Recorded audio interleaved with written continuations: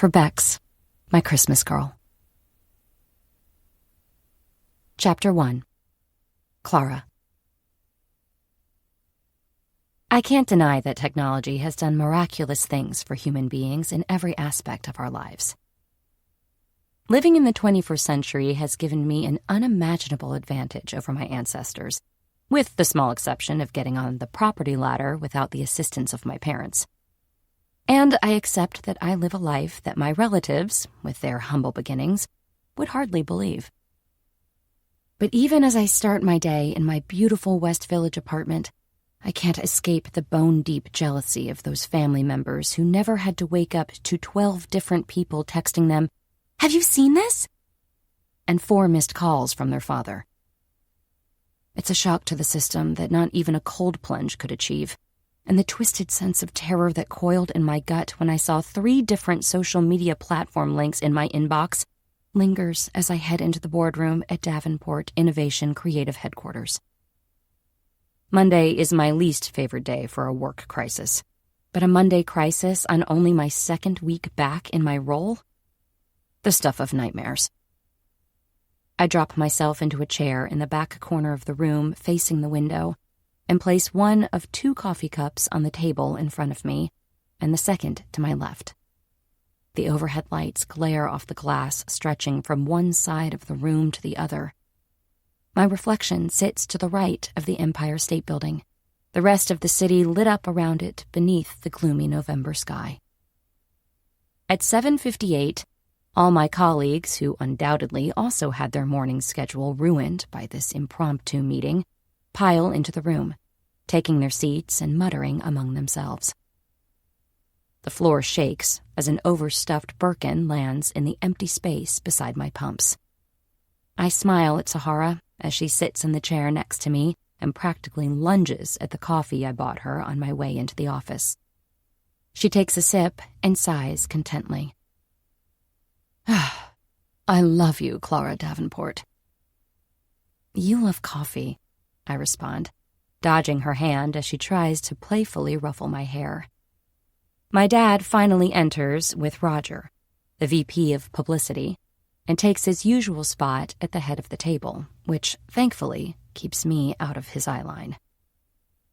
After the world's fastest debrief, Roger clears his throat and draws attention to the buffering screen behind him.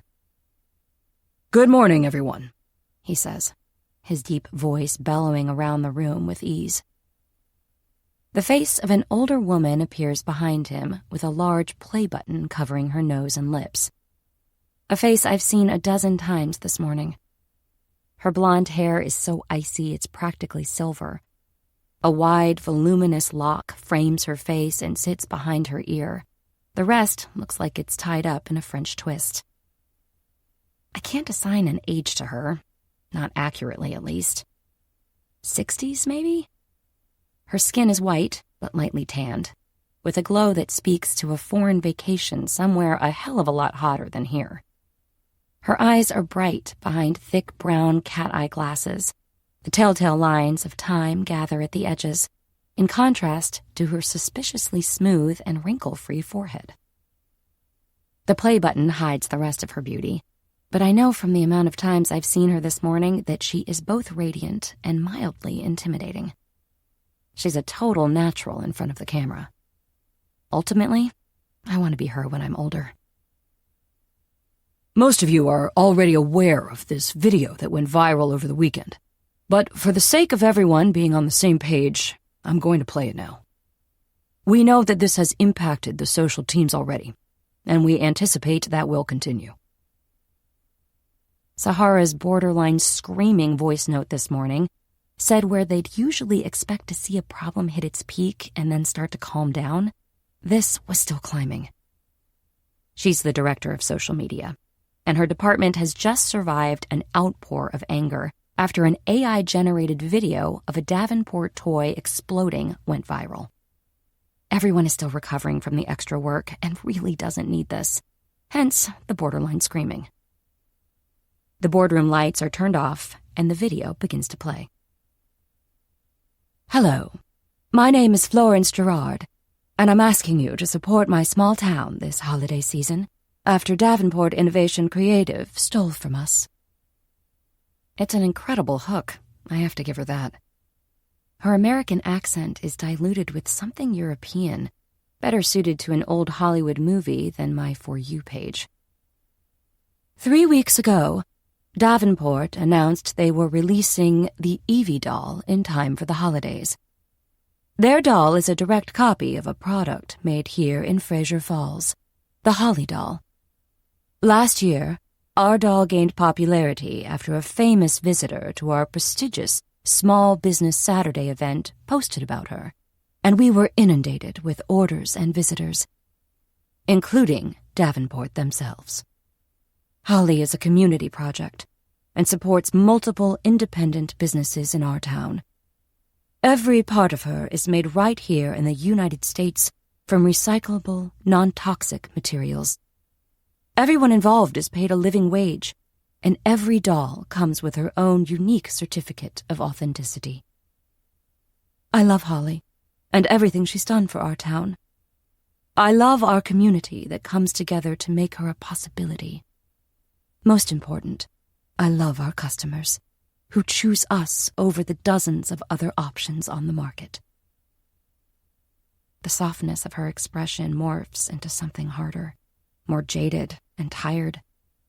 The smile lines at the corners of her mouth disappear as her lips straighten. Davenport doesn't love you. Several people in the room wince at the harshness of her tone. And they don't love Holly, like they claimed to when they showed up here in January, trying to get us to sign up for a predatory scheme purporting to help small businesses expand. They told us that they'd help us protect our design, and when we didn't sign up, they copied us. Their copy, the Evie doll, is the antithesis of everything we're trying to achieve here in Fraser Falls. Holly comes with 6 adventure stories brought to life by the Greenlight Bookstore and the Fraser Falls Art School. Evie's stories are credited to AI. Holly has wooden toys, each one made by hand at the long-standing town staple, Harry's. The amount of work meant that during the summer, apprentices could be employed, with money going into the pockets of the young people in our community. Evie's toys are plastic, made by a machine. Florence Gerard continues listing all the ways in which the Holly doll is far superior to Davenport's Evie doll. I listen, quietly seething that this is happening at all. She's reaching the end of her dragging and the worst part of the whole video. Since Davenport's announcement, including their doll being half the price of ours, half our orders have been canceled, and we have seen a significant reduction in new orders over the past 3 weeks. Companies like Davenport think they can do anything, think they can get away with everything. I'm asking you to help me show them that they can't. Fraser Falls has so much to give, and we would love to welcome you this holiday season, whether you buy a Holly doll or not. This time of year is when our community is at its absolute best, and we'd really love to show you.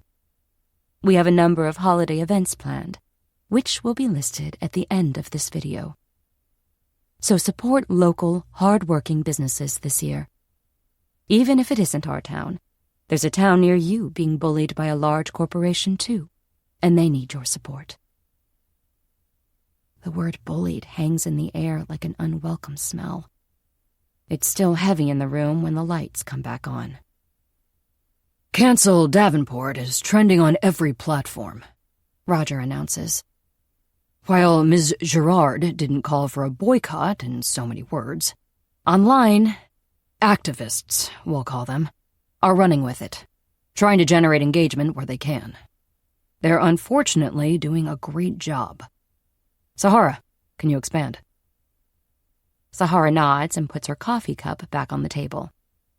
It's generally the same handles we see over and over. Internally, we call them the drama vultures. They'll feast on anything so long as it's negative.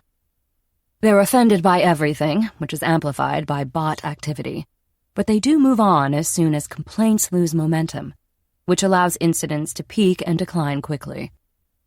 Unfortunately, This has spread outside of the normal online echo chamber and is reaching consumers who typically wouldn't engage with this type of content. Why do you think that is?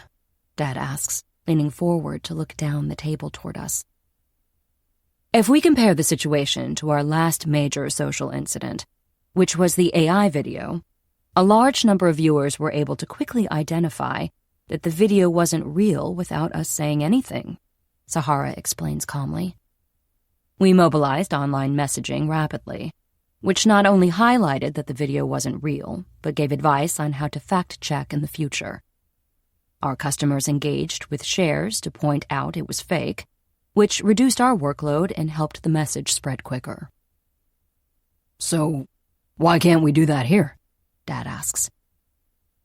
Sahara doesn't answer immediately, most likely doing mental gymnastics, trying to work out how to say the truth. I lean forward so he can see me.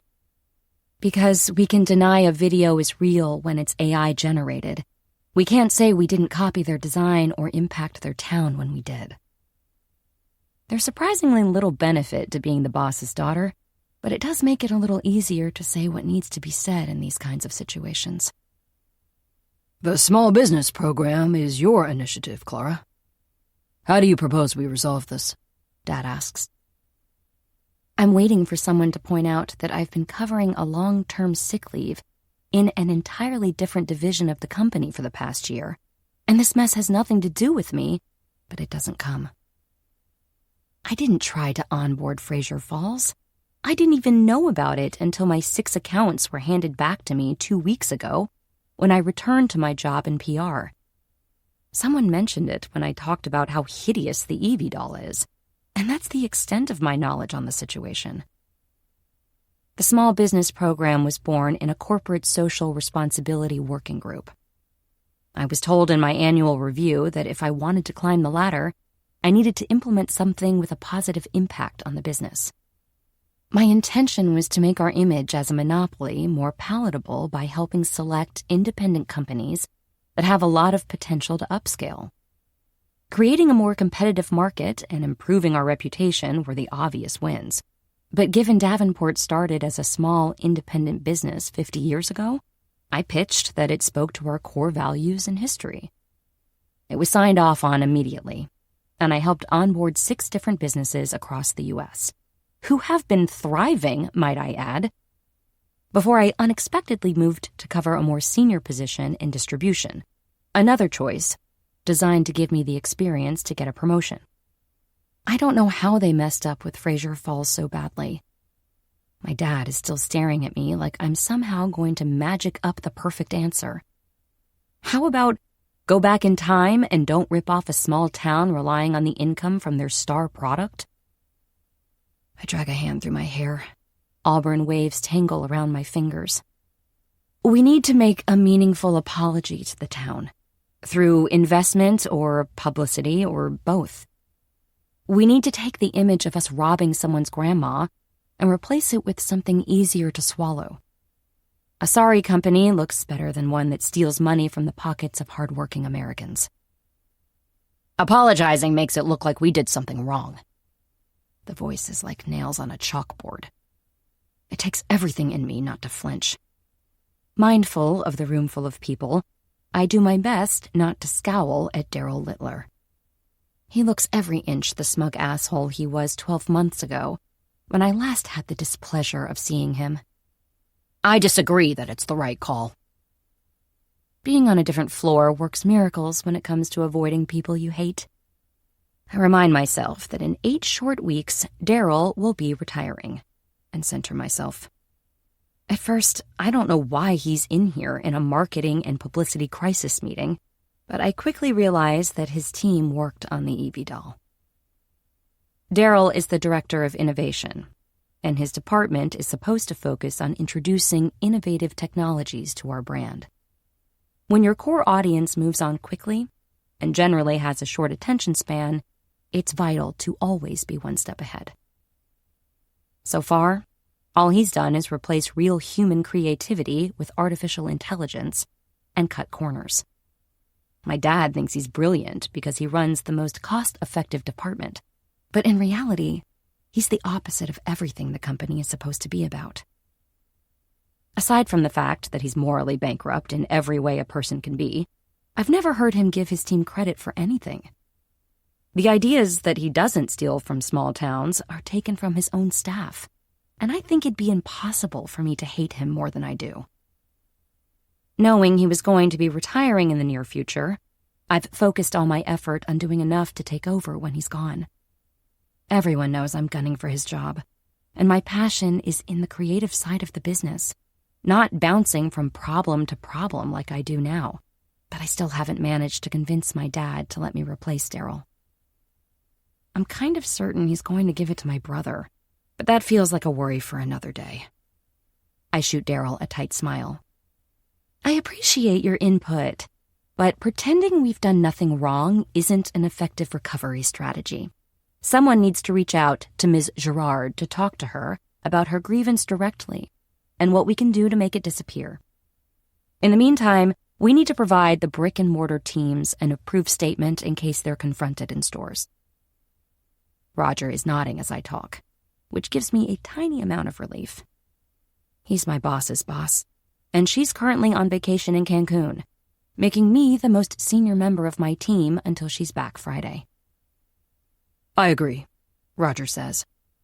Clara, you reach out to Ms. Girard to establish her mindset, now that she's getting the attention she wanted. There will be something we can give her or do for her that fixes this problem.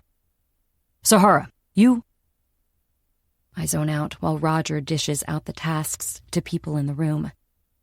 Potential press release options, social media responses, in-store answers. A whole day's work for a room full of people because Daryl was too lazy to greenlight an original idea. I really cannot wait for him to go. Chapter 2. Clara. The thing nobody tells you about nepotism is anybody can be a victim when you're not the favorite child. Honor says before the line goes quiet. My eyes dart from the sparsely leaved trees lining the highway to my phone screen to check the call is still connected. I hold the phone to the window like somehow that'll fix the problem. Honor? Did I lose reception? After several seconds of silence, I finally hear a sigh that sounds like it came from the depths of Honor's soul. Is everyone in the Davenport family allergic to critical thinking? Or do you catch it from your dad when you see him at work? A surprised laugh chokes its way out of me so brutally that my driver, who hasn't said one word since he picked me up, checks on me through the rearview mirror. Don't answer that. I know the answer. Having a grounded and straight-talking best friend is great, until you want to have your ungrounded thoughts and feelings justified. You can't just humor me a teensy-weensy bit? No, she says. I won't be responsible for making you worse. You're capable of doing that all on your own. You're mean today. I'm not saying I don't deserve it, but I definitely don't like it. I hear her fail to hold back a yawn. She's getting ready for another night shift in the emergency room. Yeah, well, someone vomited on my feet last night, and there's a very high chance that will also happen tonight. So, what I'm hearing is we both hate our jobs, and we should quit? It's an idea one of us has floated at least once a month since we were old enough to have jobs. Playfully, most of the time. Being a nurse like her mom has always been Honor's dream. You don't hate your job, Clara. You hate that your dad is probably going to give your brother the position you've been busting your ass to get. You need to quit your job and work for someone who appreciates you. I wrinkle my nose. Ouch. It didn't occur to me to be worried about Max, my younger brother by 1 year, getting Daryl's job over me until 4 months ago. After finishing business school, he took an 18-month contract at a company out of Boston. A year passed by quickly, and it was at a 4th of July barbecue that Dad first casually dropped a comment about Max joining the family business at the end of his contract, which is now next month, perfectly in sync with Daryl's retirement date. Max's contract expiration has been hanging over my head like a metaphorical rain cloud since summer, but I can't work out a way to bring it up. We've been competing against each other our whole lives, for attention, or Max usually won, in challenges Grandpa created to keep us busy, where I usually won, and academically, where Max always kicked my ass. It was a relief when we hit our teens and I didn't have to compete with him at work. When I was spending my weekends at Davenport Toy Emporium, our flagship toy store in the city, hauling boxes and dealing with sticky children, Max was at the movies, watching Star Wars marathons with his friends. I spent my college summer breaks at Davenport headquarters, fetching coffee and learning as much as I could about how each department functions. Max spent his in places like Japan, playing real-life Mario Kart through the streets of Tokyo, or in California, learning to surf. I graduated, started as close to the bottom as being the CEO's daughter would allow, and have spent the last decade working my way up. He graduated, immediately started working for Silicon Valley tech bros until he decided he wanted to get his MBA, and has shown zero interest in Davenport. It's not that I think Max shouldn't work with us. It's our family business, after all.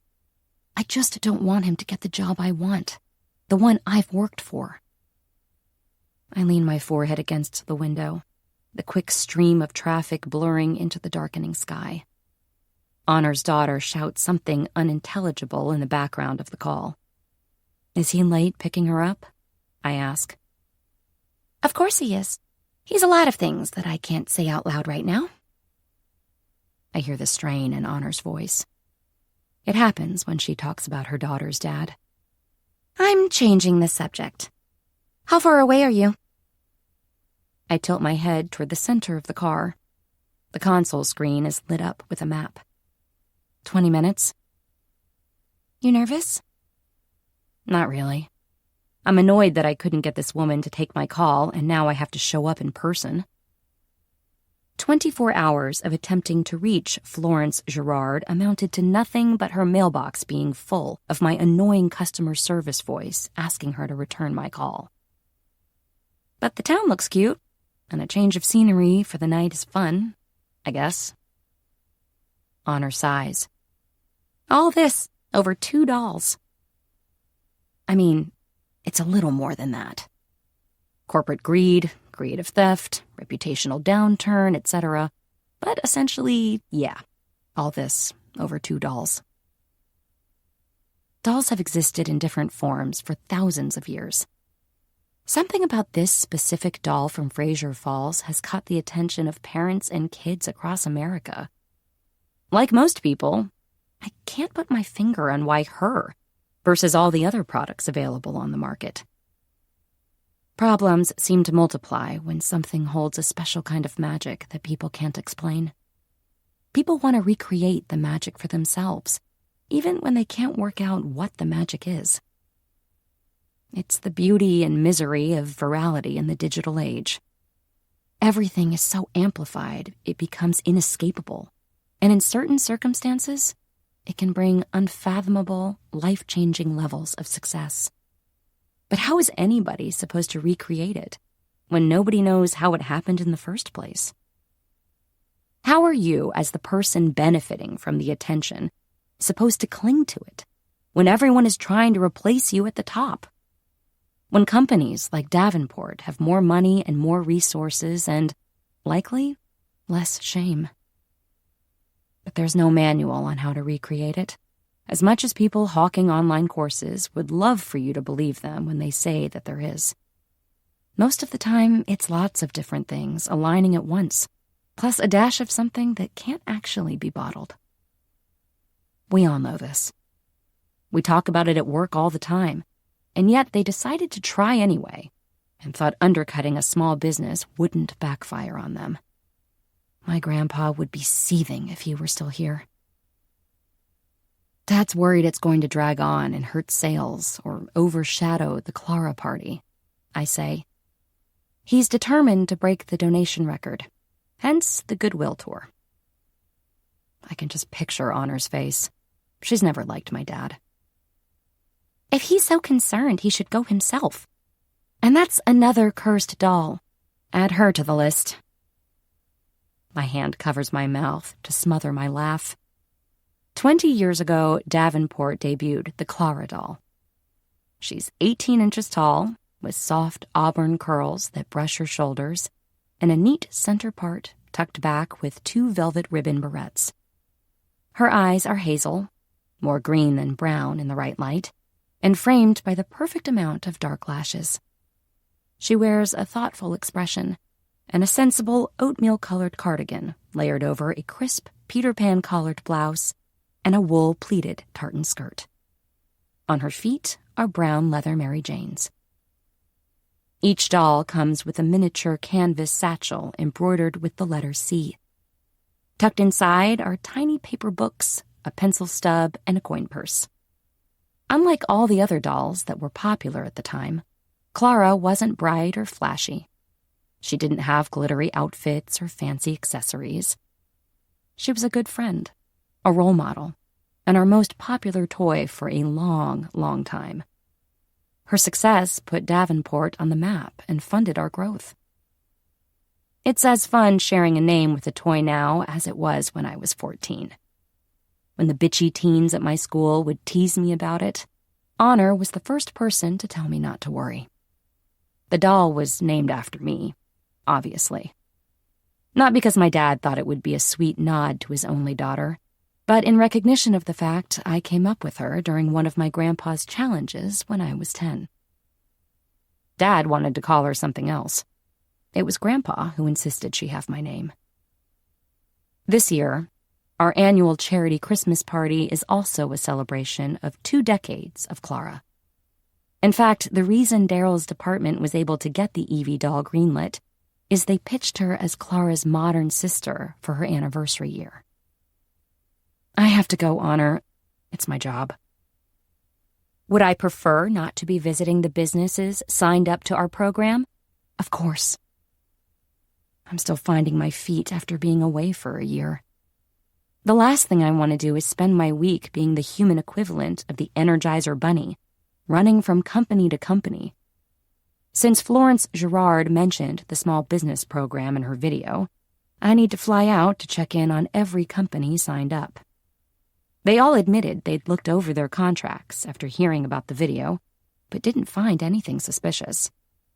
2 put me off until January because they're busy, but the other 4 happily accepted a free business outing. Thankfully, the 2 that turned me down are on the West Coast. One's in Maine, another in Pennsylvania. The other 2 sit within a few hours' drive of each other in Illinois. So assuming everything goes according to plan, I'll be back in the city by Friday late afternoon. Speaking of jobs, he just pulled up, so I'm gonna head to mine.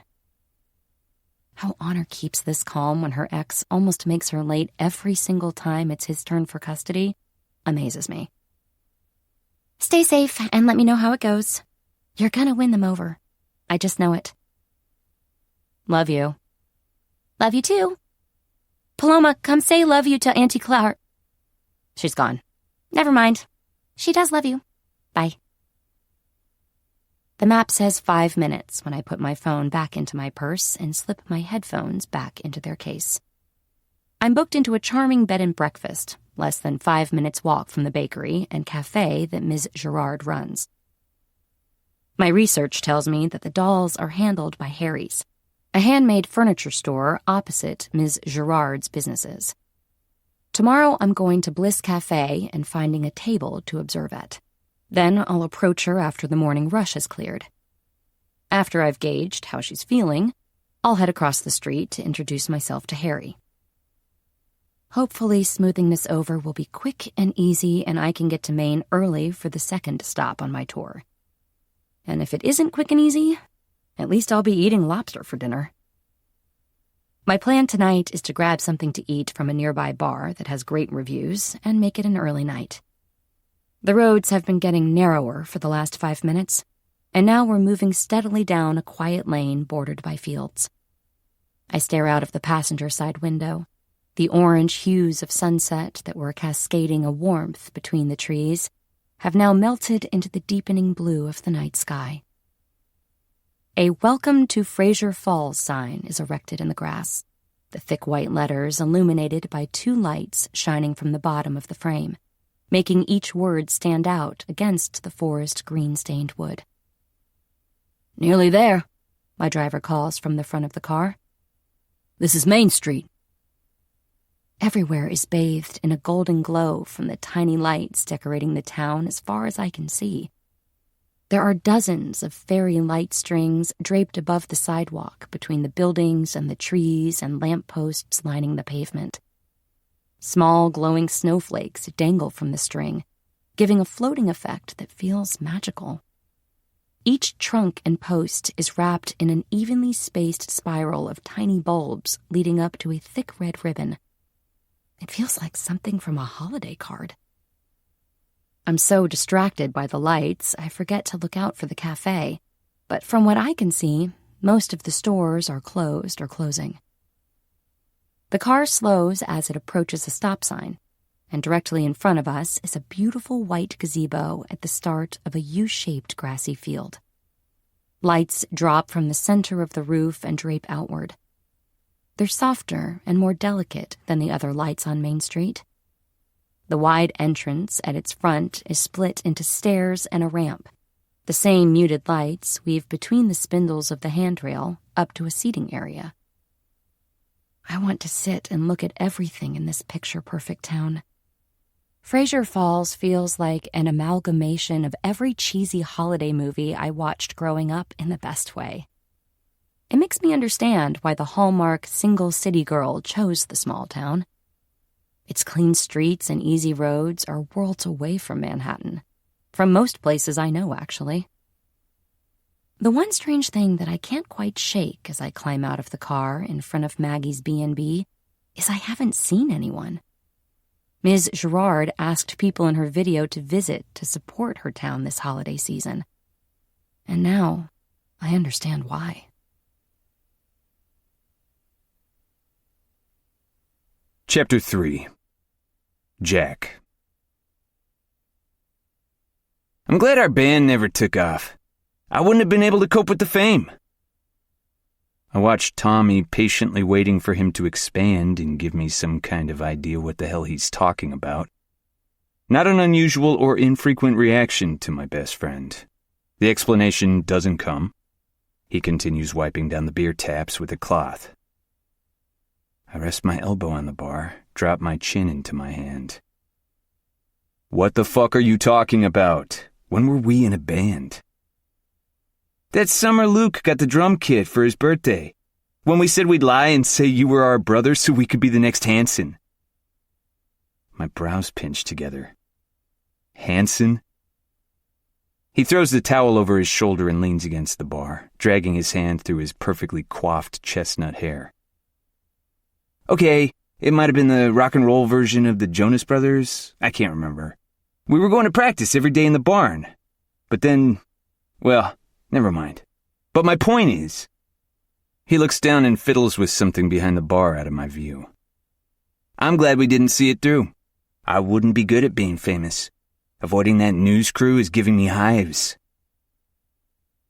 I have very vague memories of Tommy's younger brother Luke getting a drum kit. I must have been 13 maybe. There are blurry images of me holding a guitar somewhere in the dark depths of my memory from 20 years ago. I realize he's avoiding looking at me because he worked out before I did that he fucked up by bringing up that summer. I don't think I'd be a good famous person either, I say, moving past the awkwardness. Even though we're the same height at 6'4", there's something that seems small about him when he puts his foot in it. He lifts his head to look at me again, an unspoken apology in his dark blue eyes. I'd be one of those rock stars who punches a pap. I can see that happening, he says.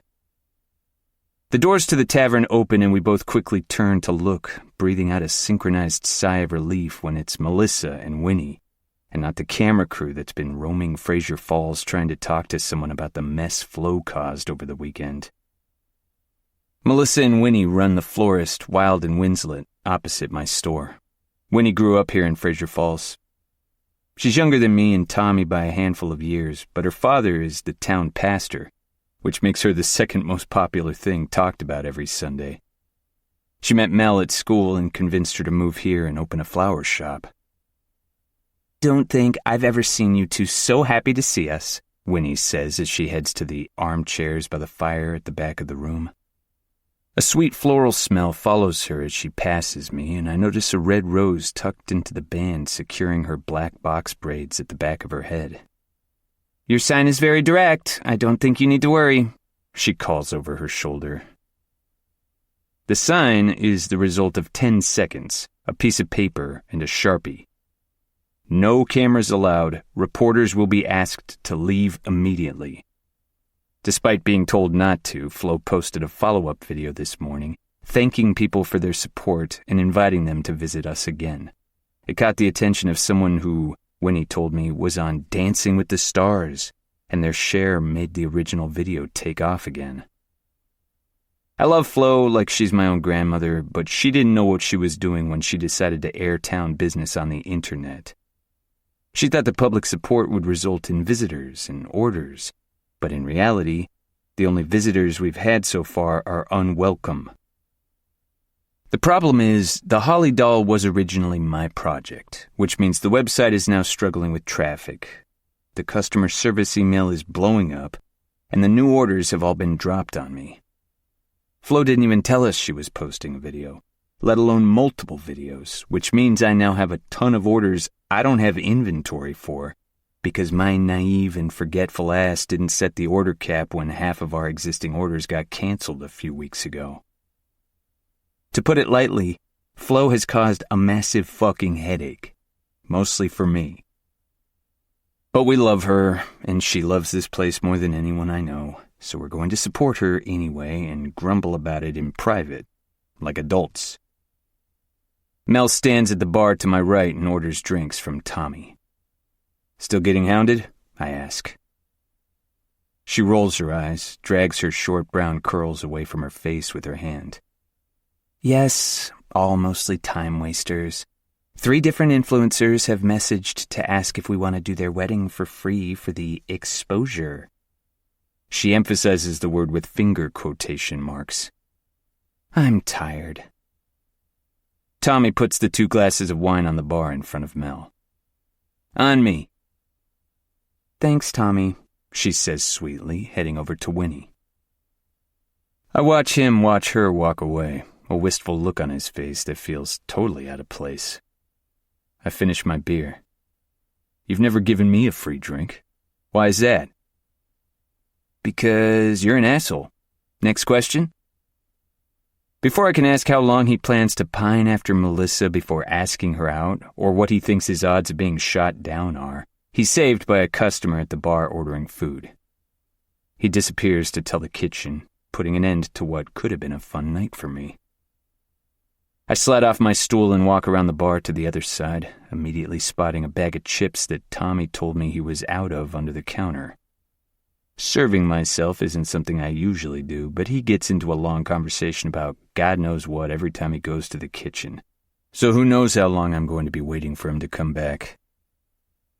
I grab a ginger ale from the fridge and a clean glass. With my back turned to the rest of the room, I freeze when I hear the heavy wooden door open again. Please don't be a reporter.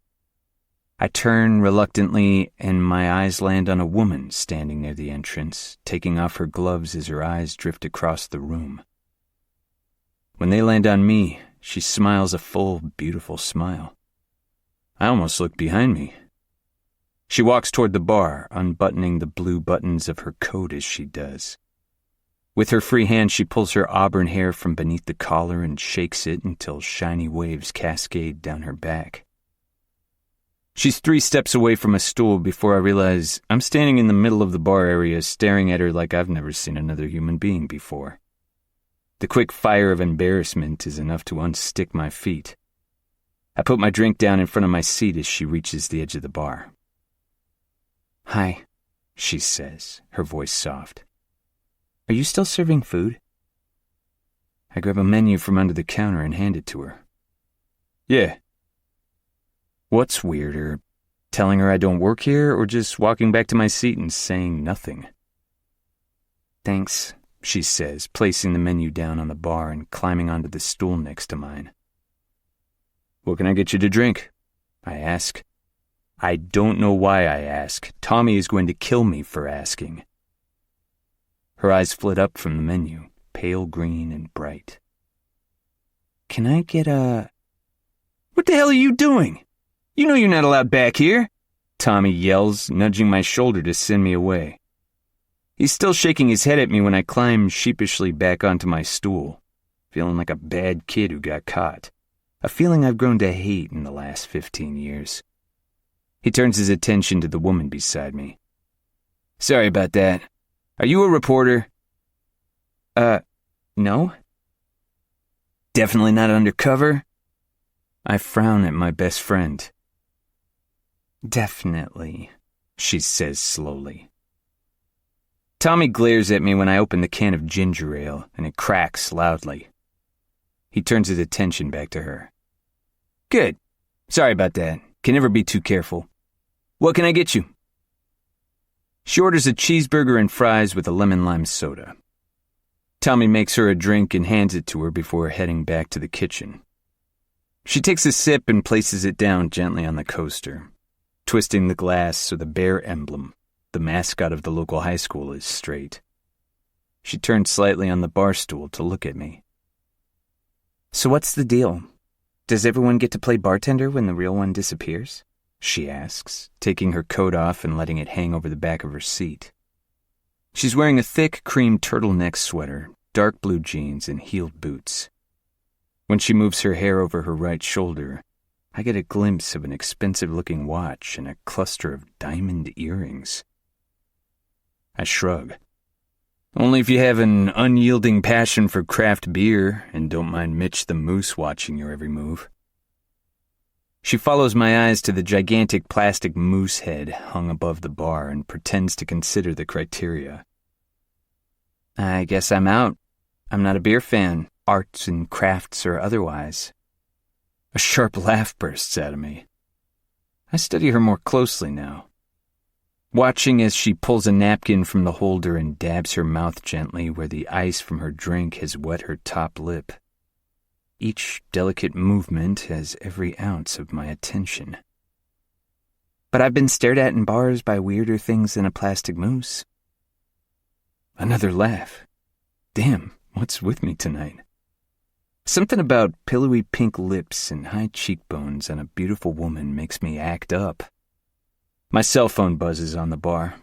I reluctantly take my eyes off her and spot a text from Arthur, reminding me I promised I'd help him fix his drain pipe tomorrow after his grandson smashed a hole in it with a hockey puck.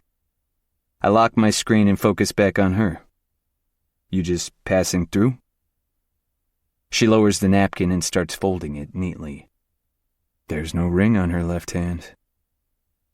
"Something like that. I'm on my way to Maine, technically." "What's in Maine?" She tilts her head, a soft smile on her lips. "Lobster, rain, people who mind their own business." I raise my hands in surrender. "Fair. You won't find people who mind their business around here." It's her turn to laugh. Tommy is going to be back any minute and will take over this conversation with something interesting and fun. He has that barman charm that makes him able to talk to anyone about anything that I've never managed to replicate. I'm the practical one, the one you call when your internet isn't working, or if you're Flo when you need hundreds of lights hanging a month early to impress a travel blogger. Sure, I roped Tommy into helping, but he's the one you'd go to for a good time. The tavern is quieter tonight. Everyone's staying home to prevent being accosted in the street by the rogue news crew, I'd guess. Aside from the crackle of the fire, the only sounds in the tavern now are Winnie and Mel whispering in the corner, and the gentle thud of people playing darts in the back. I'm Clara, by the way, the woman beside me says, snapping me out of my daze. Jack. She rotates her body so she's fully facing me and rests her elbow on the bar. Her heels are hooked on the footrail, her long, slim legs angled between my open ones. Has your visit to Fraser Falls been enjoyable so far, Clara?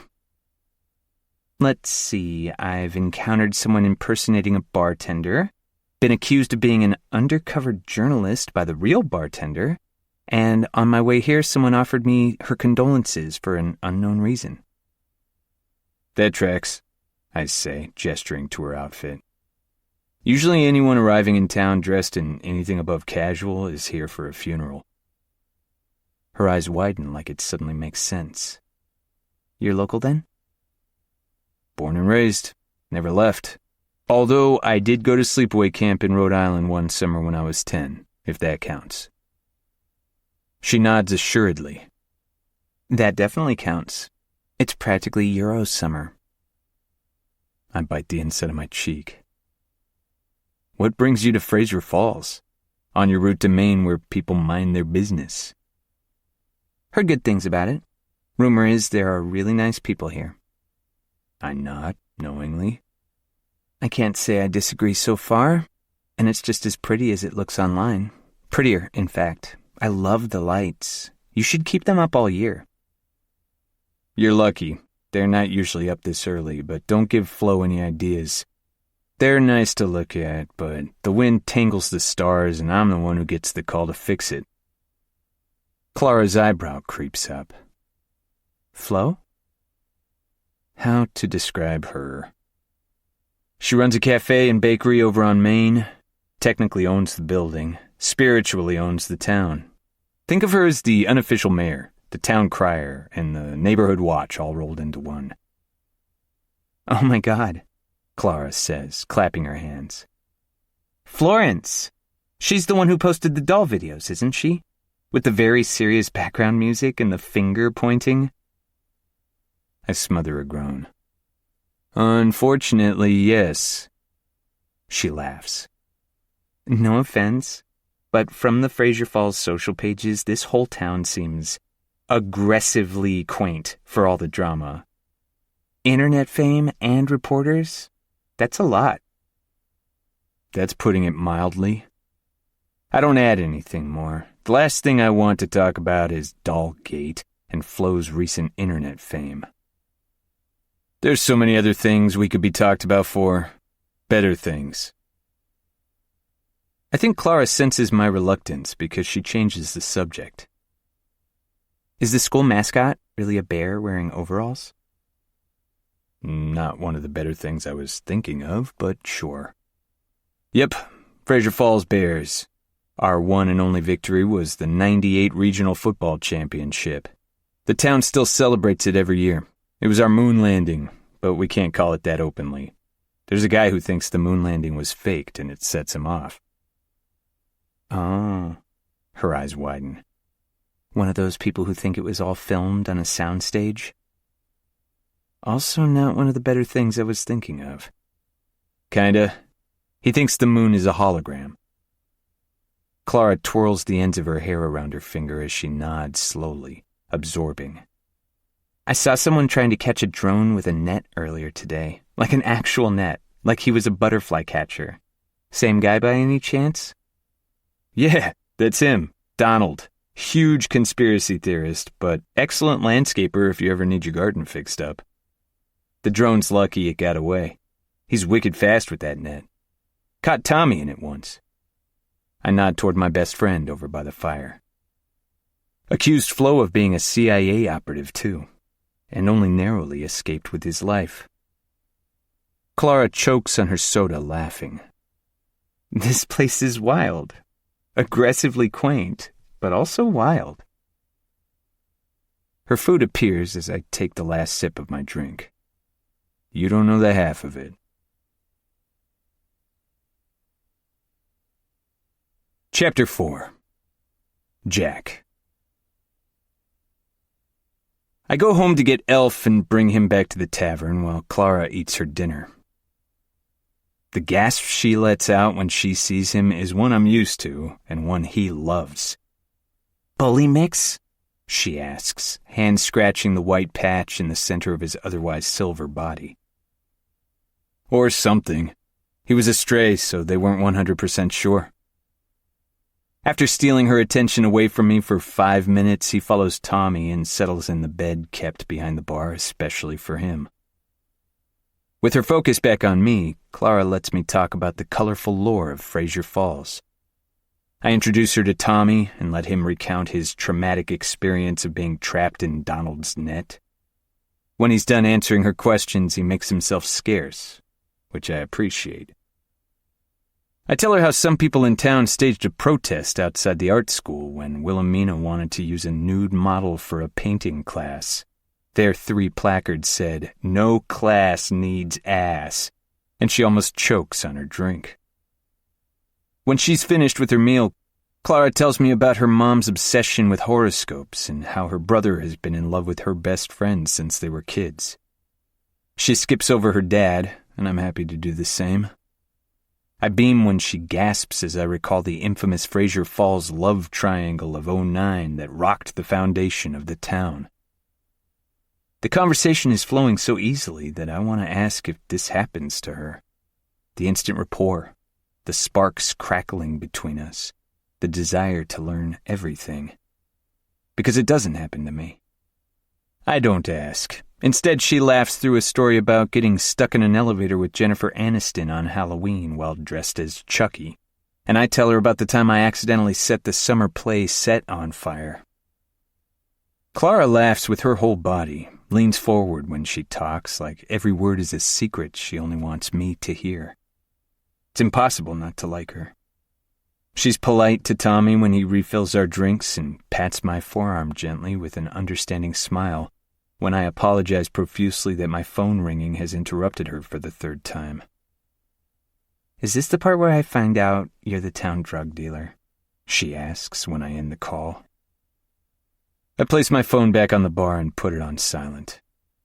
My life isn't that dangerous or exciting. I'm the guy that gets the call when someone has a problem. "Like an I need help blackmailing someone kind of problem?" she asks playfully. My eyes flick to my screen as I see a text come through. More like, "There's a raccoon that keeps getting into my garden and ruining my vegetable patch." Or, "Can you fix the hole in my fence?" Or something glamorous like, "My toilet is backing up and flooding my house, what do I do?" Wow, that is glamorous. Surely the correct solution is domesticate the raccoon and launch a social media career? I nudge my phone toward her. "You're good at this. You can take the next call." "I hope it's something juicy. Do you want to play pool while we wait for my time to shine?" She's already shining pretty bright from where I'm sitting. I don't even like pool, but I find myself nodding. "I should warn you, I'm not very good." That's what all the pool hustlers say before they reveal they're some kind of prodigy. Clara slides from her stool and I follow her to the table. "Just for fun," she says, chalking the end of her cue while I rack the balls. "No bets." I pull a coin out of my pocket. "Heads or tails?" She presses her lips together, thinking. "Tails." The quarter spins in the air before landing on my palm. I press it on the back of my hand and reveal it. "Heads. I break." Clara grips the top of her cue with both hands and leans against it. "Don't be nervous. There's nothing at stake but your pride." Oh, great. That makes it less stressful. I pull the cue back and surge it forward, connecting perfectly and sending the cue ball careening toward the triangle. The crack is loud as they break and roll in opposite directions across the green felt, bouncing off the rails. I silently thank whatever cosmic force made me not miss. 2 solids in a stripe roll into the pockets. "Now who's hustling?" Clara says, leaning her hip against the table. I focus on the orange stripe away from her and breathe a sigh of relief when I sink it. "Looks like I'm stripes."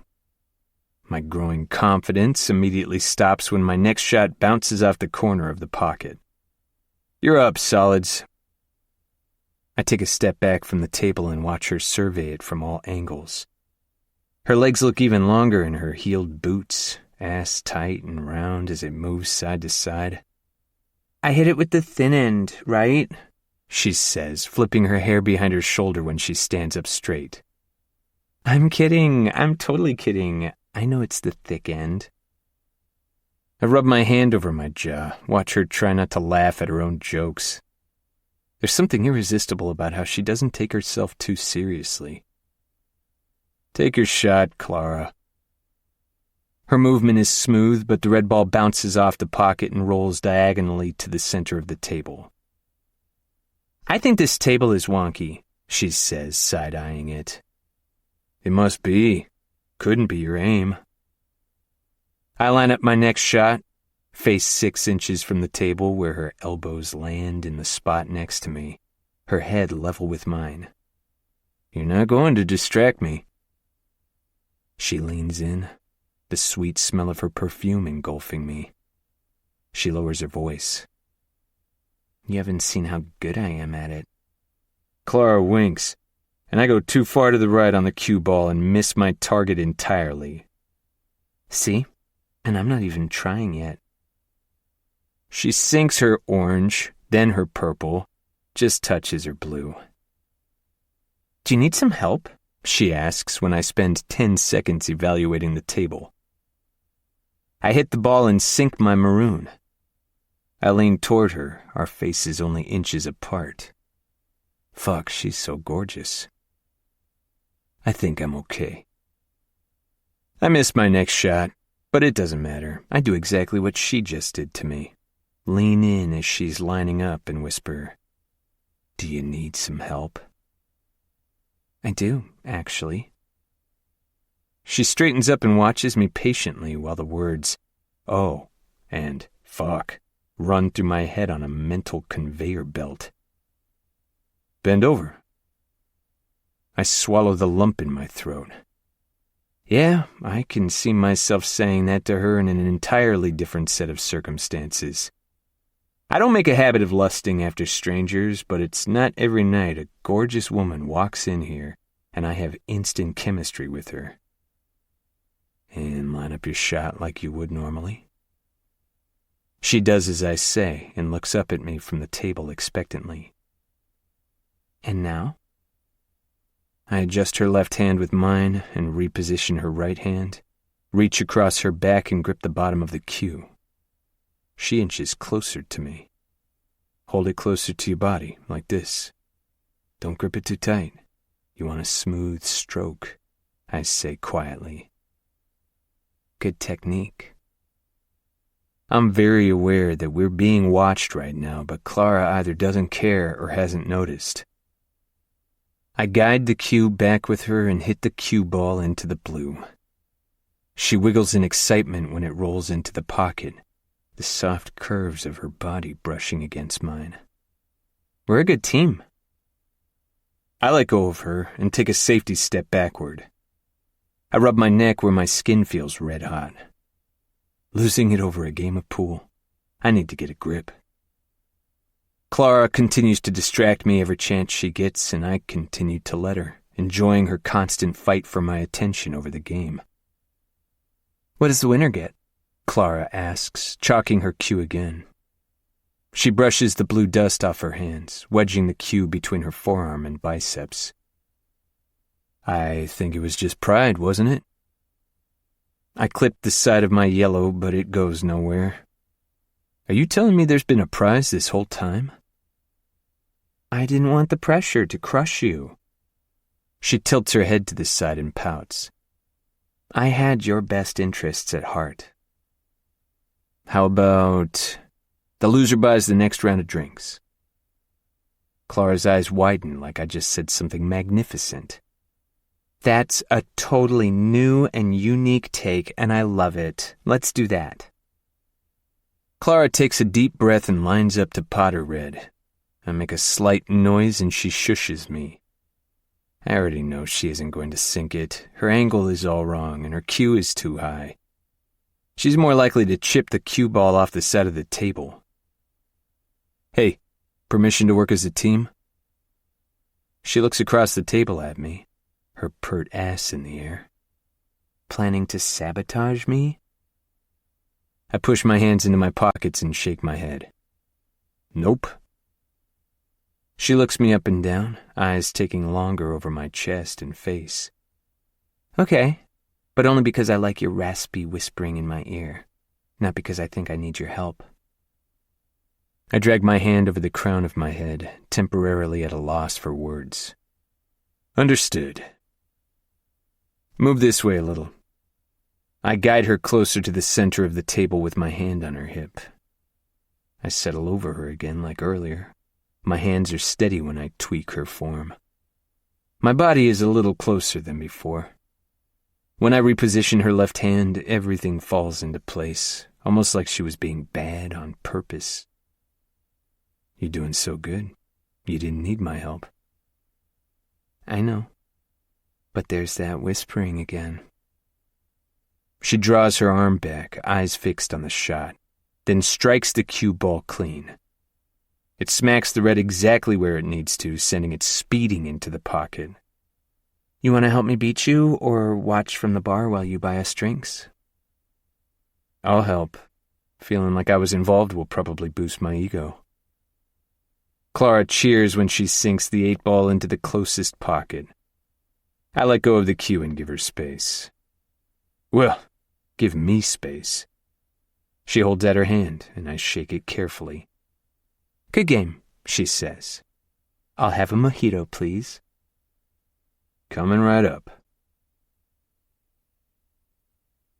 Biggest town scandal? Clara grips the straw of her third mojito and swirls it around her glass. After Mel and Winnie left, we took over the love seat by the fire, and Clara's been questioning me on Fraser Falls ever since. I expected her to sit in the empty chair on the opposite side, but she slid herself into the tight space beside me. We're twisted slightly to face each other, so close it eliminates any reason for her to lean in. Her body is relaxed against mine.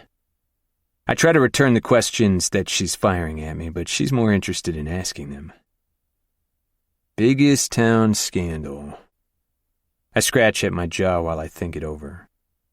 Teen pregnancy resulted in Sailor, my goddaughter, who belongs to Tommy's brother, Luke. Teen pregnancies happen everywhere. What's so scandalous about it? Luke got down on one knee to propose to Dove, and she told him to get up. They weren't even dating. They just grew up next door to each other and made a pact. They still live next door to each other. Healthiest parent relationship I've ever seen. Clara takes a sip of her drink. I was sort of hoping for a cult, or like a murder you all made a promise to cover up forever or something. Closest thing we have to a cult is book club. Sorry to disappoint. What's your biggest scandal? She asks. I have too many from my teen years that I wouldn't ever want to admit to. They're not fun, laughable moments for me. I search for one she might like. Butt dialed one of my neighbors while I was working out, and they started a rumor I called them while I was having sex. Clara's hand shoots out and grabs my arm. With wide eyes, she pinches her lips together to keep in her reaction.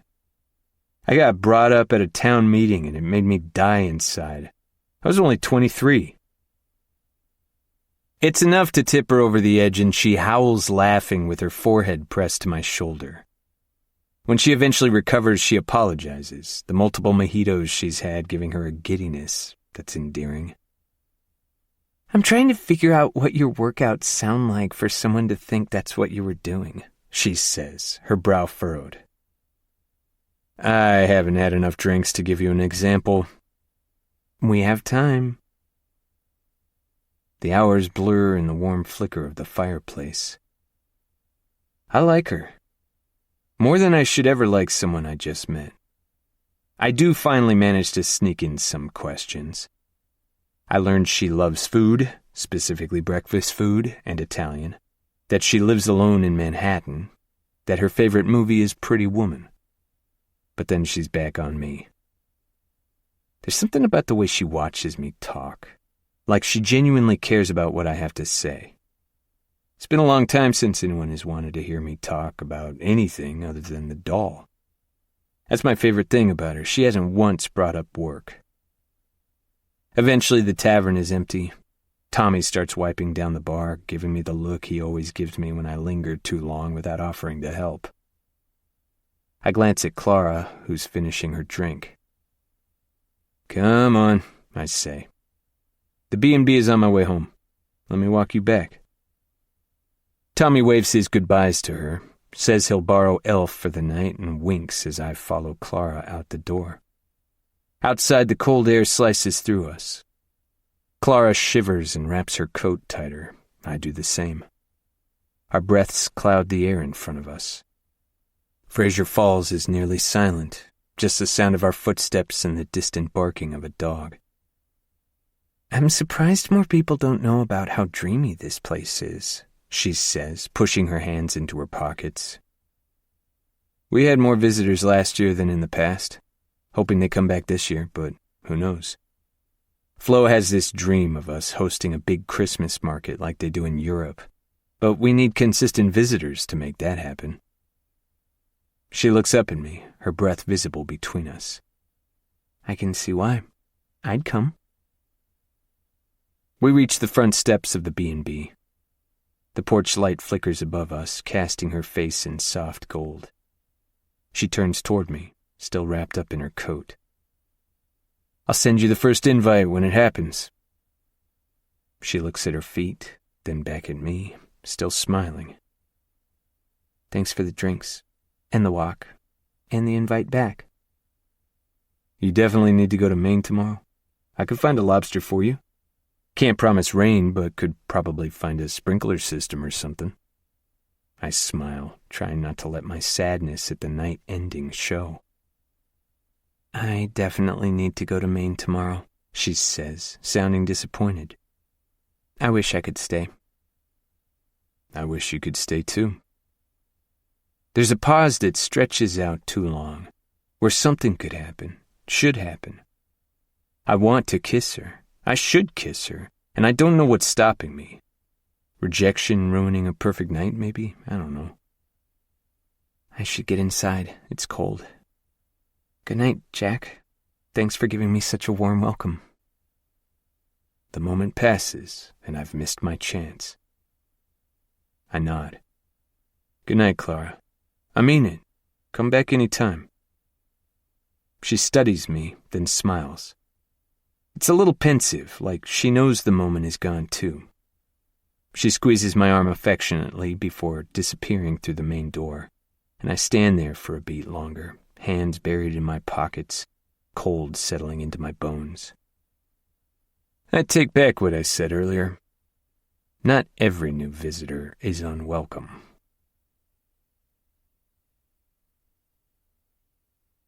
Chapter 5. Clara. My alarm blares and I open my eyes in a bed that's too soft, on a street that's too quiet, with a headache that's too loud. Truly, I have nobody to blame but myself. And also Jack. Mostly Jack. I laughed until my stomach hurt and won at pool for the first time in years. He had the audacity to be charming and gorgeous and a very encouraging drinking partner. As a tall girl at 5'9", I'm a sucker for a man who makes me feel small when he's next to me. Jack certainly ticks that box. Jack ticks a lot of my boxes, actually. Broad shoulders that relaxed more and more every time he laughed. Dark brown hair fighting between messy and curly that he'd drag his hand through every so often, so I had no choice but to stare at his huge biceps. We didn't talk about work. Intentional on my part, and another tick for him, but he doesn't look like he works in an office. His build is solid, earned. I'd guess he works in construction or something. But there's a softness to him, as contradictory as that sounds. The way he'd apologize every time his cell phone interrupted us. a dimple that appeared beneath the dusting of stubble along his jaw when he smiled. How he went home to get his dog because he didn't want him to get lonely. I can't remember the last time I felt so drawn to someone. I can't remember the last time I felt disappointed that someone didn't kiss me at the end of the night. Pushing all thoughts of Jack aside, I peel myself out of bed, forego my 10-step skincare routine, and scrape my hair into a sleek ponytail that I hope says serious businesswoman rather than woman in crisis. I throw on a black knitted dress, my most weather-appropriate heeled boots, and my wool coat. It's as casual as I can be while in work clothes, and I hope my outfit says, I'm definitely not here to crush your charming local community spirit for corporate gain. Maggie, the B&B's owner, is a sweet woman in her 60s, hell-bent on making sure I have the best possible stay. She tries to fill me full of oatmeal and fruit as I'm heading out the door to stealthily observe Flo. The bells above the door jingle as I step into Bliss Cafe. It's barely 8 a.m., but I'm eager to get the day started and head up to Maine. I have an unusual amount of confidence that today is going to be a success. I think it's because I have a better idea of the town dynamic after spending last night with Jack. Bliss Cafe is as dreamy as everywhere else in this severely overlooked town. The paneled walls are painted a dusky blue. Late fall sunlight spills in through the frosty windows. The air smells like espresso and powdered sugar. French instrumental music floats from a speaker somewhere in the back.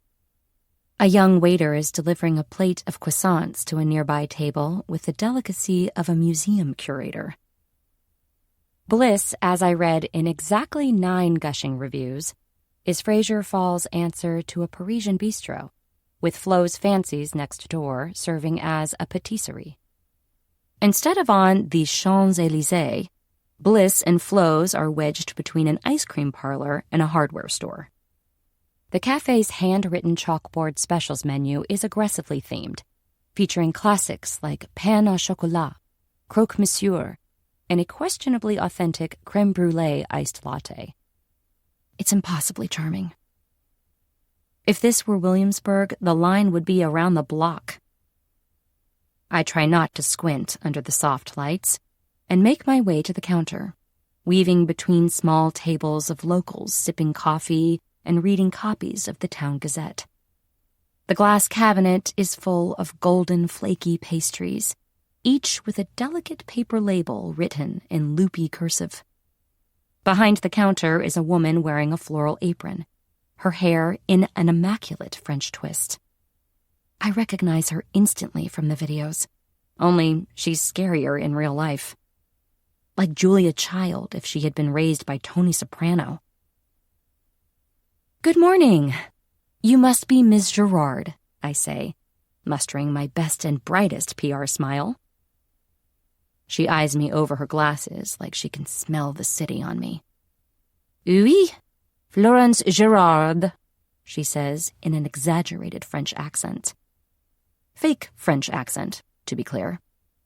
Your driver ran a stop sign last night on his way out of town. My smile falters. I'm so sorry. I'm sure he never meant to. Coffee? She cuts me off, turning her back on me to make it. Oh, yes, please. Black. She works the machine like it's second nature, then hands it to me in a porcelain cup that probably predates me. $2. I was hoping to speak to you, actually, I say, handing over a 5. This isn't part of the plan. The plan was to sit my ass in the corner and observe until people headed to work, then talk to her. The confidence I felt earlier is slowly dwindling away as she watches me, saying nothing. She feels like the kind of woman who would appreciate a direct approach, but she's still staring at me. Should have stuck to the damn plan. I'm heading over to Harry's later this morning, but I wanted to have a conversation with you first. He isn't available for interviews. She cuts me off again. It's not an interview, I say quickly. It's It's something else. I'm here for business reasons. I need to speak to him about the doll, but I wanted to talk to you about the viral videos. This isn't one of those triangle schemes, is it? Flo eyes me suspiciously. I've seen posts about them online. I know they're no good. Besides, Jack doesn't need a business meeting. He needs to find a reliable website host and get a good night's sleep. Jack? Before I can ask what Jack has to do with anything, the bells jingle again. I turn, cup halfway to my lips. Jack is standing in the doorway. As in, flannel-shirted, smirky, ruggedly handsome Jack. He yawns as he walks to the counter, rubbing the back of his neck, unaware that I'm about to disrupt his quiet morning. He hasn't seen me yet. Flo, of course, has. She tilts her chin toward me and mutters to him, "Your timing is impeccable, as always." Jack blinks, turns his head, and his face moves from sleepy to surprised. Clara? I raise my cup in a weak toast. Morning, Jack. What are you doing here? I thought you were heading to Maine. Just getting some coffee before I try to score a meeting, I say, attempting to sound casual. With Harry, from the store across the street. There's a beat of silence. Then Jack presses his lips together. He looks like he's trying to swallow a laugh. You good? I ask, eyes narrowing. He exhales and pinches the bridge of his nose. There is no Harry. Well, there was, but he's not here anymore. I blink. I'm sorry?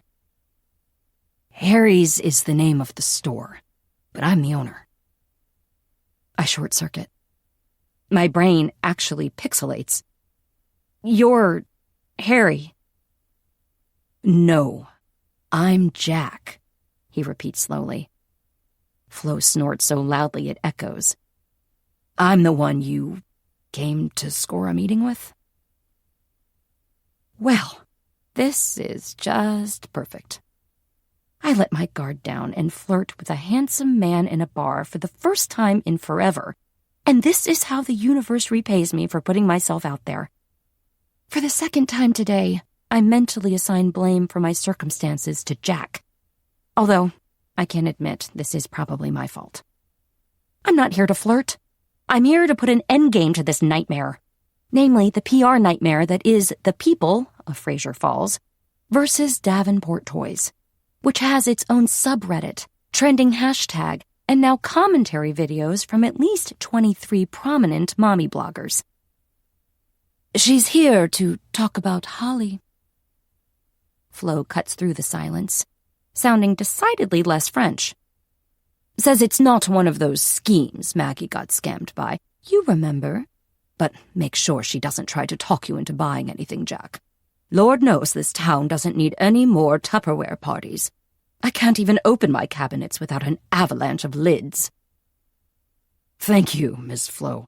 I'm sure Clara hasn't come here to recruit me to her downline. Flo pours him a cup of coffee, and he swaps $2 bills for it. I decide that this couldn't possibly get worse, so I should go bold. Can I buy you breakfast? And talk, please? He gestures toward a table at the back of the room, and I lead the way. This is the most beautiful place. I feel like I'm in Paris, I say to break the silence as we take our seats.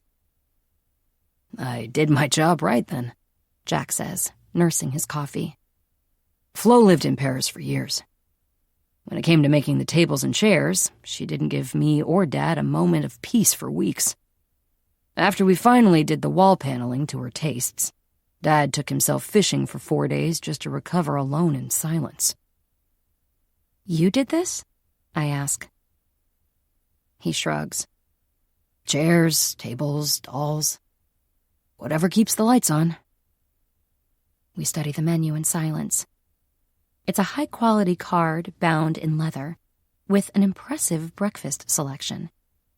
Just as I'm trying to find the courage to start talking to Jack about the doll, Flo appears at the table, shooing the approaching waitress off and snatching the notebook and pen out of her hands. "What can I get you to?" she asks brightly. I smile up at her sweetly, the surprise written all over Jack's face confirming for me that her waiting tables is not a regular occurrence, and she is blatantly attempting to snoop on our conversation. We both order French toast and more coffee, but Flo doesn't move. Instead, she pulls a chair from a neighboring table and sits herself in the middle of the conversation, which feels less like a meeting and more like the world's most awkward continuation of last night. "So," she says, folding her hands neatly on the table, "what exactly is it that brings you to our humble little Fraser Falls, Clara Davenport?" I fill in the obvious blank Flo left. Flo's eyes sharpen. "Of Davenport Toys?"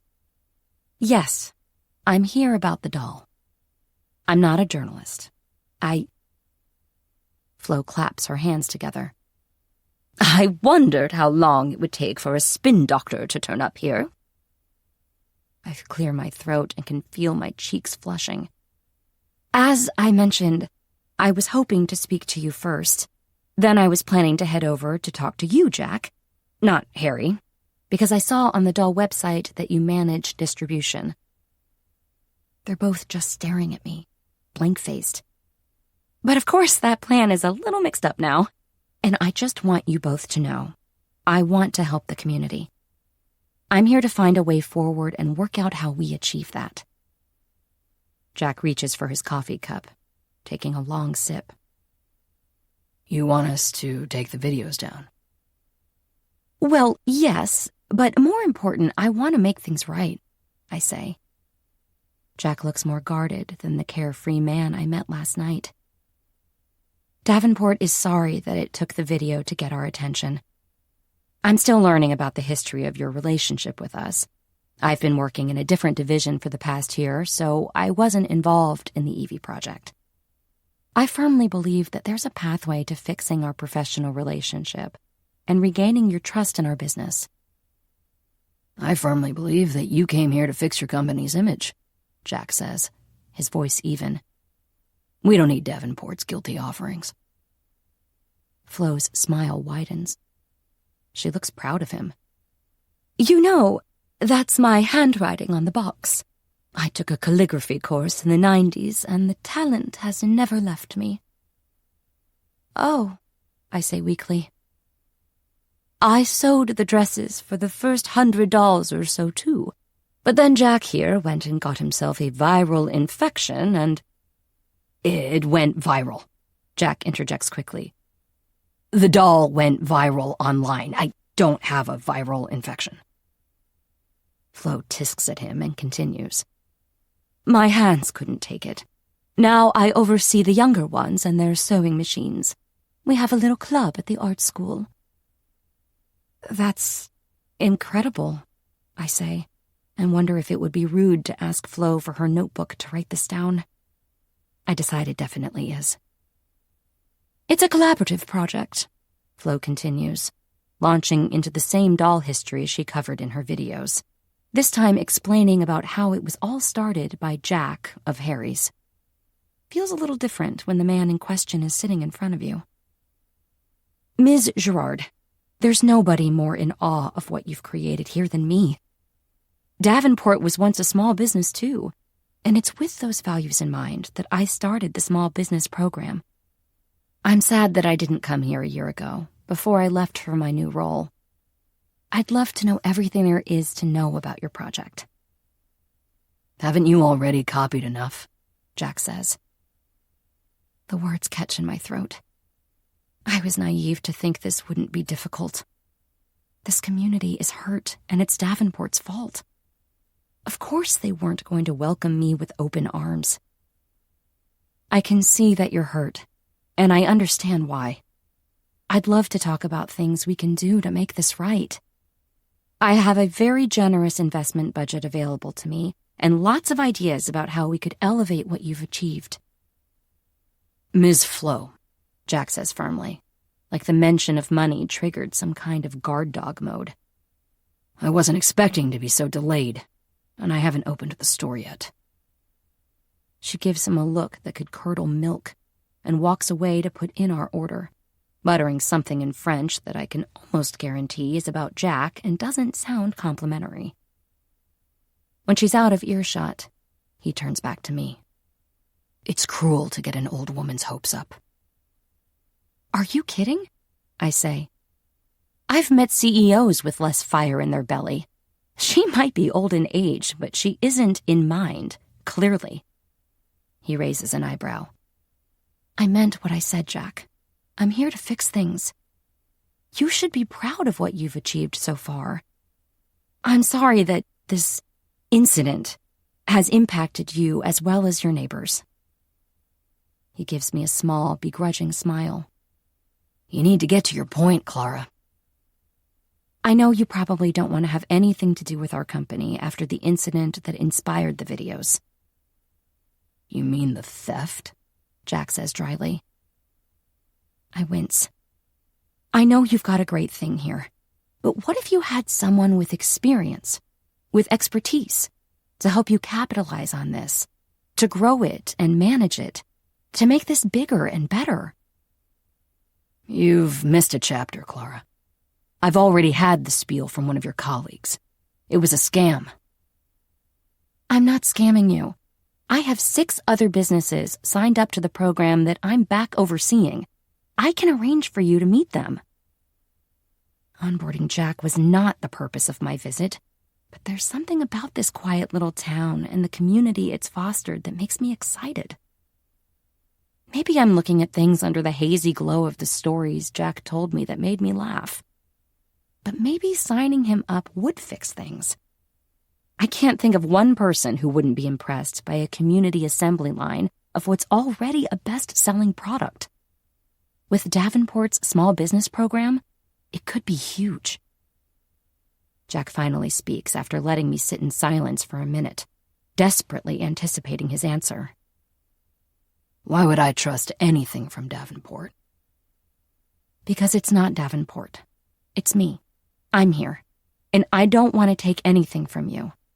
I want to help you. Help the town.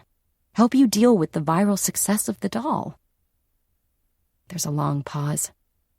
Then he says, You talk a really good talk. I blink. I can't tell if that's a compliment or not. It's not, he says.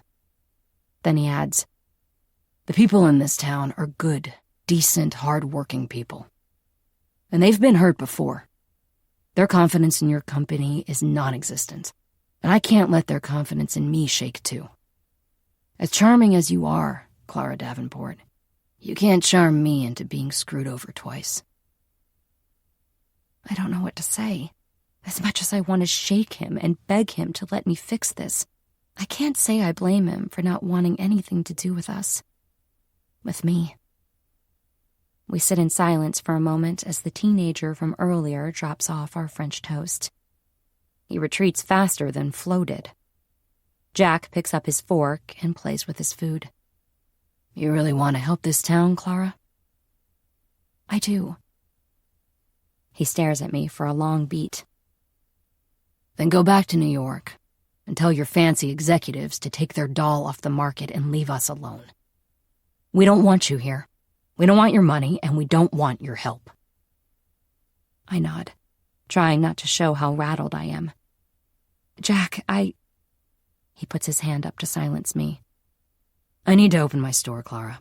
Have fun in Maine. He stands, throwing a few bills onto the table and lifting his plate and cutlery. He doesn't say another word to me and holds up his stolen tableware to Flo on the way past, saying, I'll bring these back later. She tuts at him, then turns her head to me and tuts again. Flo's eyes bore into me from behind the counter as she reties her apron like she's preparing to go to war. And she's got a town behind her.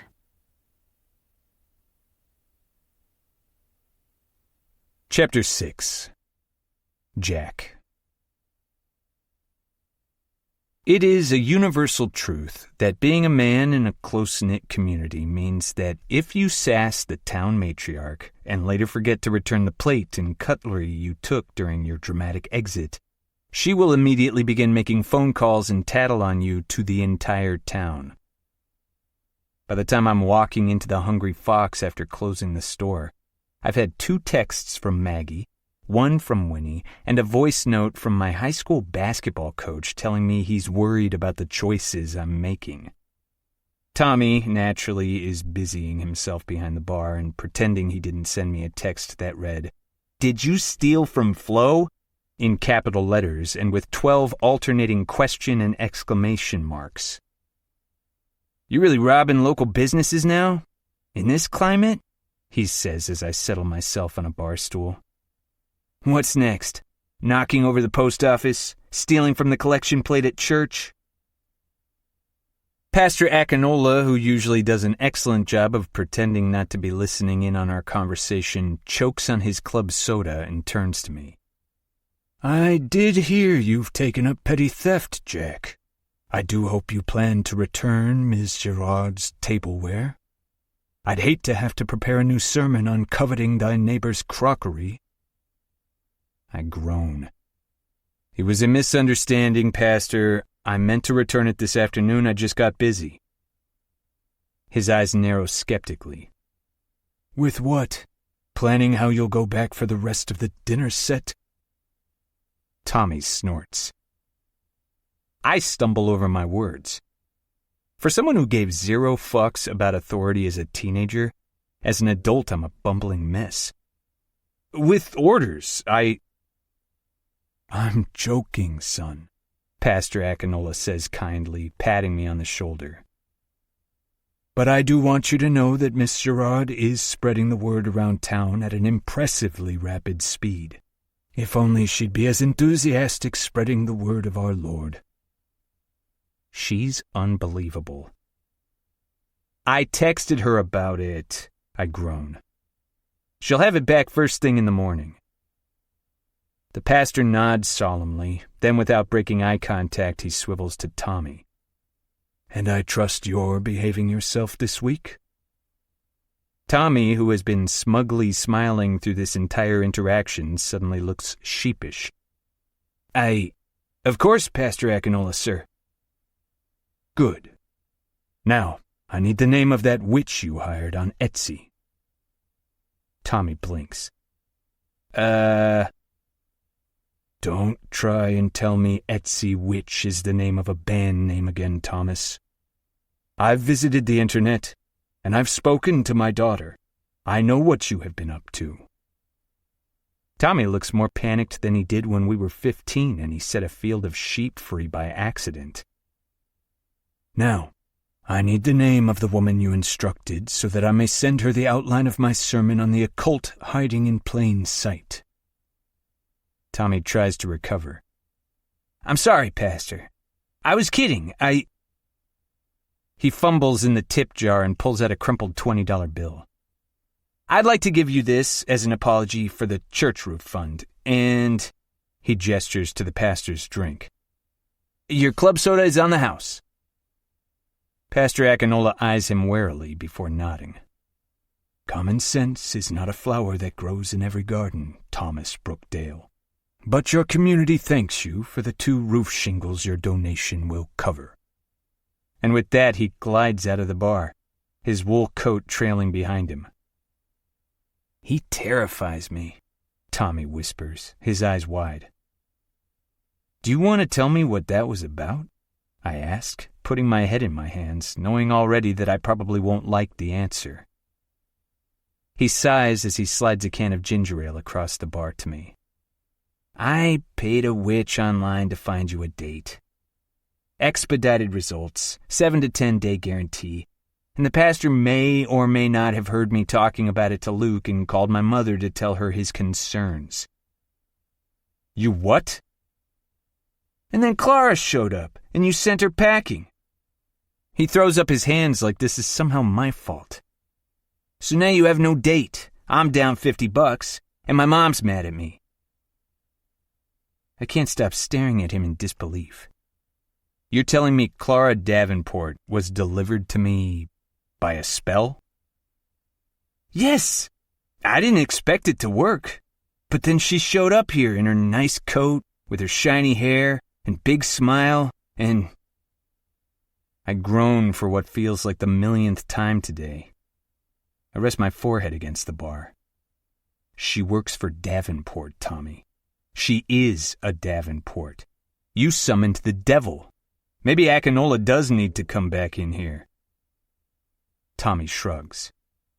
You liked her until you found out her last name. Now you're acting like she arrived with a can of gasoline and a box of matches. I'm not acting like anything. The thing she arrived with was an agenda. We can't know that it wasn't all an act. Tommy eyes me and pours himself a soda. I know that you liked her from the moment you met her. I don't even know her, I say indignantly. You liked her, he repeats, ignoring me. I focus on opening my soda and pouring it into my glass and not my best friend's judgmental glare. I don't know what else he expects me to say. It doesn't matter. Tommy leans on the bar, suddenly serious. Flo said Clara wanted to make things right. Big investment budget or something. She said she did... Wait, when did you speak to Flo? When she called me to tell me you burgled her. But never mind that. Heard you had your big dramatic moment, told Clara to leave and never return. And then you left and so far haven't returned Flo's possessions. Why? I scrub a hand through my hair. I panicked. Because she's from Davenport? Yes. No. Sort of. Mainly because she made it sound so easy. Like she could wave her magic marketing wand and fix everything. Give us everything. I don't want her to strut in and fix it. We can do it ourselves. Tommy stands quietly for a moment. Do you know how many wreaths I've zip-tied this week? Too many? Far too many. Winnie has early onset Christmas vision. She thinks this year will be the year they really hit the big time. Like now that you've gone viral with the doll and Flo went viral with her rampage, it's her and Mel's turn next. I've been going to the flower shop before I open up here to help them. I huff a laugh. That's because you want to spend time with Melissa. It's because I believe that they deserve to hit the big time. To not panic every month. Flo made us put up triple the lights, and we did it. Why? Because I believe in her vision. Tommy pinches the bridge of his nose. And she's talking about ordering fake snow machines. Something about global warming. Snow machines. Here. I shake my head. I heard. And when they arrive, we'll be the ones who get made to drag them around. But we'll do it anyway because she wants our town to be known for something. Yeah, we'll be known as the laughingstock that has their snow machines running in the middle of a snowstorm. You're the guy who made the doll that made everyone's dreams feel possible, Tommy says, quieter now. I stare down at my glass. So yeah, he finishes. I get it. You don't need anyone else, especially not the people who stole from us, to swoop in and get the credit for what we have. It's not about credit, I say, shaking my head. It's about control. I don't say anything. Tommy points a finger at me. You're trying to do everything yourself. You can't let anyone else help because you need everything to be perfect. Otherwise, you feel like you've let everyone down. Which isn't true, by the way. So you're working yourself into the ground trying to be in a million places at once to get the town ready for the holidays, and meanwhile, that blogger isn't even coming. Bad vibes and need for professional distance from an ongoing crisis is such a shitty excuse. It was the last thing we needed. Crisis is an exaggeration. Yeah, I know, but Flo's still crushed. His words sting. For all Flo's eccentricities, she means so much to me, and the thought of her being sad or let down cuts me deep.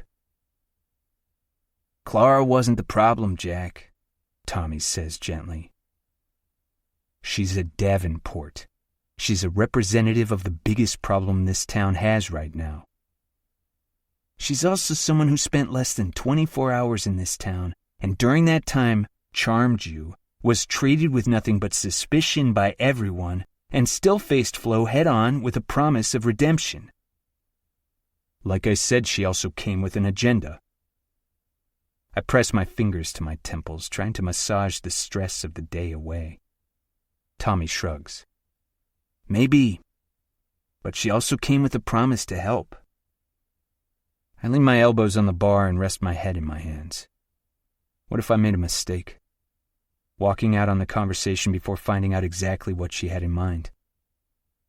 You did, Tommy says cheerfully. I glare at him. But lucky for you, everyone will still love you. You make sleighs for kids and fix people's front steps and get handwritten thank you notes from third graders. You can still fix this. How? He shrugs. Start by returning the plate, and the knife, and the fork. I groan. And maybe, just maybe, he continues, if you see her again, don't go all sheriff in a western on her and tell her to get out of your town. I cringe as I replay the conversation with Clara in my head. I hate you. I can understand why. He grins. I'm the guy trying to get you a date. I can't date a Davenport, Tommy. You should have given your witch more guidelines. He scoffs. You could. Flo said she didn't even work on the copycat doll. She's just a fixer here to throw money at us to get the videos down. You've dated worse. That one woman who cut holes in all your clothes, she wasn't great. And the one who hit Arthur with her car, definitely worse than someone just doing their job. I'm beginning to see why my best friend thought he needed the intervention of magic to get me a date. I rest my chin on my fist and watch the Christmas lights blink around the edges of the top shelf. Thanks for the walk down memory lane. You weren't your dad when you worked for him. What's to say she's even anything like hers? It's his landing blow before Tommy walks off to serve someone else. Fraser Falls is still my favorite place, but it feels like we're holding it together with string lights, cinnamon sugar, and a whole lot of hope. Flo's banking on this being the year that turns everything around. For tourism, the florist, the cafe, hell, even the tavern. I still feel like the guy who started it all, gave my neighbors hope and couldn't see it through. Tommy returns and I seize the opportunity to move the conversation off Clara and my disastrous dating history.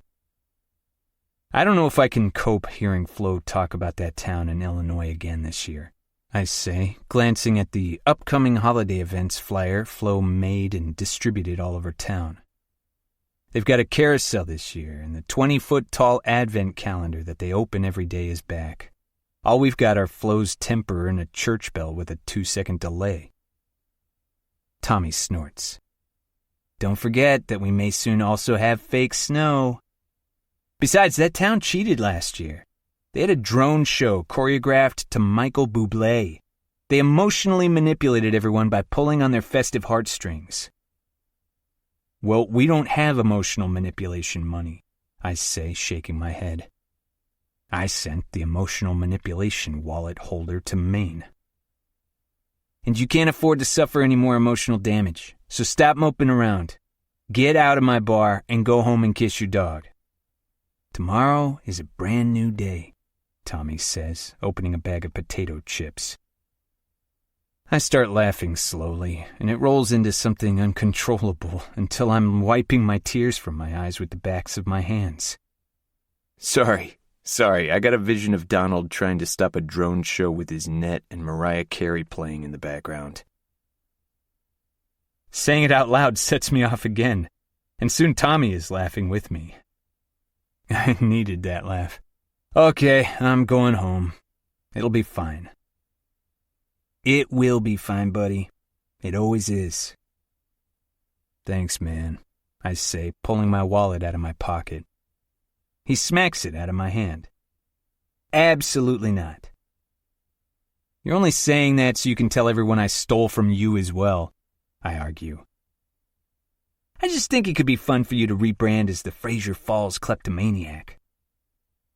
Good luck getting anyone to believe you after I start a rumor you're into witchcraft. I try not to think about today's events on my walk home, but I can't help it.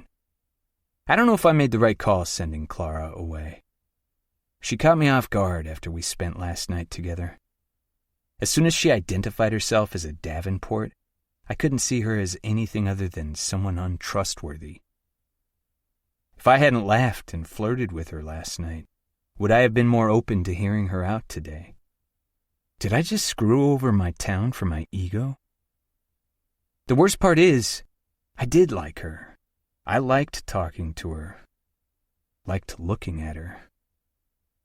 But liking isn't the same as trusting. And right now, I don't trust her.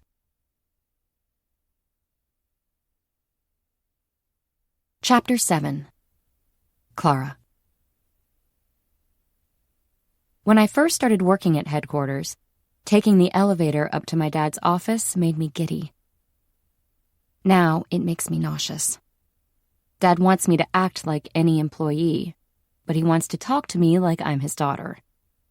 It's hard to navigate, and even harder to tolerate after working here for 10 years. The metal doors open onto a bright white hallway. Despite the bitter chill outside, the sky is a cloudless blue.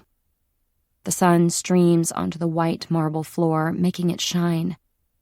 Dad's assistant isn't at her desk, so I take myself to the door, knocking lightly, pressing the cold metal handle down and nudging the door with my hip to push it open, when he instructs me to enter.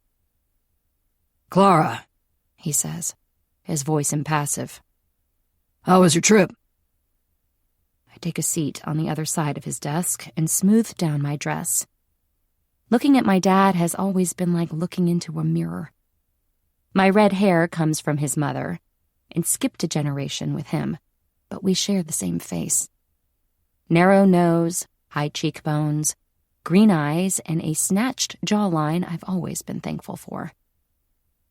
Dad's more suntanned than my pale, borderline allergic to the sun's skin, and his previously dark hair is more salt and pepper these days. There are lines etched into his forehead from frowning, and a faint line across his top lip from the cigarettes he thinks nobody knows about. My brother looks like my mother's side, with brown hair and blue eyes. Max has a square face to my heart-shaped, but we were both hit with the same tall and lean Davenport gene shared by my father and grandfather. Mom frequently complains about being 5'4" and surrounded by giants. We're a small family, with both my parents being only children, and I can't help but think that it's a good thing there aren't more versions of my father roaming the streets. Successful. 3 businesses couldn't make time to see me until after New Year's. I was scheduled to see one, but they rearranged last minute. The 3 I saw are very happy with how our partnership is going. A half-successful trip, then. I try to match his smile, but it makes my face feel tight. I took some feedback about comms, which I'll distribute to the team, but overall, no issues, I add.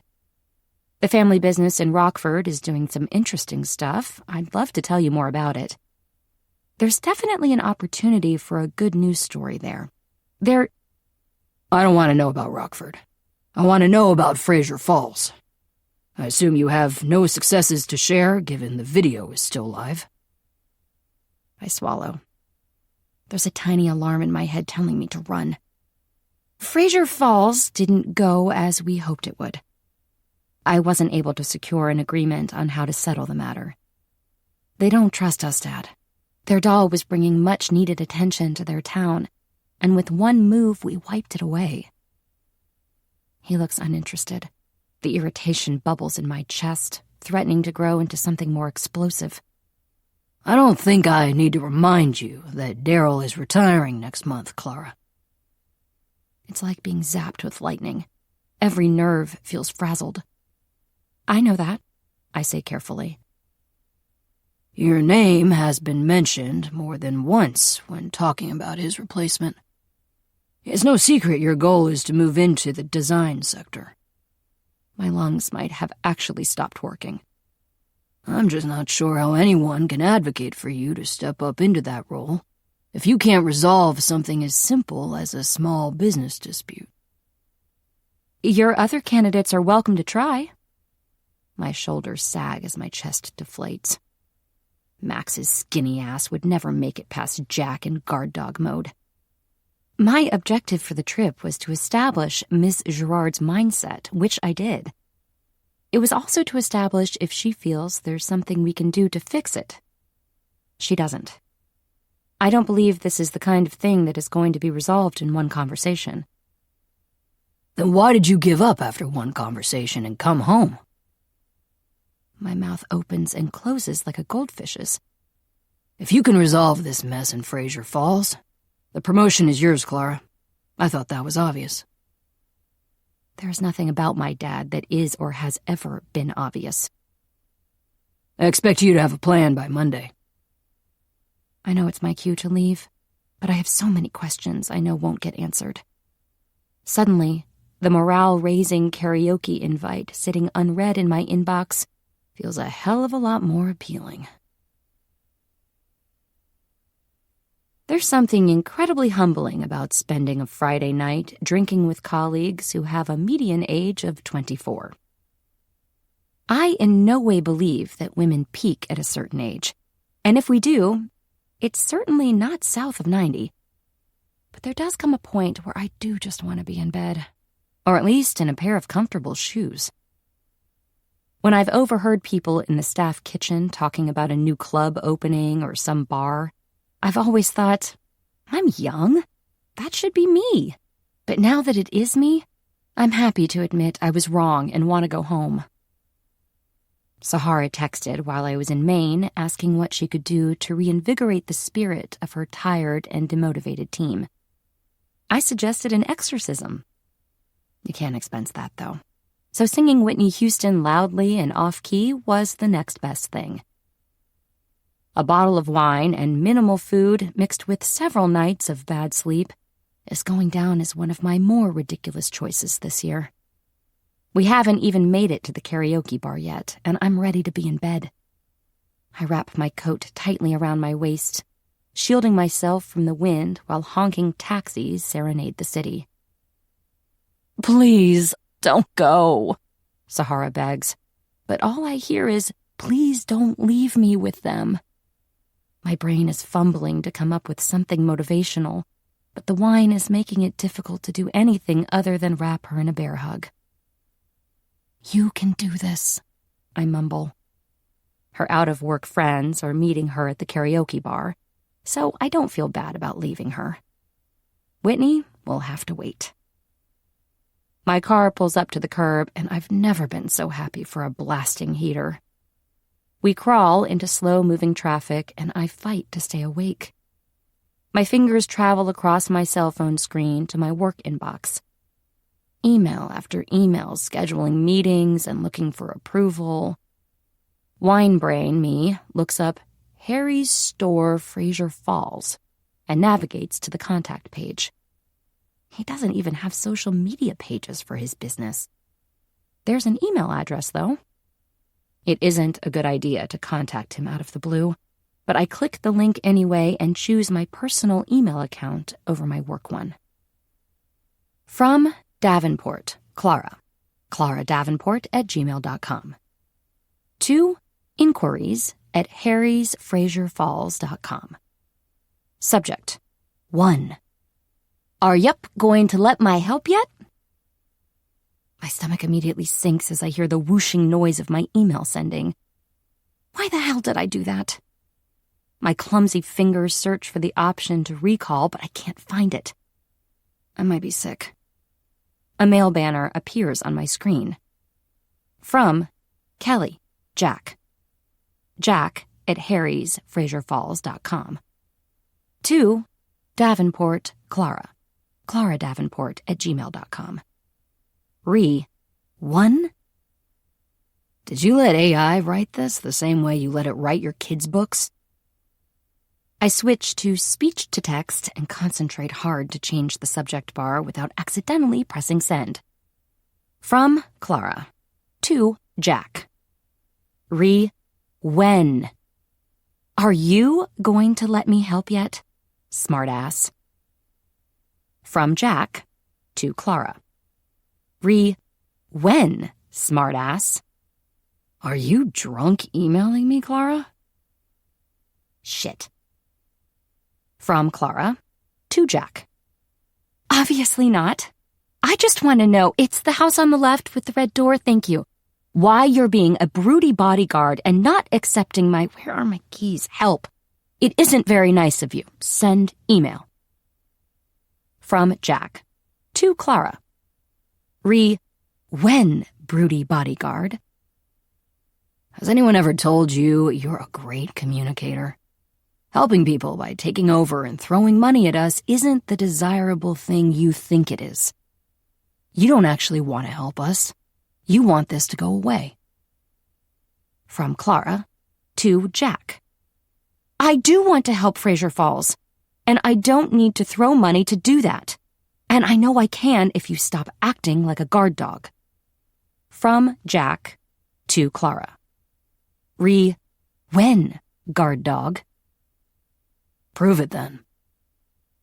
From Clara. To Jack. Fine, I will.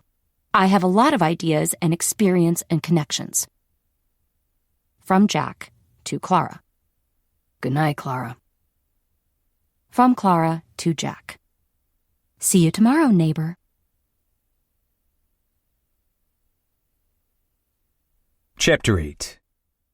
Jack. I know hungover people aren't famously renowned for their reliability and accurate recall of details, but I swear I've just seen a ghost. Not the sheet over the head kind, or the type that'll drag chains around the hallway of the B&B. No, this ghost has auburn hair that flickers like fire, and it moves with the kind of urgency not seen from a ghost since Ebenezer Scrooge got his shit together. She's just a blur of movement on the other side of the gazebo, a swish of navy, a flash of red, head down, marching toward Maggie's with the same graceful stride my body recognizes. I blink, shake my head, blink again. She's gone. I tell myself that she was never there to begin with. I imagine ghostly apparitions are probably quite common after extensive beer tastings and 3 shots of a liquor Tommy claimed was flavored but tasted more like lighter fluid and bad decisions. I feel like a truck has run over my head and I have nobody to blame but myself. And Tommy. I can always blame Tommy. It's around this time every year the Hungry Fox, his bar, receives its selection of holiday ales from the brewery a couple of towns over. It's tradition every year for us to sample them. It's also tradition for us to dodge any town leaders and their clipboards, while I still have remnants of Brudolph the Rain beer, ho-ho hops, and hoppy holidays seeping out of my skin. Which is why dodging Bliss Cafe and Flo's Fancies is also required on days like today, whether she's working or not. Flo has her little minions well trained, and they'll snitch if they see me red-eyed and clammy-skinned, smelling like beer. I should be in the store making a start on all the orders I now have, thanks to Flo. But instead I'm leaving it to Joe, my Saturday kid, and Dina, my old Saturday kid who left me for Flo but helps out occasionally when she wants extra money and I have weekend plans. There's something about a hangover at 32 that chips away at my soul in a way it didn't at 21.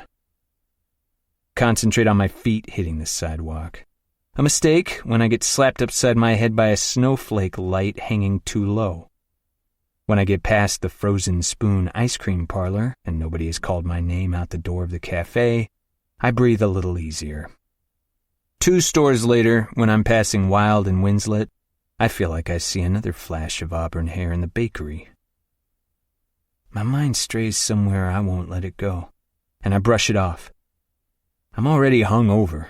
I don't need to also torment myself with her, especially after I dreamed about her last night. Still, that hair, that walk, the specter of Clara Davenport has been haunting me all damn day. She has taken up residence behind my eyes, curled up in the pit of my stomach and clenched in the line of my jaw every time I think about her. Flo always says nothing good ever comes from anger, and given I appear to have accidentally summoned Clara in some spite-fueled seance, she might be onto something. When the reviews on Google complain that we don't have enough places to sit, we put Jack on the case, and the new benches will be installed before Small Business Saturday. I look up at the sound of my name.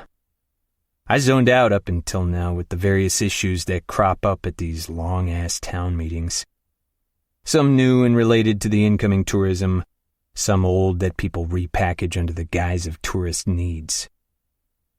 Unfortunately for Tommy, who wants permission to extend his back patio to offer opportunities for more patrons to take a seat and grab a drink, Flo can smell a phony request a mile away.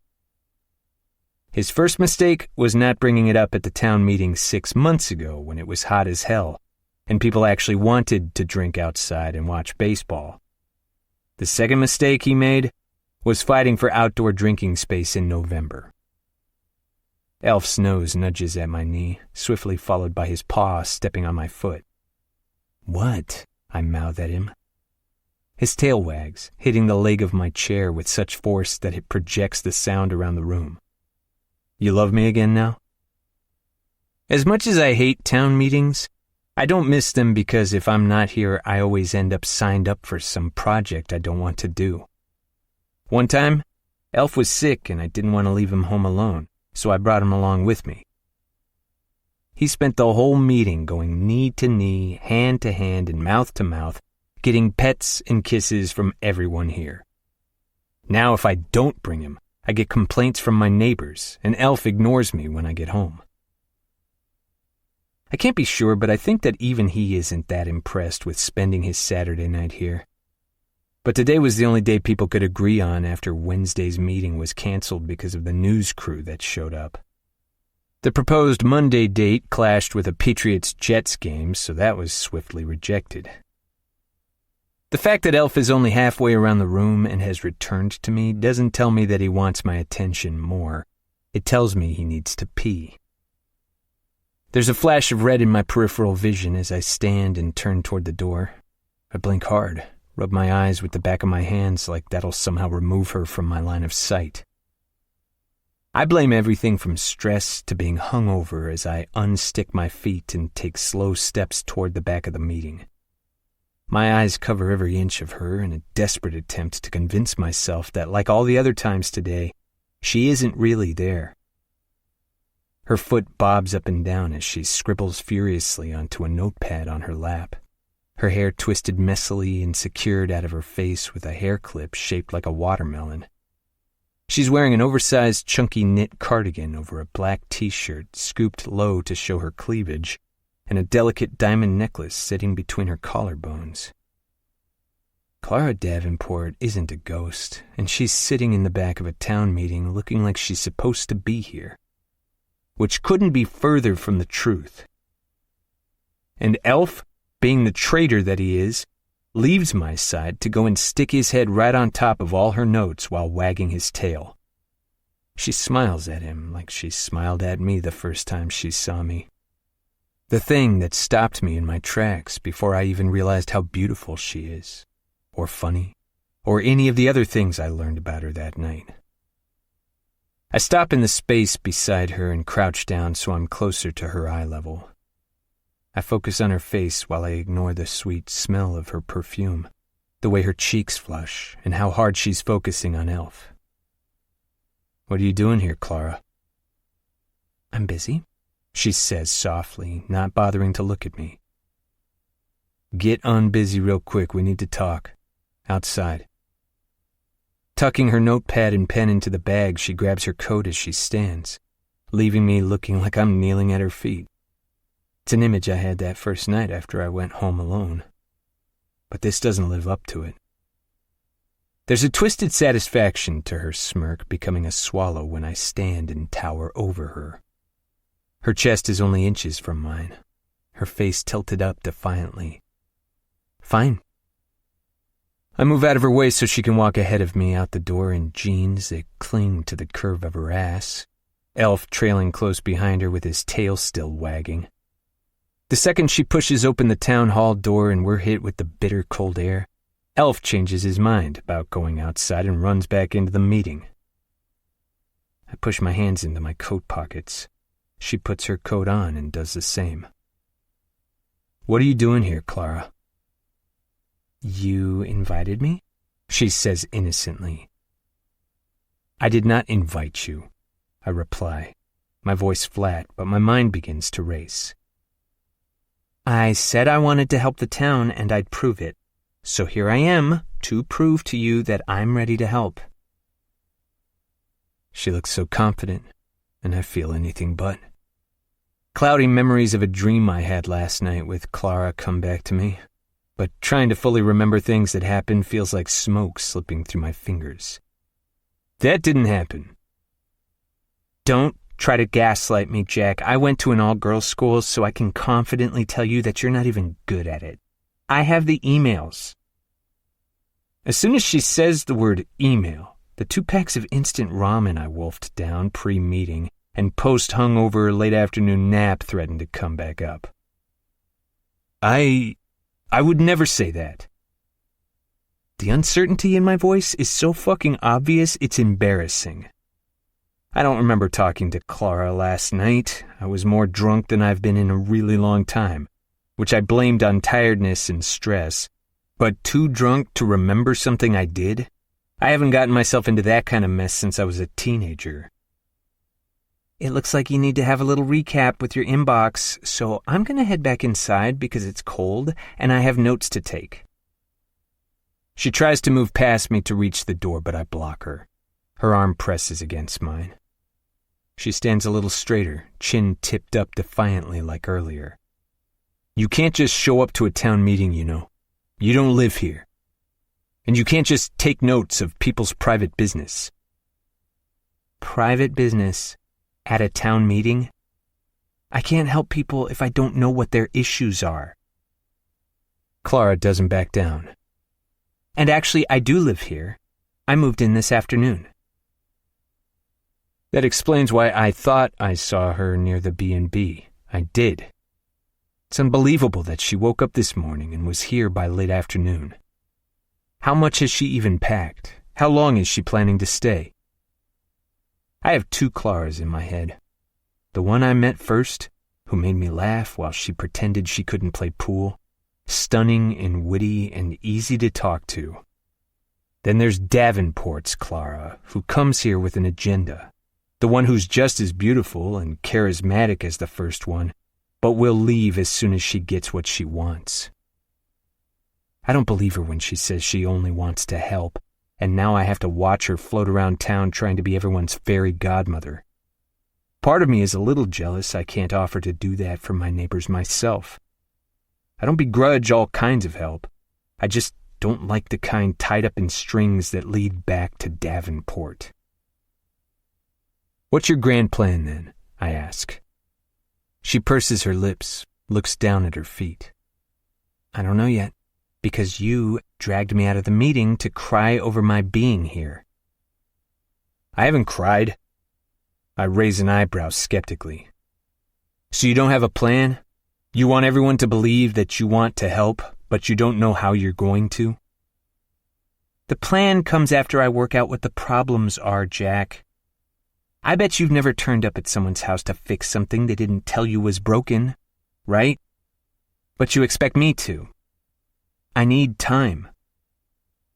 The problem is, Clara needed practically 0 time to win me over the first time.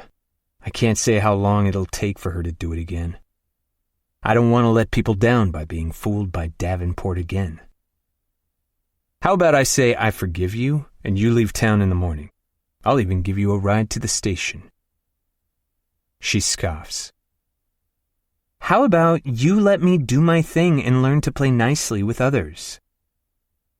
I scratch at the stubble on my jaw. The thought of playing with her is the last thing my mind needs right now. I don't trust your thing. That's the problem. I know who you represent. There's a flicker of hurt that lasts less than a second. I think back to what Tommy said about how I wasn't my dad when I worked for him, and how she's not necessarily hers. Then think of it as I'm representing myself. Think about how much you care for Ms. Gerard, and the dreams she wants to achieve, and the fact I want to help her do that if that's what will make her happy. Bringing Flo into this is a low blow. Her hands land on her hips and she cocks her head. Or think about the fact you told me to come here. I don't care. I was inebriated. I didn't know what I was saying. It's a shitty excuse, but it's the only one I've got. She smiles. And you think I send emails full of typos to men late at night while sober? I shrug. I don't think about you, Clara. I don't know what you do in your free time. I don't care either. Good, she says cheerfully. If you don't care, then you have no right to tell me what to do. I want to make Fraser Falls better, so just stay out of my way. You clearly haven't lived in a place like this before, I say, trying not to laugh. There is no staying out of someone's way. You better get used to looking at me then. I'm positive under normal circumstances, looking at Clara Davenport wouldn't ever be a struggle. I don't want you to hurt my neighbors. I've already let them down by opening the door to Davenport once, and I don't want to do it again. I'm only here to help, and I'll prove that to you, just like you asked me to. And with that, she pushes past me and through the door back into the meeting, leaving me standing in the cold, vowing to never drink again.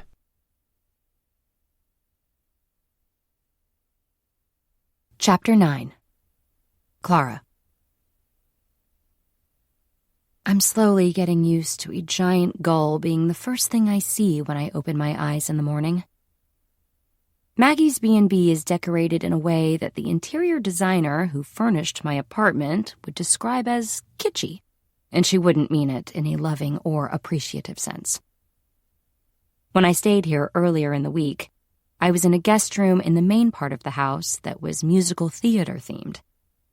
When I politely asked Maggie why she picked the Phantom of the Opera as a design choice, she said it was the first show she ever saw. Each room is decorated with something that represents her or a point in her life, so that guests get to experience her as well as her home. I'm in what's essentially a self-contained condo at the back of the main building. It's an extension that they built for Maggie's mother when she wasn't able to live on her own. I have my own entrance at the back, but there is an adjoining door to the main building for going to breakfast or accessing the reception desk. My bedroom is sea-themed, with anchors and lighthouse ornaments adorning multiple surfaces in equally measured spacing. There's, of course, the aforementioned ceiling goal, and I'd bet the air freshener is called Sea Breeze or something similar. The aqua blue walls were a shock to me when I first arrived, but it's nice to be surrounded by color and things instead of the minimalist beige approach I took in my home. I like it a lot. Maggie told me the whole space was previously booked out for a blogger who wanted to review the town, but he canceled, saying the energy wasn't right anymore after Flo's video went viral. Given there's only one other couple here right now, I imagine it was a big disappointment for Maggie to have him cancel. My Sundays are usually spent booking Pilates and brunch, and then skipping the Pilates part. Today I'm sitting in front of my closet, surrounded by sticky notes and the most delicious macarons I've ever had. As much as I hate to give credit to a man, Jack made me realize something very important last night. For people to trust me enough to let me help them, they need to like me.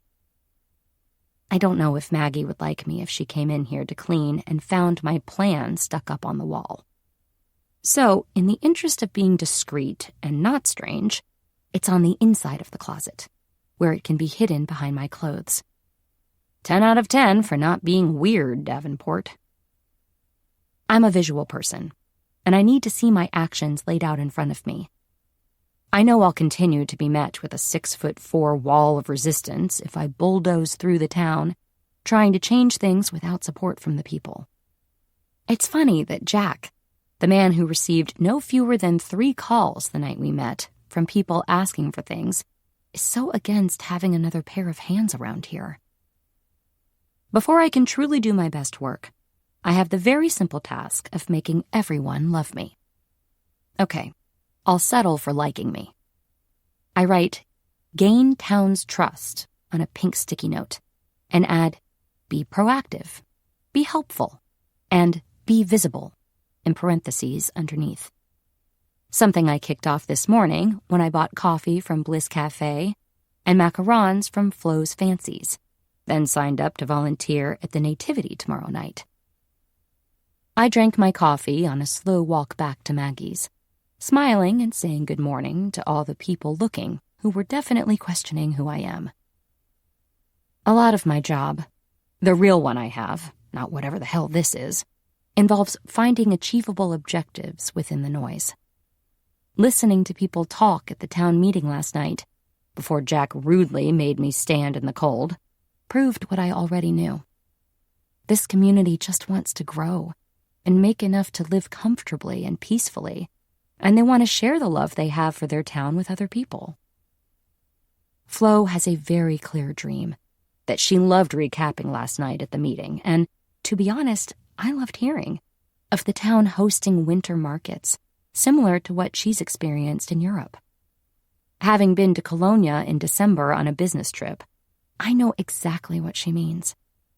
I can imagine the grass in front of the town hall, lined with red-roofed stalls filled with independent businesses.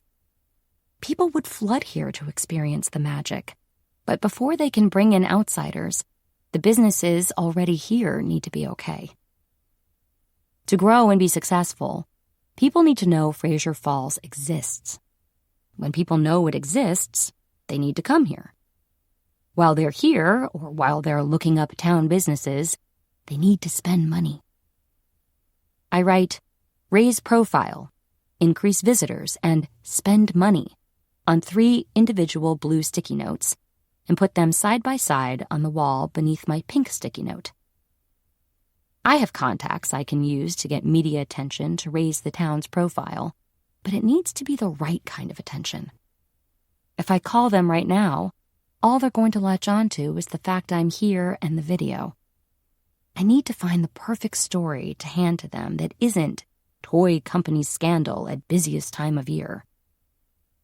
Getting people here is trickier, unless I start running bus tours from the surrounding cities.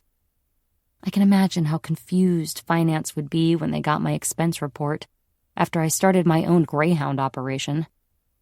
Raising the town's profile goes hand in hand with increased visitors. I can also look at special events to get people here. The sticky note with "spend money" has a question mark under it.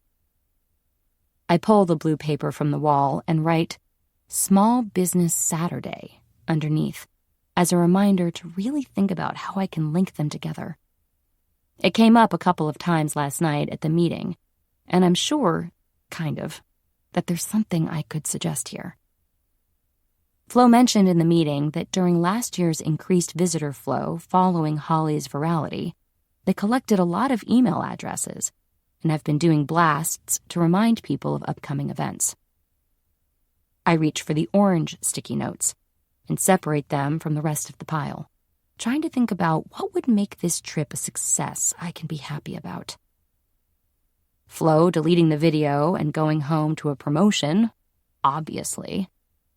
Looking up at the clothes hanging in front of my plan wall, I get the feeling it'd take longer to pack up my desk to move into Daryl's office than it'll take to pack up here. Apart from all the loungewear and sweatshirts, I brought one dress that would be perfect if Fraser Falls opens a nightclub inspired by Ibiza. Not my finest work, but I was packing with a deadline. My point is, I do want to feel like I'm leaving the town better than I found it when I head back to my real life. I feel like the people involved in the doll need more from Davenport. More from me. I write each of their names on the orange sticky notes and line them up beneath my other notes. Winnie and Melissa from Wild and Winslet, Miss Celia from the Green Light Bookstore, Wilhelmina from the art school, Dove from the Animal Sanctuary, and Jack. Under Miss Celia, I put Matilda Brown to remind me to talk to my friend about a potential book event with one of her authors, but the rest are currently question marks. There's definitely a way to tie all these things together, but I just can't see it right now. Maybe I should have bought string. I pat the floor around me until I hit the hard case of my phone beneath a purple sweatshirt I have yet to put on a hanger. Scrolling to Honor's name, I navigate to FaceTime and smile when she fills my screen. How can I make people like me? I ask, leaning against the side of my bed. Her eyebrows pinch together, dipping beneath the thick rim of her glasses. She only wears them when her eyes are too tired for contacts, because Billy Poston told her she looked like Velma Dinkley from Scooby-Doo in 8th grade. No amount of showing her hot Velma from the second movie has ever changed her mind. When Paloma was a baby, I turned up on Halloween dressed as Daphne, with Velma and Scooby-Doo costumes for them. I thought it'd help her move past something that happened a decade earlier, but Honor shut the door in my face. She has zero to feel self-conscious about. In addition to being smart and hilarious with excellent taste in friends, but not men, she's ridiculously hot. It feels like an unwritten rule that every tall girl has a short best friend, and we're no exception. She's half a foot shorter than I am, and becoming a mom added to her curves, that I'd die for, honestly, in every way. Her brunette hair is a few shades off being black, and even with it tied up like it is right now, with her overgrown bangs hanging out, she looks effortlessly gorgeous. Honor takes a bite out of a bagel with cream cheese and nudges her door closed with her shoulder. Show them your titties. There's a flash of Jack's shocked face in my head, but I push it away. I scowl at her. I'm not trying to leave town with a criminal record, Honor. I need to work out what my best qualities are so I can play to them, and I'm not sure I have any. Stop looking like you have a stick up your ass. I'm thinking. Honor sits down, and I spot her shampoo and duck egg blue bath tiles in the background. My nose scrunches. Are you eating your lunch in the bathroom? That's disgusting. She takes another unbothered bite and wipes cream cheese from her top lip with the back of her hand. Girl, shut up. I'm hiding from my child. Otherwise, I'll have to share my lunch and this conversation. You're the first adult I've talked to face-to-face this weekend. Why do you want to know how to make people like you? It's the core of all my plans to fix the Fraser Falls mess and get my promotion. Why can't you just have normal problems? Seriously. Like, one Sunday, I'd love you to call me with a pregnancy scare or a flat tire or something. I called you 3 weeks ago and said I was dying of a cold, and you told me to grow up. Also, I don't have a car. And if I was having a pregnancy scare, my first call would be to the church to report a miracle, not you. Told you to grow up, but made you lunch. Don't make me a villain, drama queen. Anyway, there's tons of things to like about you.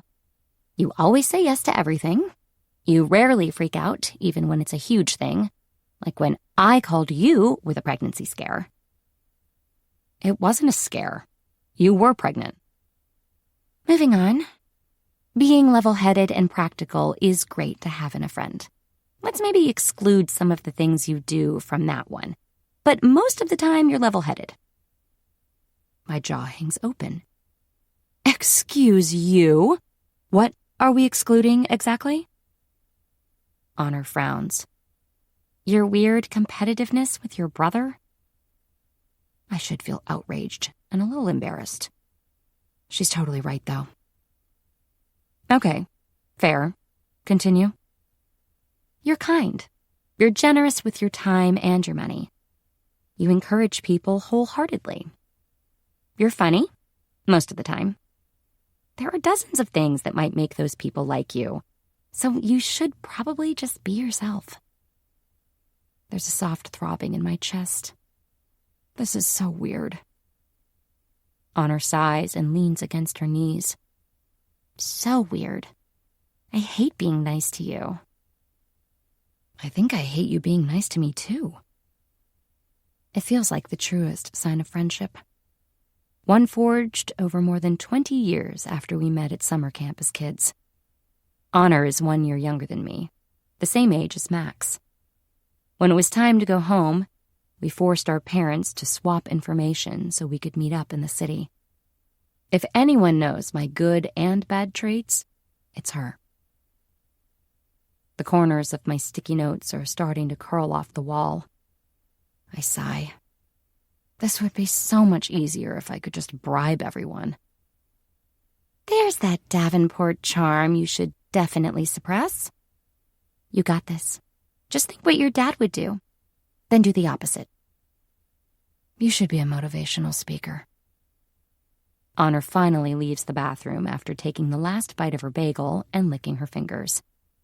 I can hear Paloma's annoying YouTubers blasting from a TV in the background. As someone in the toy industry, I'm pretty hot on what kids like, but I'll never understand how so many people got rich from slime. Just be yourself, Clara. They'll fall in love with you. Honor sits at her breakfast bar and balances her phone on the top tier of her fruit stand. I feel like I'm there with her and not miles away from home, surrounded by people who don't want me there. When she's done updating me on every aspect of her life, I reluctantly end the call. I wrap my arms around my shins and rest my chin on my knees. My plan looks like the work of an overenthusiastic child, but I think it's going to work. I guess I'll have to try being myself.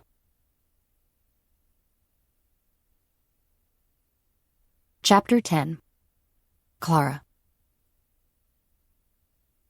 One place I never expected to find myself is in an accidental standoff with a reindeer on a Christmas tree farm.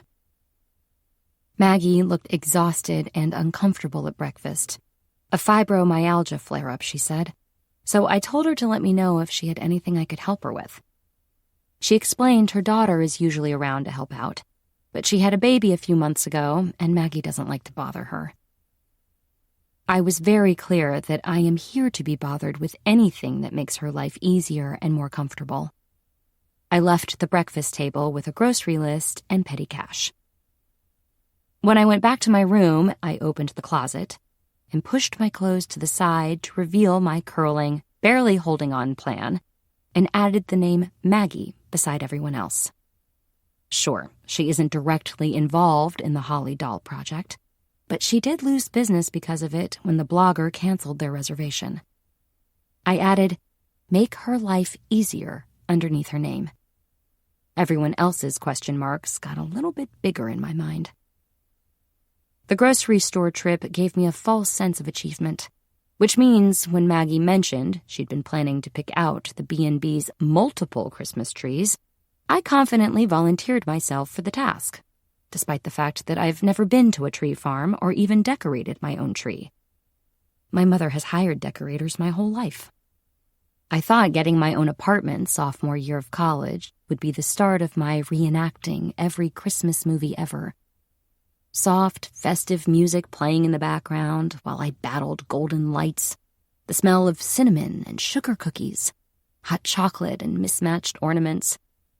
In reality, when I got home from a seminar, my mom had let herself and the decorators in, and my tree was good enough to go into a store window. I think I was the only college kid in the whole of New York to have a model train playing "Santa Claus is Coming to Town" circling her living room. How intimidating could a Christmas tree farm be? Now that I'm avoiding eye contact with the giant beast who looks as unimpressed with me being here as everyone else, I can confirm the answer is pretty intimidating. Michaela! You don't live here, girl! My head turns alarmingly fast at the sound of a name that isn't my own. I'm just grateful to have another human around. A 5-foot woman with hot pink hair, pale skin, and very thick eyeliner is storming toward me and the reindeer, who apparently goes by Michaela. Sorry. She's a bit of a diva, the woman says as she ushers the hooved trespasser toward an open gate into the next field. She's supposed to be rescued from being forced to interact with humans, and here she is, staring you down. A light bulb illuminates above my head. You're Dove, right? From the animal sanctuary? I'm trying not to be excited that being helpful to Maggie and being visible has led me right to someone on my list. After a long day of staring into my closet and hoping that the most perfect and easy-to-execute idea would hit me in the face, I decided to look up people in town for inspiration. Dove and Friends saves animals in need, from either being used in entertainment or going to slaughter. I made an anonymous donation to the rescue and veterinary fund on the website after crying over a cow called Custard who only has half a tail. And you're Clara, from the doll stealing company. Oh, man. My heart falls out of my ass. I'm just messing with you. You're the one who has Jack's panties in a bunch. I'm not supposed to talk to you. But I make it a point not to listen to the desires of men, so here I am. You're not as evil-looking as I thought you'd be. No horns or anything. Kinda disappointed. The fact Jack is telling people not to talk to me is annoying and amusing at the same time. Thanks, I think. I didn't mean to get anyone's panties in a bunch. Seriously, I found out what was happening here at the same time as everyone else. Just know I'm trying to unbunch quickly. I promise. She stuffs her hands in her coat, a lemon-yellow puffer with hearts on the pockets. I mean, I'm no expert, but you could get the greedy corporation you share your name with to stop selling the Holly ripoff. If they're feeling proactive, they could also stop selling millions of dollars worth of plastic that nobody really needs and ruining our planet, but, maybe start with the small thing first. Dove gives me a glowing smile that almost softens her request a little, but an uncomfortable feeling blooms in the center of my chest. I'm working on it, I say with a meek smile. And I meant it when I said I'm going to be around for a while. So if you have anything you need help with, reindeer maintenance aside, I'm your woman. Dove's eyes widen. Do you want to help with the toy drive? Yes. What's the toy drive? Every year, basically, since the dinosaurs, the town collects toys and donations over the holidays. We use the donations to buy extra gifts, usually for the older kids who get left out. And we donate everything to hospitals, family shelters, charities that distribute to low-income families, etc., Dove explains. My mom was in charge of it, but she up and died, so now I have to do it. I have a huge pile of flyers to put up and a list of businesses to email who've helped out in the past. I slow blink. I'm sorry for your loss. If it helps, I can arrange a huge donation of toys from the warehouse at work. Plus, I know tons of rich people and businesses who are super easy to guilt into being generous. I can email everyone. Dove claps her hands together excitedly. I'd normally be against accepting anything from Davenport, but I'll put my personal beliefs and morals aside for the good of the children. And I hate emailing, so yes, I'll accept your help. I'm scared to be arrogant, but not scared enough to admit that this is starting to feel a little too easy. A small town that rallies annually to give gifts to sick kids and low-income families during the holidays? It's a feel-good news story goldmine. I just need the right time to pitch it and get maximum attention on the town. One step closer to people knowing Fraser Falls exists. I'm here to pick out Christmas trees for Maggie, so I'll grab the flyers and list from you before I head back to the B&B. She nods toward the huge red barn 100 yards away. Luke will know which one she's getting already. Go talk to him. He promises her first pick, but he knows the cold gets her down, so he's usually prepared. I guess my tree-choosing virginity lives to see another day. I'll talk to him, thanks. She starts to head toward the gate Michaela was sent through, but stops, turning on the heel of her glittery rain boots. When you walk through the gate, be careful of Simon. He's a sweetheart, but he doesn't know that he's a donkey. He's body-checked Luke more than once. There's probably as much chance of the same thing happening on the subway. It's also the reason I rarely use the subway anymore. Thanks for the heads up. The crisp, earthy smell of the tree farm is far better than any candle or car air freshener could work up. As much as I love the city, it feels good to spend my Monday weaving around branches instead of people. That's until I curve around a huge tree with wide branches and smash into something solid that knocks me on my ass. My first thought is obviously Simon, the donkey. But mid-falling, I reached out for something to hold on to and pulled the something solid down with me. Something that can curse my name into my hair. Fuck, Clara! Jack's arms box both sides of my head, and his chest lifts from mine, but I can still feel the rapid inhale-exhale moving through him. His nose is an inch away, and I notice the flecks of amber in his brown eyes for the first time. I wriggle my leg out from underneath him, ignoring his sharp intake of breath when his hips sink between my legs. Are you okay? That's when I realize his hand is cupping the back of my head, protecting it from the hard ground. I nod silently, my hair brushing against his fingers.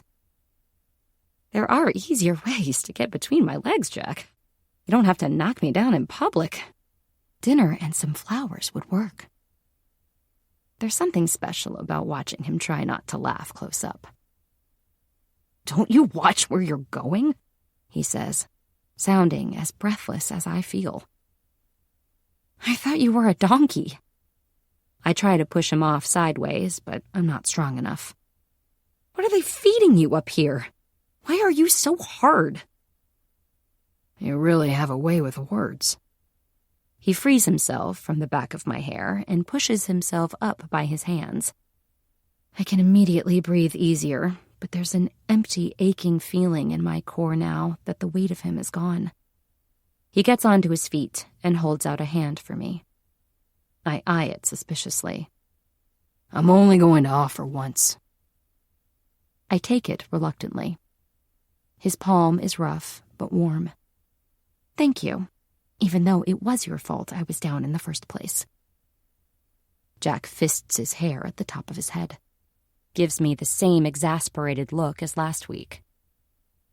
You bulldozed into me, and then pulled me down with you. I wave a hand flippantly.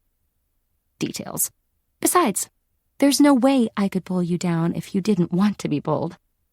If you wanted to cuddle, you could have just asked. He pinches the bridge of his nose between his thumb and forefinger. I don't know where getting on Jack's nerves fits into my plan. I might need a new sticky note for that. What are you even doing here? It's a Christmas tree farm. I'm picking out Christmas trees. But you're not here for Christmas. There's almost a question in his statement. It sits somewhere between him reassuring himself and mild panic. Maybe a touch of curiosity, if I'm kind to myself. It's tempting to play into his obvious fear, but I remember the question mark under his name and that I've already had my fun with him today, so I decide against it. I'm helping Maggie. She isn't feeling great today. His expression immediately changes to real concern. Why didn't she call me? What does she need? The night we met, Jack was constantly being asked to help with things. Even though he sighed every time the phone lit up, he didn't once screen anybody's call. The town meeting was full of updates on things Jack had fixed. His role in this community is very clearly problem solver. I'm sure she'll call you if there's something I can't do for her, I say, deflecting. I'll tell her you're around if she needs you. Jack's mouth opens like he's going to say something, but closes just as quick. I feel like the words, thank you, were on the tip of his tongue, but I might be being optimistic. Okay. I want to tell him I have a plan, that even when I'm joking with him, fixing things is on my mind. But I don't. Jack's going to see what I can do.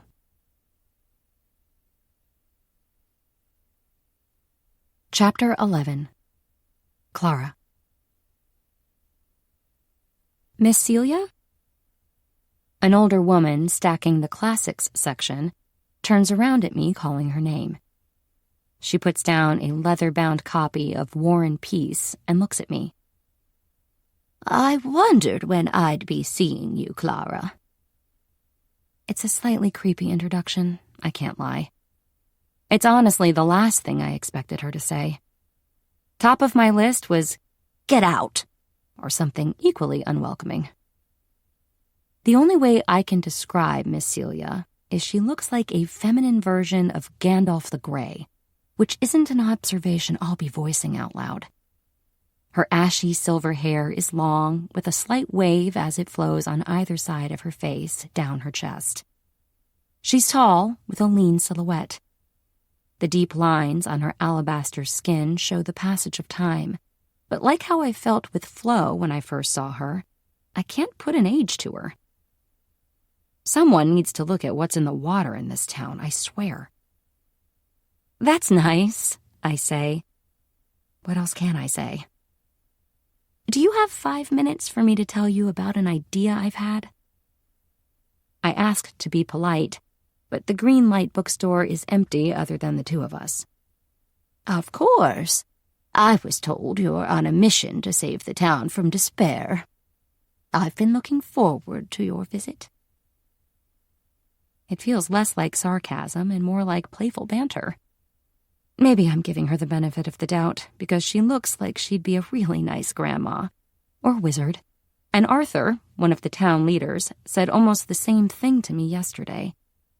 I assume it's messaging that originated with Flo, but who knows? All my words are stuck in my throat, something that hasn't happened to me during a pitch in years. She looks at me over the frameless glasses perched on the end of her nose. I don't think the town is in despair. I'm trying to find ways to get positive attention on Fraser Falls to increase visitors and spending. Are you familiar with Matilda Brown, the author? Miss Celia taps on her hearing aid. I hope she isn't turning me off. Yes, she's very popular with our book club. I also love her books. I'm friends with her publicist. We went to college together. Matilda has a new book coming out. I'm sure you already know that. She starts her U.S. tour on release day, but she has a 3-day break after she's in New York. I asked her publicist if she'd be open to considering a last-minute addition to her schedule to support an indie bookstore. Miss Celia's expression doesn't change, but she leans against the bookshelf. What did she say? Well, last-minute changes to book tours are kind of the thing that gives publicists hives, but Matilda gave a provisional yes. I was totally honest that I was inquiring without talking to you first. So if you say no, there's no hard feelings, but they need an answer by tomorrow. Miss Celia pushes her glasses up her nose and dusts her hands off against her dress. You're quite the meddler, Miss Davenport. I've been called worse. The Northeast date sold out immediately, and they were looking at doing another one in Philadelphia or Boston, but I convinced them to do it here, knowing people will travel anywhere for Matilda. Also, people love supporting indies, and since I know you ship, this is a great way for people to find out about you. She looks at her feet instead of my face. Fiddles with a button before looking up again. I assumed you'd buy out my stock or something financially frivolous. However, I can see you've put quite a lot of thought into this one. My heart pounds. I stare at the dozens of stocked shelves lining every wall of this place. I can absolutely buy out your stock, Miss Celia. I'll give you my address and credit card right now. But I thought giving your store some exposure would benefit you long-term. But to be clear, I'm happy to do both. Miss Celia smiles and waves me off, shaking her head. I'd be happy for your publicist friend to contact me to discuss the finer details. No purchase necessary.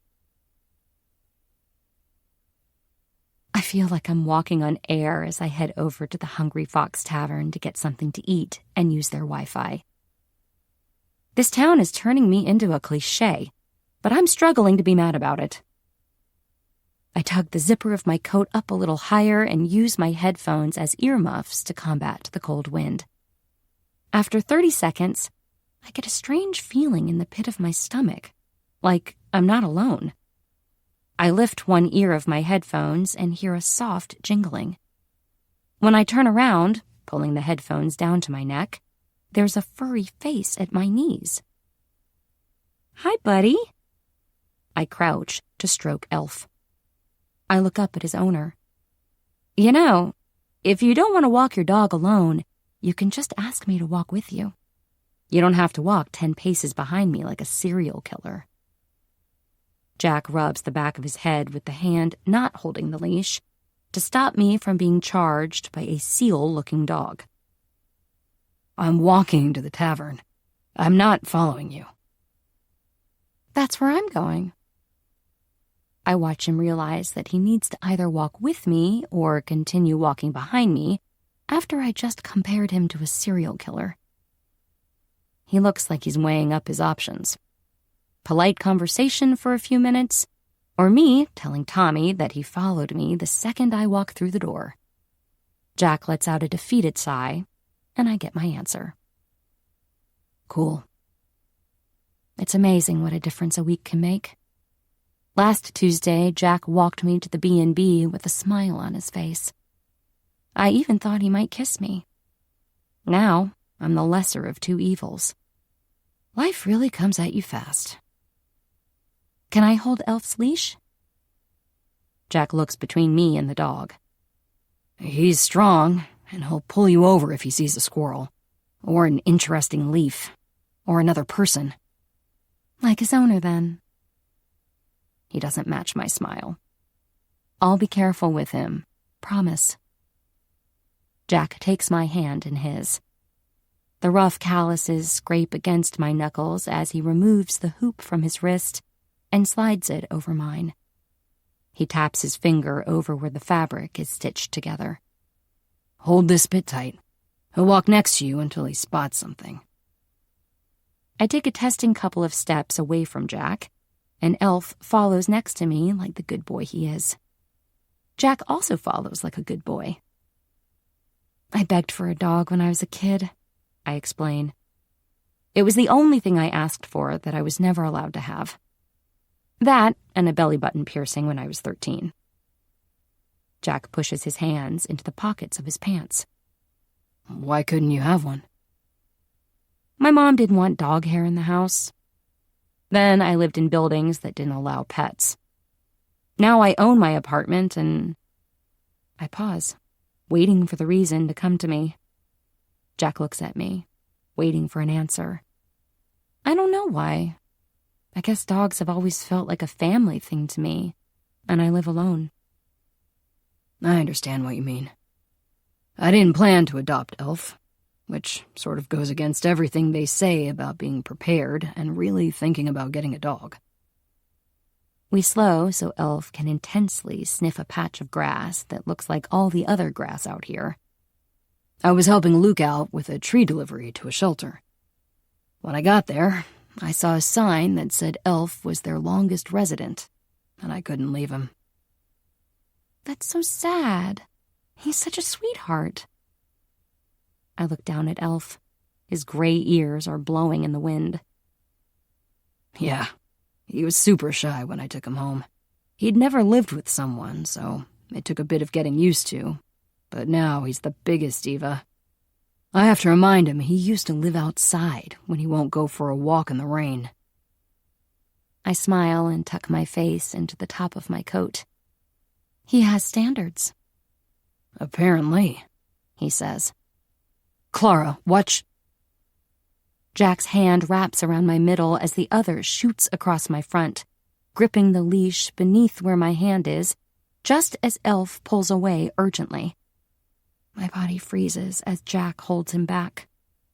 The top of my head sits right below his jaw, but I don't look up, scared of the judgment. I'm sorry. I don't even know what he saw. I unloop the leash from my wrist, letting Jack take it back. He slowly lets go of my waist, clearing his throat. He points to the tree on our right. Don't worry about it. There's a cat on the branch. He hardly strains against Elf pulling in the direction of the tree. Is it stuck? No. He likes to sit up there and survey the local area / aggravate passing dogs. The sign outside the Hungry Fox flickers to life as we approach. I look both ways before crossing the street, a couple of steps ahead of Jack. His name is Prudence. My head snaps back to look at him over my shoulder. His name is Prudence?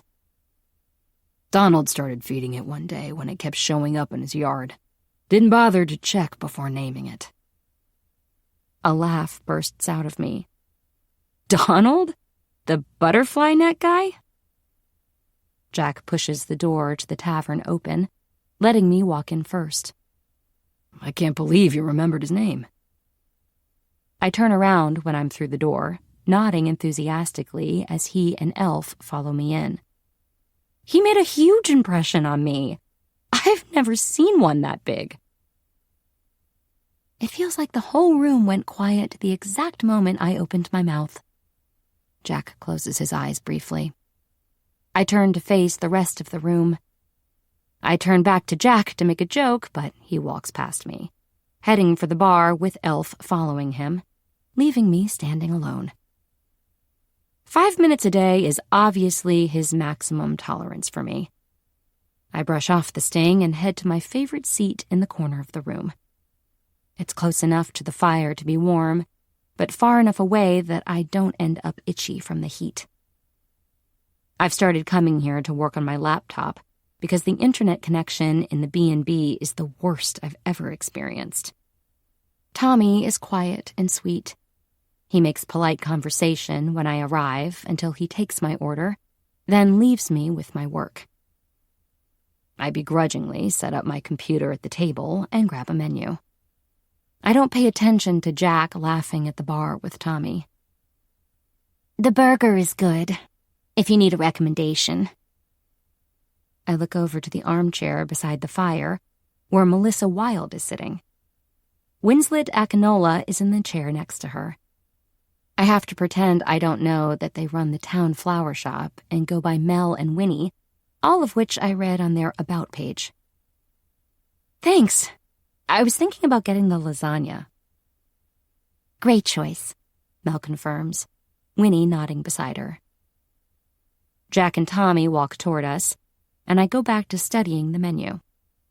Jack fills the empty seat in front of the fire next to Mel, and Elf lies at his feet. Tommy stops at my table and leans against the back of the chair opposite me. He nods at my laptop. Do you ever stop working? What's gonna fuel you tonight? Lasagna and a still water, please. I'm harassing every contact I have for toy drive donations. I know a lot of people. I'm not kidding. It took me 15 minutes to email all the people in Dove's list, and 20 minutes to make a list of my own. Nobody is safe, and I won't be taking no for an answer. Can't you just raid your attic at home? Bet you have more toys up there than anyone. I just laugh, because how can I explain that my mom threw that stuff out the second we outgrew playing with it? Max played with his stuff on a rotation, so nothing caught her attention. I think my mom and dad still have my Clara doll in their garage, Melissa says, laughing. I was literally the coolest kid in school when I got one for my birthday. I wanted one so bad, Winnie says, pouting. I don't think that's what I should write on my sticky note under her name. My dad used to tell me they were always sold out, but now I'm realizing he was probably lying. Did your sister have one? Jack sips his drink quickly, so I almost miss that he nods. It's so cool that you have a doll named after you. Was it a surprise, or did you know? You must have been a little girl, right? Mel asks. She seems to be genuinely interested, but it feels borderline illegal not only to be talking about Davenport in Fraser Falls, but to be doing it in front of Jack. She's called Clara because I designed her. My grandpa looked after me and my brother a lot when we were kids, and my dad was trying to scale up the business he'd inherited. Grandpa made me and Max design toys and pitch them. I came up with Clara, and Dad liked her, so they made her. It was the first popular toy we did. Jack instantly sits up a little straighter in his chair. How is it possible that I didn't know this? I lift an eyebrow. Do you have a specific interest in dolls from 20 years ago? He rolls his eyes. I researched every popular doll from the past 50 years when I was working on the prototype for Holly. I read everything about that doll, and nowhere does it say she was designed by Clara Davenport. I feel defensiveness prodding me in the center of my chest. I was 10, Jack. You aren't credited anywhere. I was 10, I repeat. I hardly even remember it. I probably drew it in crayon. Not quite the truth, but Jack's sudden and urgent interest is throwing me off. I remember working on my design pack for the whole week. I used the special pencils I'd received for my birthday to make sure everything was as tidy as possible. My mom thought my grandpa's childcare techniques were giving me an unattractive competitive streak, but Grandpa loved it. He said it would give me all the life skills I needed. Not sure which of them is supposed to be useful right now, though. Jack's still staring at me, his brown eyes lost somewhere not quite here. He blinks slowly. You're their first victim. My heart slams into my chest. Excuse me? They stole your design and didn't credit you, Clara. You're their victim just as much as we are. Of course they knew they'd get away with doing it to us. They've been doing it for 20 years. All the blood in my body rushes to my cheeks. My face feels like it's on fire. The skin on my chest begins to itch. Mel, Winnie, and Tommy are frozen in place. You're so far off. Dude, Tommy says, standing up straight. He's shooting his best friend a look of disbelief. Come on. It's the truth, Jack says. Jack, Winnie says quietly, staring at her feet. I suddenly feel very far from home. I think I'll put that lasagna on hold. My computer snaps as it shuts from the accidental heaviness of my hand. Lunch tomorrow, maybe, I mutter as I push my things back into my purse. Tomorrow, Tommy says, his voice gentle. See you, Clara. There are gentle murmurs of bye behind me as I head toward the door. I hear Tommy snap, "Sit down," behind me, but I don't turn around to investigate.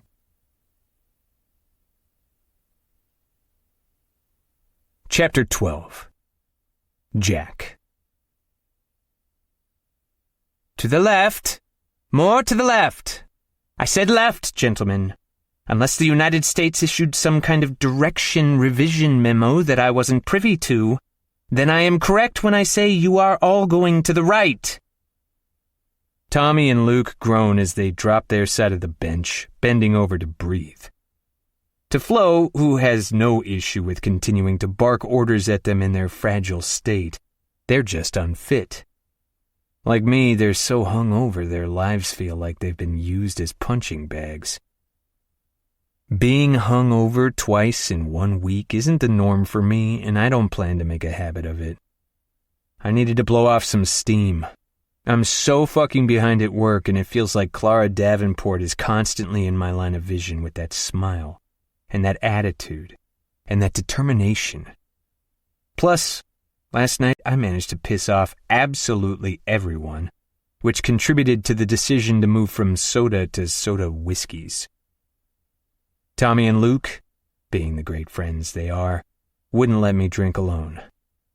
Flo doesn't care that we're feeling delicate.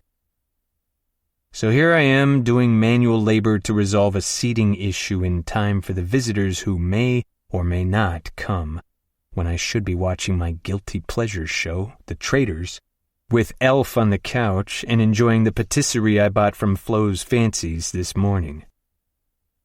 It was venturing into Flo's this morning that landed me, and by extension Tommy and Luke, with the task. My own fault, admittedly, because I clearly looked too free and too eager to be bossed around today. I wouldn't be so pissed if I hadn't had the benches ready to go for 3 weeks, and it was Flo who couldn't find the time to supervise. The whole town has bought into Flo's European Christmas dream, which means saying no isn't an option. We're expecting the town to start to get busier right after Thanksgiving on Small Business Saturday. Everyone has put in effort to improve the town. I even heard Arthur say they're going to start caroling this year. "Is there a reason we have paused, gentlemen?" Flo yells from 15 feet away. "Because I'm gonna throw up," Luke mutters. "What was that?" Flo says, continuing to yell. The yelling has really helped the whole hangover situation. Just as I get my focus back, a blacked-out SUV turns in front of the gazebo and stops in front of Maggie's. The engine shuts off, but nobody gets out. "Who's that?" Tommy wonders, nodding toward the parked car. "How the hell am I supposed to know?" I say. But deep down I know. I blame Tommy's witch for the connection I seem to have with this woman. Flo claps her hands at us impatiently. "For goodness sake, it's probably Clara Davenport. Now can the three of you stop moving in slow motion and get back to work?" "Whose car is that?" I ask, unable to get a better look. "I suspect it's the young gentleman who picked her up this afternoon. I thought she might be giving up and leaving, but Maggie said she'd be back, and here she is." Did I upset her so much last night I sent her to another guy for comfort? Why does the idea of that bother me so much? Maybe it's because I genuinely didn't mean to upset her last night, and I know I did. Not only because of how she reacted, but because every one of my friends told me so right after she left. Repeatedly. God, I have too much on my plate to spend this much time thinking about one woman. It's irritating to let one single person pull so much focus in my day. I wish she'd give up and leave, I mutter. I'm sick of seeing her everywhere.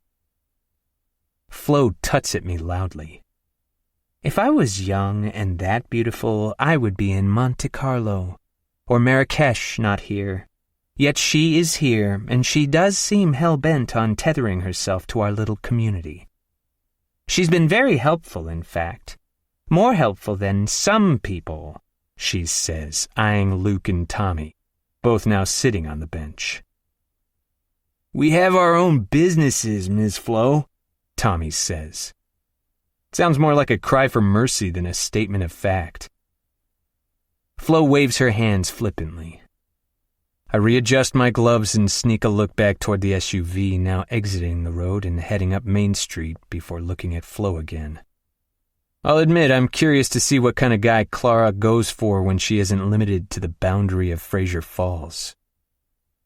"Why don't you care about her being here? You said Davenport was corrupt. You're the one who made the video about them." Oh, Jack, I support your vendetta against that company, but I cannot support your vendetta against that woman.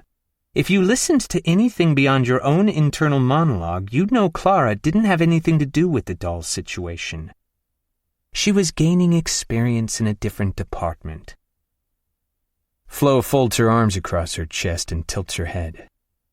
You are more likely to find corporate greed wearing a suit and tie than designer pumps. You would do well to remember that when you're upsetting people who are here to help. I don't have a vendetta against her. She raises an eyebrow at me. And are you suggesting that she can't be corrupt because she's a woman? That doesn't make her trustworthy. Tommy and Luke are notably quiet. Flo tuts at me again, probably for the millionth time in my life. You're a ridiculously stubborn man. Have I told you that? Women are capable of all things. Should a woman put her mind to it, she can excel beyond men in anything she sets her heart on. Corruption included. I interlocked my fingers on the top of my head, regretting saying a word. Now, I don't think young Miss Davenport has set her heart on being a supervillain, do you? I've never seen the Joker organizing toy drives and painting nativity sets, have you? I want to roll my eyes at her so badly. I would never, but the urge is throbbing behind my eyelids. I don't think we know young Miss Davenport enough to speak on what her genuine intentions might be. Do you really think she would repeatedly bring herself here to be grunted at by you if she was the corporate menace you seem to think she is? Davenport may be suffering in the court of public opinion, but they're unlikely to be suffering at the bank, which is what they care about. It's highly unlikely that woman needs to be here, and I believe she is in fact choosing to be here to try to make amends with the town. What lie did she offer you to buy your forgiveness? I see Flo's expression change into something nobody would want to see. Do you think so little of my intelligence that you believe I could be led up the garden path by a pretty face and very nice hair, Jack Kelly? Does the fact I have conversed with many experienced business people and lived all over the world mean so little to you that you think I'm a prime target to be the victim of an elaborate manipulation? Flo was a flight attendant out of Boston in her younger years and ended up meeting and marrying a French opera singer. She left Fraser Falls for years to live in Paris, then England, and has probably seen more of the world than everyone in this town combined. She came back here every December, her accent and colloquialisms different from the year before, and shared her European life with everyone who would listen. I know I won't win this argument. Not because she's right when she says she's met experienced business people or lived all over the world, but because this woman is the most stubborn person I know.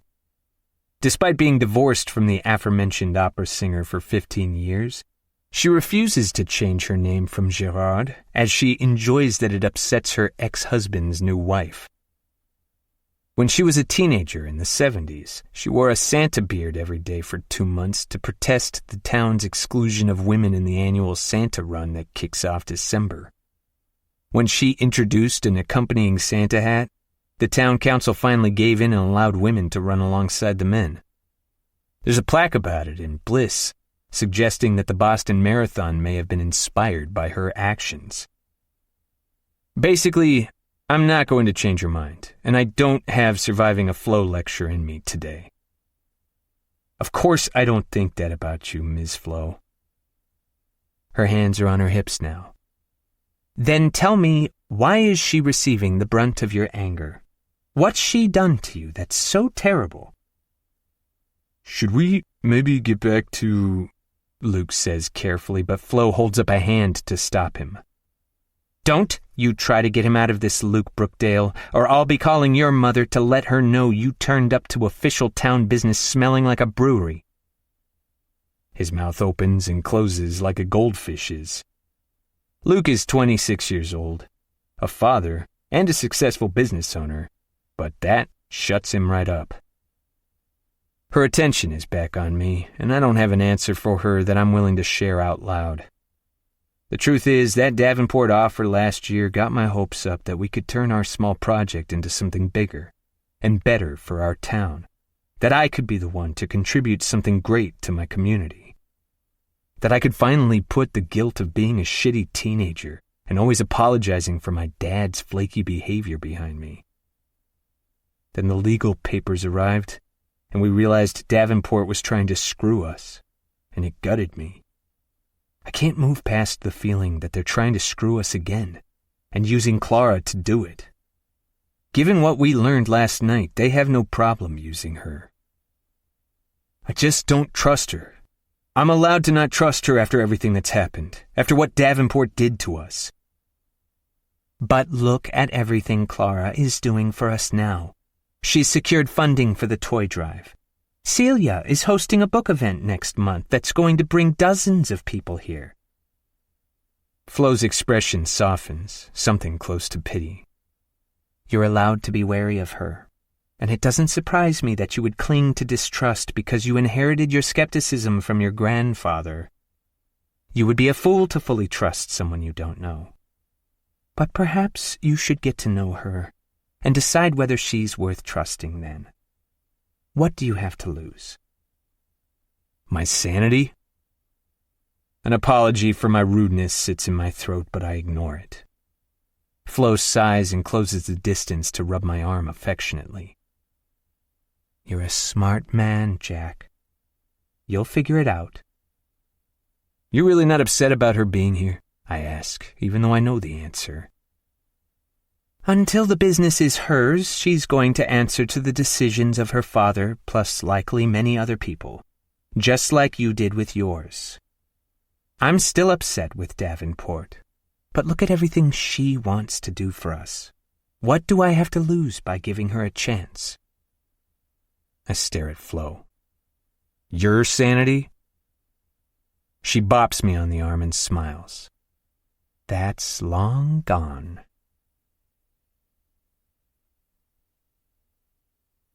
Chapter 13. Jack.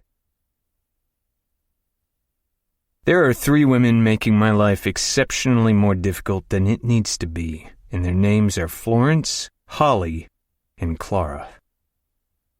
I don't think why Flo is making my life difficult needs a lengthy explanation, but the other 2 have me exhausted. Ever since the Davenport videos went viral, I've had a surge of orders, and I'm so behind it makes me feel sick. Everyone else is keeping up their side of the work. The outfits are ready, the boxes are here waiting to be filled. The books are printed, and I have almost all of the toys prepared thanks to the weeks of prep work we did in the summer. But because I'm so behind with shipping, I've had to temporarily pause taking orders, which means I'm limiting the income from my neighbors, which means I'm a massive dick. I should be focusing on that. I'm here on a Sunday morning looking at the stacked boxes in the corner of my workshop, while I drink my coffee trying to hype myself up to make some progress. Instead, I'm drawn to laughter on the other side of the door to the shop floor, which leads me to the final lady making things hard for me, Clara. Despite disappearing out of town and not turning up to the tavern to work like she usually does, yesterday morning Clara Davenport was up a ladder outside of my store helping fix the wind-tangled lights decorating Main Street.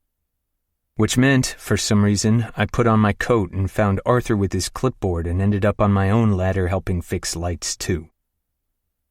Joe and Elf watched me through the store window, probably questioning what the fuck I was doing, just like I was. When I got back, cold and confused about why the hell I'd done it, Joe asked me if he could tell people he's the store manager now since I keep leaving him in charge to do town business. It was a hard no. It feels like I'm spending all my time watching the Clara show, and I hate it. I preferred it when I thought she was a figment of my imagination. I don't have time to be so distracted by her pretty laugh and shiny hair charming the people I've known my entire life. I know I still owe her an apology for the victim thing, but she hasn't stood still long enough for me to be able to talk to her. She's everywhere and nowhere all at once, and I feel like I'm losing my mind. I want to get her on her own. Hell, I'd accept her crashing into me at this point. If she wanted to pull me on top of her again, I think I'd cope with that too. Sometimes I think that's exactly what would solve this weird energy between us. Flo thinks I should give Clara a chance. Flo clearly hasn't considered that she doesn't stop moving. I follow the sound of a light melody to the shop floor and find her. I don't hear exactly what she says to Joe, but I swear she says the word nutcracker. I watch his face drop from a wide smile to panic as he mutters something back to her. My feet move a little quicker. She spots me crossing the room and holds up her hands in surrender. Don't yell. I'll get out of your hair before it starts receding from the stress of being in the same room as me. I wasn't going to, I say as she turns on her heel and walks herself out of the store. My hand goes to my hairline. Joe clears his throat into his fist, trying to hide a laugh. Little shit. What did she want? She was asking about the woods, boss, Joe says sheepishly. The woods? I repeat. Yep. What about the woods? She asked where would be the best to go for a walk. I know he's lying to me, but I can't work out what about. Okay. I'm going back to work. Joe nods, and there's something very suspicious about the whole interaction. I brush it off, putting Clara somewhere at the back of my mind, and focus on my current main headache and all her accompanying stories and accessories. Sunday afternoons are quiet, so I let Joe close up the store early so he can get home to do his homework. I stay out back, putting the finishing touches to a set of chairs that need to be shipped to Vermont tomorrow. Each design carved with care and love and every ounce of my concentration. It means no two things are identical. Everything has its own unique difference, practically impossible to identify to an untrained eye. It's not a skill I even wanted to learn.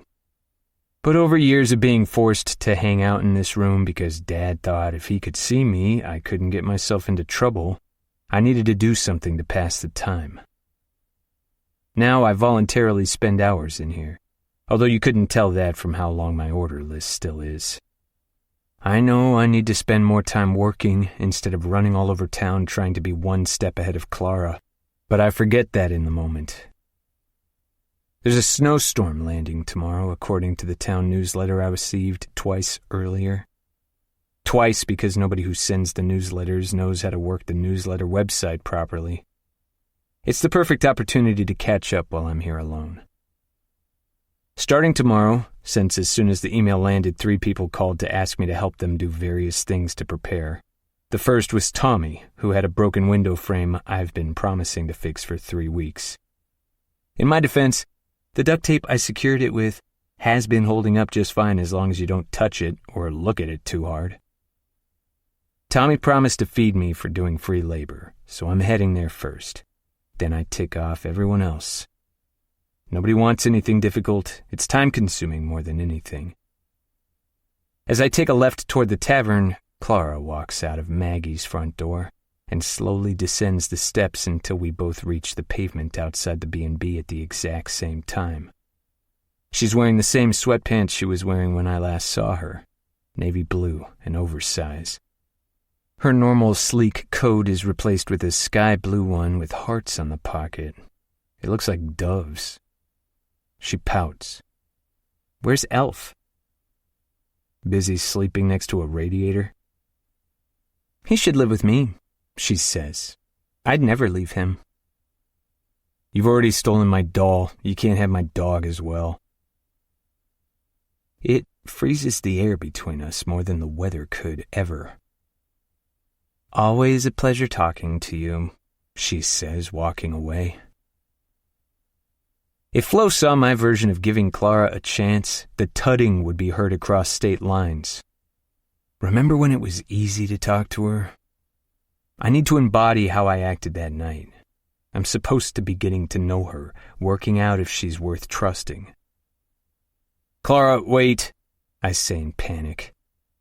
Dove has that jacket, is the only thing I can think to say. She stops and turns to face me. In yellow. She looks down at the puffer, then back at me like I've lost it. I know. We had some time after going through the toy drive inventory, so she took me to the store she bought it from. Oh. Why am I suddenly so fucking bad at talking? She's walking away again. Where are you heading in the dark? You know a storm is coming, right? She doesn't stop walking this time, just calls to me over her shoulder. Yeah, I got the newsletter twice. Arthur added me to the distribution list. Fraser Falls is as safe can get, but that doesn't account for people who are likely to get lost out in the dark. Clara doesn't add anything. She just keeps going, and now I'm following her. She's going to call me a serial killer again. I just know it. Does Maggie know where you're heading?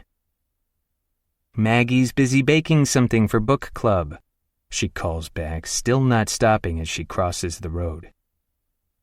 Here she goes again with not standing still for 2 minutes. Falling on top of her is the closest I've gotten to keeping her in one place, probably since she got here. She looks so determined, but I can't help but worry about what that actually means. She's definitely the type of woman who would do something dangerous to prove a point. Clara, wait. Are you heading into the woods for some reason? Is that what you were talking to Joe about earlier? She turns to face me. Her auburn hair is tucked beneath a wool hat. She pokes at the few hanging strands near the rim, pushing them under. Why do you care if I go in the woods? Because I don't want you to get hurt. It's an honest answer, so why does it make me feel so vulnerable to say it? I rub at my jaw awkwardly. Plus, it'd be bad for the town's publicity before the holidays, and I have too much shit to do at work to be roped into joining a search party when you go missing. She smiles. You wouldn't be in the search party. You'd be their #1 suspect. I can't help but laugh. It feels kind of good to be laughing with her again. The frustration I've been feeling eases. Her eyes widen. In surprise, maybe? Something stirs in my chest. I close the distance between us slowly until we're toe-to-toe. You shouldn't go into the woods on your own. It isn't safe, especially in this weather, especially in the dark, I explained gently. What do you even want to do in there? Bury a body? There's something captivating about her smile. I noticed it the first time I met her. She'd lean in like everything was a secret she only wanted to share with me. I get the same feeling when she smiles at me, like I'm the only one she's concentrating on. She hasn't smiled at me much recently. Maybe. Depends how mean you are for the next 60 seconds.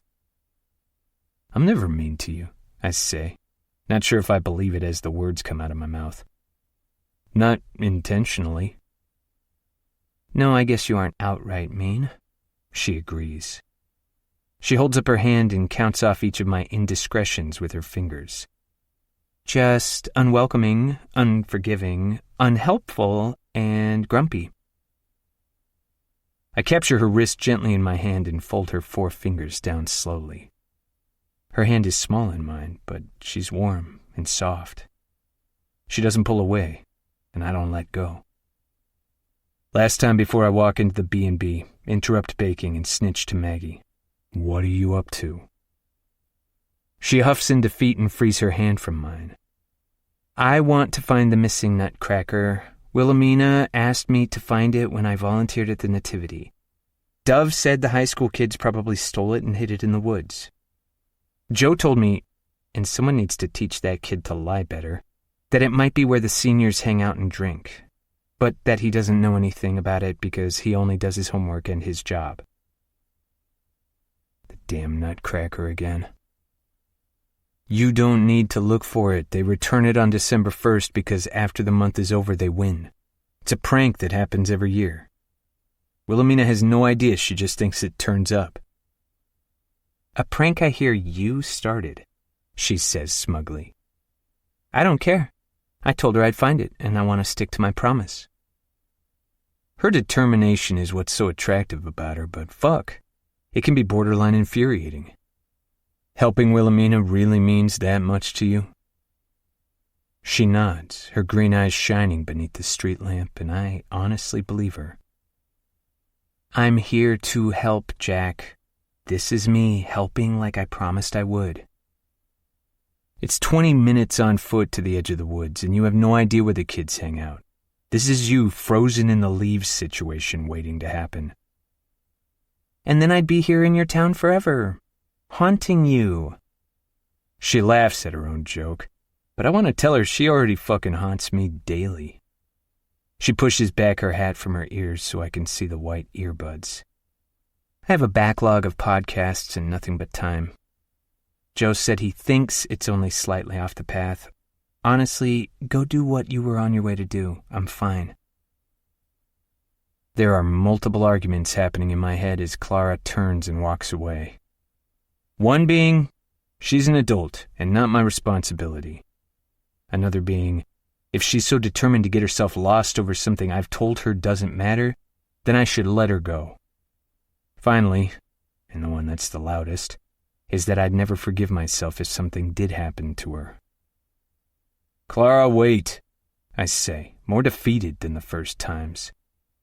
She turns slowly, beginning to look as frustrated as I feel. The path Joe is talking about is from the parking lot. It's too far to walk to, and the ground is too uneven in the dark. I'll drive you. Just let me grab my truck keys. She's quiet. Too quiet. Finally, she walks toward me, closing the short distance we've been talking across. Can I pick the radio station? I raise an eyebrow. No, thank you for helping me, Jack. Hey, you invited yourself. But if we're saying thank you for invitations, thank you for inviting me to town, Jack. I didn't. I really like it here, she says, interrupting. She sounds like she really means it. Come on, I say, nodding back the way I came. You can pet Elf while I grab my keys, but if he knocks you over with excitement, I'm not helping you up. I don't like that he seems to like you more than he likes me. She beams, and my heart slams against my ribs. There's that not being mean to me thing you were talking about. Chapter 14. Clara. Remind me again why we are doing this? I call out, breathless from trying to keep up with Jack's superior stamina. My words fog in the air between us. Jack is several steps ahead, with the assured strides of a man who has done this 100 times. Meanwhile, I'm shuffling in the leaves, trying to avoid tripping over half-exposed roots and trying not to snap an ankle on the uneven trail. He glances back, his cheeks flushed from the cold. I did attempt to warn you that this wasn't a good idea, but in what is becoming a reoccurring theme, you didn't listen. I step over a gnarled root and immediately stumble. I manage to catch myself on a tree trunk just in time to stop me from face-planting into a patch of mud. Helpfulness waits for no one, I mutter, brushing moss from my hands. I'm not sure how helpful you'll be to anyone if you get seriously injured out here, Jack replies, shining his flashlight at the ground in front of my feet. And stop shining your light at my head. I'd like to be able to see when I check that you haven't fallen over. It's a safety measure so you can't land on top of me if I fall down, I tease. You wish, he grumbles in response. Something hot sparks below my belly button. Wouldn't you like to know? The woods swallow the quiet groan he lets out.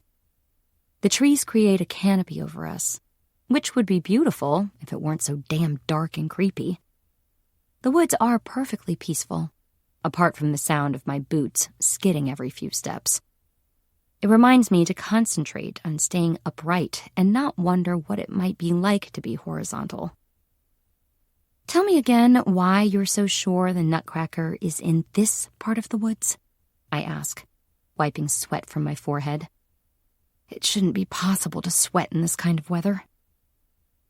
Not many places to be a rebellious teenager in a town like this, which means there aren't many places to hide things. Stealing the Nutcracker is a beloved Fraser Falls High tradition. One you're fucking up, I should point out. Sorry for ruining your legacy, but I'm more concerned about my own. I want to make Wilhelmina happy by finding it. I don't want a stolen prop to be my legacy, Clara. I was young and acting out, and it became a thing accidentally. I'm just saying, don't be surprised if you get pelted with snowballs walking through town by pissed-off teenagers.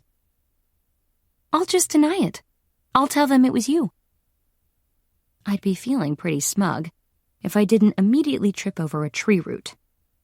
Jack catches my elbow and keeps me upright, hardly even breaking his stride. There's something sexy about being outdoors with someone who actively wants to keep you safe, I realize. I mutter a quiet thank you and focus on my feet and not him. They've gotten lazy. We didn't always hide him in the woods. One year, we tied him to the water tower and nobody noticed. Flo wasn't here that winter. Otherwise, we wouldn't have gotten away with it. I think I'd have liked to see that. Jack digs his hands deep in his pockets. It was awesome when I was 14. Probably crap my pants if I tried to climb that tower now. Danger feels like fun when you're young, I guess. I'm successfully keeping up with him, but too scared to point it out in case the woods decide to humble me. Can I ask you a question? I say. I suspect you're going to anyway. Have you ever thought about leaving Fraser Falls? I'm just curious if you've ever thought about starting somewhere new. There's so much to love about this place, and I'm trying to work out if I'm looking at it through rose-tinted glasses as an outsider. He doesn't answer right away, and for a moment I think maybe he won't. Maybe I'm prying. Then he exhales, slow and deliberate. Maybe, once or twice, when I was a teenager. Sometimes anything else feels better than home, and I'm sure I had visions of myself in Chicago or somewhere cool. Knew I'd never make it there deep down. Not New York? My flashlight is pointing at the correct angle to catch the way he grimaces. Oof, not New York. We reach a fallen tree on the path, and Jack holds out his left hand as he easily steps one foot over it. I take it, and his other settles at the bottom of my back, keeping me steady while I put one foot on the trunk and step over it. Jack's still holding me when he brings his other leg over, only letting go when we're ready to walk again. I like knowing who my neighbors are, what they like, what they stand for. Hey, I protest. I know who my neighbors are. Mr. 80s Perm lives on my right. He likes to play Phil Collins late at night, and he gets more takeout deliveries than I do. I thought Mrs. Upstairs was dead at one point, because she's old as hell, and I hadn't seen her in weeks. But it turns out she just got really into Netflix. And Ms. Won the apartment in the divorce lives on my left. She never acknowledges me, but I think she runs a pyramid scheme, so that's probably for the best. I'm impressionable. Jack snorts. Sure you are. They sound like great neighbors. I haven't even told you about Dave. I don't know if that's his name, but it's what Honor and I call him. So Dave lives opposite me and doesn't wear clothes or close his blinds. If I want naked neighbors, I can get that right here in town, he says. Wouldn't even need to move that far. I almost fall down. Who? I can't tell you that. Classified town secrets. I want to call him a liar, but the way he's trying not to smile, I think he might be telling the truth. It's Arthur, isn't it? It's hard to tell navigating the dark with limited light, but I swear he nods. As a naked neighbor expert, Arthur gives me a vibe. You'll never know. Unless you move into a house with a view of his windows, I guess. He lives next door to Donald. You three could be quite the trio. Is this the part where you tell me Donald caught a naked Arthur in his net? I'm so glad there's nobody around to listen to this conversation. At least, I hope there's nobody around. That's the true crime podcast listener in me. I'm not telling you anything. Like I said, classified town secrets. Oh no, I groan. He stops immediately, grips my arm, and shines his flashlight over me. Hey, what are you doing? You said, oh no. Are you hurt? I lower his hand from where he's pointing light directly into my eyes. Because I got a mental image of Donald catching a naked Arthur in his net, not because I hurt myself. Oh. You care a lot about people, don't you? I ask, squeezing the hand still gripping my arm with mine. He lets go, but doesn't step back. Are you being sarcastic? No. I hold my arms out as if to show the woods. You're giving me an X-ray with a flashlight because I said 2 words. Look where we are. Look what you're doing tonight because you were worried I was going to get myself into trouble. Which you would've, he mutters. And the first night we met, you were fielding calls from people just wanting your input or your help or reassurance. People don't call people who don't care late at night. It was an observation, Jack. I'm observing that you take care of people. It's a very generous thing for a person to do. He's contemplative, letting the quiet roll on as he starts walking again. I sneak a glance at his face, and he's chewing the inside of his cheek until he catches me looking. I guess, he eventually concludes. I don't think of it like that. Have you always been so selfless? Jack laughs so loud it makes me jump, and something rattles the branches. I'm not selfless, Clara. Far from it. A lot of people in this town helped raise me, forgave me when I didn't deserve forgiveness, and kept me from screwing up when I was determined to. I owe them answering their questions and helping them feel better when sometimes it can take hours to get actual repair guys here. I wouldn't want them wasting their money when I can deal with it anyway. It's just not how we live around here. And who takes care of you? Who says I need taking care of? Everyone needs taking care of, Jack, I say. He sighs, something he does a lot of around me. You ask a lot of questions. I smile at him, but he isn't looking at me. Wouldn't want you to get bored. We wouldn't want that, he mumbles, pulling me out of the way of a puddle by my waist before I plunge myself into it. His hands hover there, my skin, which wants to feel his touch, shielded by the padding of my coat. He realizes and pushes his hands into his pockets. Is Holly the first toy you've designed? I ask, thinking maybe talking about work is better suited to his personality. If I say no, will you steal the others? Okay. Naively thinking talking about work is better suited to his personality. Depends if you can get them to go viral. I'm trying to make a joke, but it lands as flat as I'm probably going to on my face during this late-night excursion. Especially because I just upset the guy keeping me upright. That was a poorly worded joke. I'm sorry. I'm just interested in what took you from furniture to kids' toys. Another sigh. I should start a tally. It was a present for Sailor, my goddaughter. Dove isn't into plastic toys, and it got me thinking. It was a passion project that spiraled into something more. That's the best kind of project. When I had finished my doll, I was talking about it to Sailor's dad, Luke, and people started chipping in on how to make her better. Next thing I know, it's a group project. Then neighbors started asking to buy them for their kids and grandkids. So I bought a tiny shipment of stock and thought anything left over could go in my store. Then it went viral. Then it went viral is such a funny end to an amazing journey, I say, trying not to sound like too much of a kiss-ass to a man who wants my lips nowhere near him. Do you think you'll release more? He shrugs.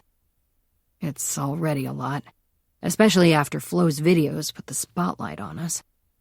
Sometimes it feels like it's shining in my eyes, but she's got these big dreams about town fame and success and an espresso machine that works consistently. So who knows? I might need to keep going to keep up, especially with such ruthless competition. I'm sorry. I mean it when I say it, but I don't think it matters. Don't apologize. I blame myself as much as I blame Davenport, he admits. It's an unexpected show of vulnerability from Jack, and it catches me totally off guard. What? I squeak, my voice high and grating against the quiet. Why do you blame yourself? I should have done more to protect us. Trademarked, copyrighted, patented. I don't fucking know which is the right one, or if it's even possible, but I would if I'd even looked into it. I just got so busy and ended up letting everyone down. It's a community effort, Jack. Anyone could have looked into those things. That's not on you. I want to stop and shake him. This isn't his fault. This is Daryl and countless people at Davenport who pushed the Evie doll through. I'm the one that got everyone's hopes up when Davenport approached us. The guy said they'd help us with legal stuff. Lighten the load were the words he used, and I foolishly believed him. Showed him every step of our process. Showed him all my prototypes. Sent him home with a free doll. He laughs, but it's humorless. Must have thought he'd hit the jackpot. I want to argue for the program I created, that it wasn't what we stand for, but I'm trying to pick my battles, and I don't think me fighting to defend my own project is what Jack needs to hear right now. I grab his arm impulsively, pulling him to a stop. Listen to me. It isn't on you. You've done an amazing thing. You're going to do more amazing things. If you don't believe anything else I ever say, please believe that, because I really mean it. His lips part, and I watch in real time as his face flits between different emotions. It's like a roulette wheel of which one he's going to stop on. I hold my breath in anticipation. I want him to know that I see him and the responsibility he carries on his shoulders. In the end, his mouth closes and he sucks his bottom lip into his mouth. He nods slowly. Thank you for saying that. We walk in silence for a few more paces, and I let the quiet stretch, giving him space. Something snaps in the trees behind us, loud and abrupt, sharp. I freeze, my pulse hammering, and without thinking grab Jack's hand. He glances at me, calm and faintly amused, and squeezes, rubbing his thumb across the back of my knuckles. Hey, you're okay. It isn't a bear. Probably a squirrel. I hold him a little tighter, clinging to the feeling of safety it gives me more than the man. That's what I tell myself anyway. Do squirrels sound like murderers? His thumb draws spirals on my skin, calm and reassuring. Only the very ambitious ones. Sorry. I realize I'm still holding his hand, warm and steady in mine. I let go, suddenly self-conscious. I'm disappointed. I thought this was my big chance to see one of Fraser Falls' famous denim overalls-wearing bears. Another laugh achieved. It's embarrassing how much breaking through Jack's frosty exterior feels like winning. We don't talk for a while, until eventually, Jack veers off the trail and points to a clearing. This is where we usually stash it, but I'm guessing now that apparently the entire town knows where the nutcracker takes his vacation. They've had to start hiding him slightly farther off trail. Stay where you are. I'll go look. Oh, wait, I say, squinting at something between two trees. Is that? It is. Tipped slightly sideways, wedged between two tree trunks, half buried in leaves, stands a life-sized, slightly chipped wooden nutcracker. His mouth is less of a smile and more like a grimace. His eyes are wide with mild alarm. He is old and faded and looks homemade. He's perfect. "I did it," I whisper. Jack scoffs and brushes past me, reaching for the nutcracker's arm to pull him free. "You didn't do anything. In fact, you slowed me down because I was so afraid you'd fall and twist your ankle." I'm too excited to care about his grumbling. "I actually found it!" Without thinking, I launch myself forward and throw my arms around Jack's neck. He catches me easily, holding me above the ground until my nose brushes the side of his neck accidentally, and the realization sets in for both of us. He lowers me slowly, his hands tight against my hips, where the coat doesn't disguise his firm grip. We stand there for a moment, in the cold silence of the forest, breathing with our bodies pressed against each other, and my hands gripping the back of his neck. Jack's eyes travel down to my lips, but he doesn't make the move. I'm scared too, knowing that it could ruin the friendly footing we finally feel like we're reaching together. His hips inch backward. I see a flicker of embarrassment, and that's when I realize what's happening. I'm suddenly very aware of my limbs and take a step back. "Oh, God, sorry. Sorry." He drags his hand down his face. "You're going to keep surprising me, aren't you?" Maybe I should go and hide myself between those two trees and hope Flo hears of me embarrassing myself, takes pity and deletes the videos to make me leave. As flushed as my cheeks are, there's still something powerful about having an effect on him. Trust me, I'm surprising both of us. I let Jack have some alone time while he retrieves our wooden third wheel. Jack shakes his head.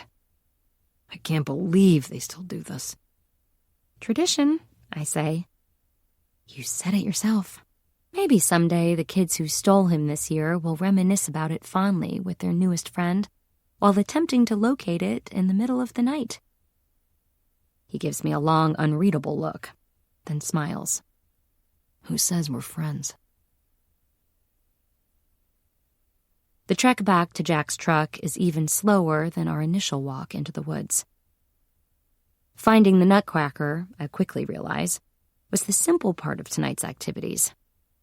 Dragging him back to the car is proving more challenging, since he insists on getting caught on every stray branch and tree root. We haul him back between us like a third, deeply uncooperative band member. Even Jack, who is definitely fitter than me, is slightly out of breath as we reach the parking lot. "Hey, Jack," I say softly as we load the nutcracker into the bed of his truck. "Yeah?" "Thanks for taking me to find this." He nods. "Thanks for not breaking any bones." We ride back to town in silence, the nutcracker bumping off the sides of the truck rhythmically. Jack drives at a crawl along Main Street, so our festive companion stays in his assigned seat and doesn't accidentally get launched through the wild and winslet window. I rest my head on the passenger window and watch the town go by. Fraser Falls isn't shiny or sleek. It doesn't try to impress with scale or spectacle, but it's special, layered. Its roots run deep, and for not the first time since I arrived here, I find myself wondering why anyone would want to leave this place. Beside me, Jack drums his fingers lightly on the steering wheel. He hasn't said anything in a while, but his gaze flicks toward me as he makes the left onto the street that leads to the back of Maggie's. "I meant what I said," I murmur as he pulls up.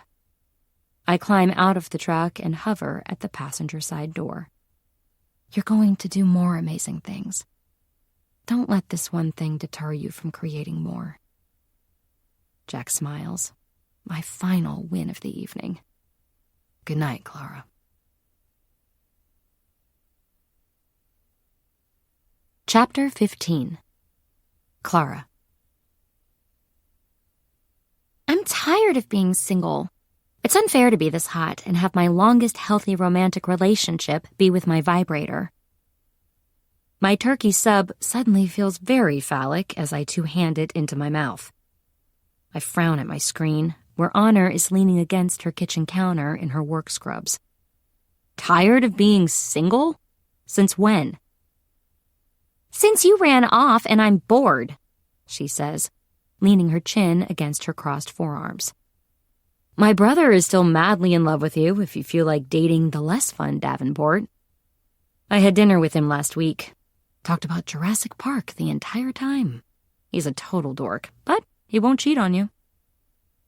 Honor snorts. Jurassic Park? Specifically about whether Dad would open Jurassic Park if he could, even after watching all the movies. It wasn't a conversation about work, so I just let it roll. I was feeling lousy after Jack called me a victim in front of people I hardly know. I wanted to ask Max what he thought, but I was worried it would progress to talking about my promotion. Or lack of promotion, as it could turn out. Your dad totally would if he could make money from it. No doubt about it. But I can't date your brother, Clara. What if it all went wrong? I don't want to make our friendship weird. I scoff. Grow up. I wouldn't care if you potentially dated Max. I'd feel sorry for you. Imagine dating someone that annoying and having my parents as your in-laws. You'd deserve my sympathy. I don't even think I want to date anyone. I think it'd be too weird for Paloma meeting someone new. Plus, Kyle would be a huge dick about it. I just want to be taken out for dinner, then bent over afterward when she's at her dad's place. Is that too much to ask? Definitely not. I refuse to talk about you hypothetically doing that with my brother, but I should point out that Paloma knows Max. Have you considered putting up a flyer? I'm sure you'd find someone real quick, I tease. Honor flips me off. You're less helpful now that you're helping everyone else. Stop being selfish and come home to give me attention so I don't end up having sex with someone I will later start to hate. Or worse, marry into your family. I can't stop it. It's a canon event. Does it help to know I got worked up last night over minimal friendly touching? That's how long it's been since I had sex. I already told Honor about Jack falling on top of me at the Christmas tree farm, which made her laugh for like 5 minutes. I haven't worked up the courage to explain finding an old faded nutcracker made me launch myself at him. I can see the funny side of it when I push past the embarrassment. I didn't start overthinking it until I was back in my room alone. I was still buzzing with excitement and pride at achieving another goal, but as soon as I was greeted with the silence, it fizzled away. It reminded me of every time I walk into my empty place with nobody to tell about my day. Nobody to share my achievements with. It can be lonely. Lonelier than I'd like to admit. That's why it felt so good to have someone with me last night. Someone to share the moment with, even if he was only there to save me from my own lack of coordination. You should take a ride on the Carpenter. Honor's face and voice distort as my laptop freezes. Honor? The banner at the top of my screen tells me my internet connection is weak, and then the screen disappears completely. I want to scream. The internet company sent someone here just this morning, after I complained to them on Maggie's behalf. They replaced the router, and things were so much better for the past few hours. I sent Honor a text letting her know my internet is down, possibly because of the storm, possibly because it's the worst internet provider, and promised to call her back as soon as I can. I'm supposed to be having my check-in call with work this afternoon. They'll definitely think I'm lying if I say a storm knocked out the internet. I'm sure half the office believes I'm on paid vacation already. I finish my sub watching the Wi-Fi icon closely, waiting for the little white curves to appear telling me I'm back online. Nothing happens, and then my lights go out. I open all the blinds to let in as much natural light as possible, which in this climate isn't a lot. Great, I mutter. The storm hasn't even fully landed yet, and it's already being a pain in my ass. I opt to climb into bed for warmth instead of making a nuisance of myself by asking Maggie what's happening, so I'm secretly relieved when there's a knock on the internal door to the rest of the house. Maggie's worried face is on the other side of it. I'm so sorry, Clara, but we've lost power. A tree has probably come down on the power line. That's very common around these parts. The backup generator kicked in, but it's tripped and I can't get it going. This has never happened before. I hate seeing Maggie upset. That's totally okay. Is there anything I can do to help? Do you want me to call someone? My cell is fully charged, and if I stand very near the shower, I get 3 bars of service. You're very sweet, but I've talked to the engineer already. He can't get to us for 2 days. Unfortunately, it means you can't stay here. But we have a contingency plan, and my very generous neighbors have agreed to take in guests. Thanksgiving is only a few days away, so I could theoretically go home early, but I don't even feel close to ready to leave town yet, and the roads might be too dangerous. I feel like I'm really getting somewhere. I'm so visible that people aren't surprised to see me anymore, and I've been so proactively helpful that I'm getting trusted with more and more tasks.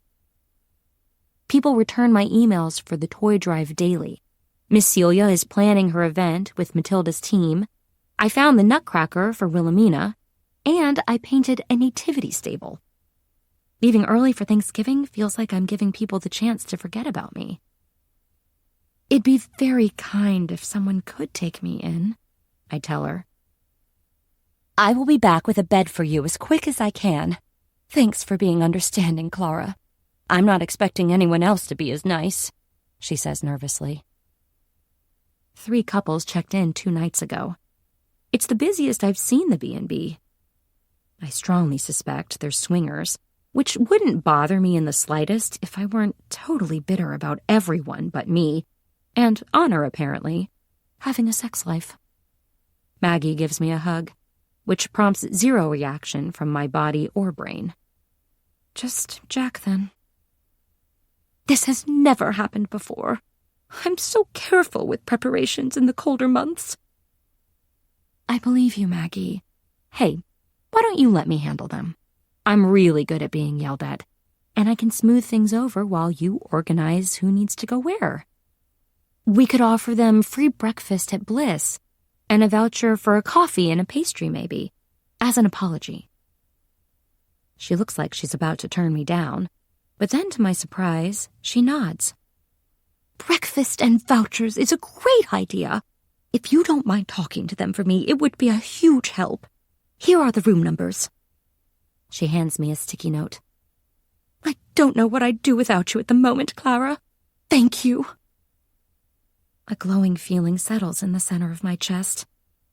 15 minutes later, when I reach reception, Maggie is pacing around the small space with a cell phone decorated in monster stickers to her ear.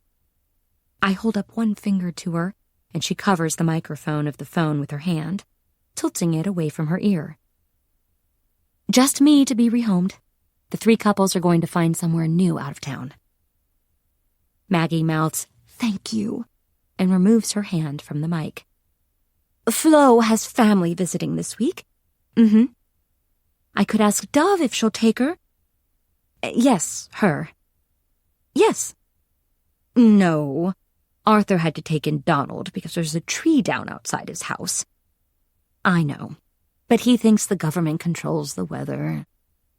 Okay, she'll be over later. It's funny how even only hearing one side of the conversation, you can guess the other side of it. It's also funny to ask a question I'm almost certain I know the answer to. With a tight smile, I watch Maggie hang up. Who am I staying with? Jack said you can stay with him. There's a huge part of me that thinks I can survive here without any power. If I don't share the same space with him for multiple days, then I can't throw myself at him. Staying here and turning into an icicle feels like the only way I can 100% guarantee I don't do that. I can feel the stress radiating from Maggie, so I keep smiling. Great. I'll pack a bag and head over there later. The Hungry Fox Tavern has become my daily safe haven, with its always roaring fire, good food, and excellent Wi-Fi. Tommy mostly sits and reads his Kindle when it's quiet. It's the perfect place to unabashedly email everyone I know, while also delaying heading over to Jack's place. I lazily break off a piece of almond-topped peppermint chocolate bark and pop it in my mouth. Tommy placed the plate to the right of my computer 10 minutes ago. The kitchen is trying different treat options for Christmas, and I've been assigned the role of taster. Mostly because I'm here more than anyone else, but I'm not complaining. Thoughts? Tommy asks, approaching my table. The almond isn't working. It needs crushed candy canes, the way Jesus would have wanted for his birthday month. He sighs. Tommy ordered 10 times his usual almond order by accident, and now he's trying to use them up. Mix some sugar and cinnamon and do candied almonds. You can put them in little jars. Good idea. He looks past me to the window. The snow is really starting to come down. The weather's getting pretty bad out there. I'm going to close up early since no one will be coming in. You ready to face the music? I pin him with a look, then roll my eyes. Tommy bent over laughing when I told him who's taking me in my hour of need. After he stopped laughing, he did say if I end up with the urge to strangle Jack in his sleep, I can snooze in the chair in front of the fire here. I wouldn't be the first person to fall asleep there, apparently. I'm ready. I'll give you a ride. The temptation to run away might be too strong, and Flo will call Jack to find you. Then he'll call me to help the search party, and I have book club tonight. It isn't canceled? I can't think of anything that would convince Miss Celia to rearrange. Zombie apocalypse, maybe, but I'm not certain that'd be enough. I close my computer and cross my arms on top of it. Well, I can't interfere with book club. I promise not to run away. Appreciate it. He puts the strap of my bag over his shoulder and spins his keys around his index finger. I don't want Miss Celia putting a mark against my name for not being there. The second we step outside, I'm assaulted by my own hair whipping into my face over and over until I throw myself into the passenger seat. Tommy cranks the heater all the way up and turns the radio low. I ask him about the book he's reading, and he confesses he hasn't finished yet. Another thing that could earn him a mark from Miss Celia. The drive only takes a couple of minutes.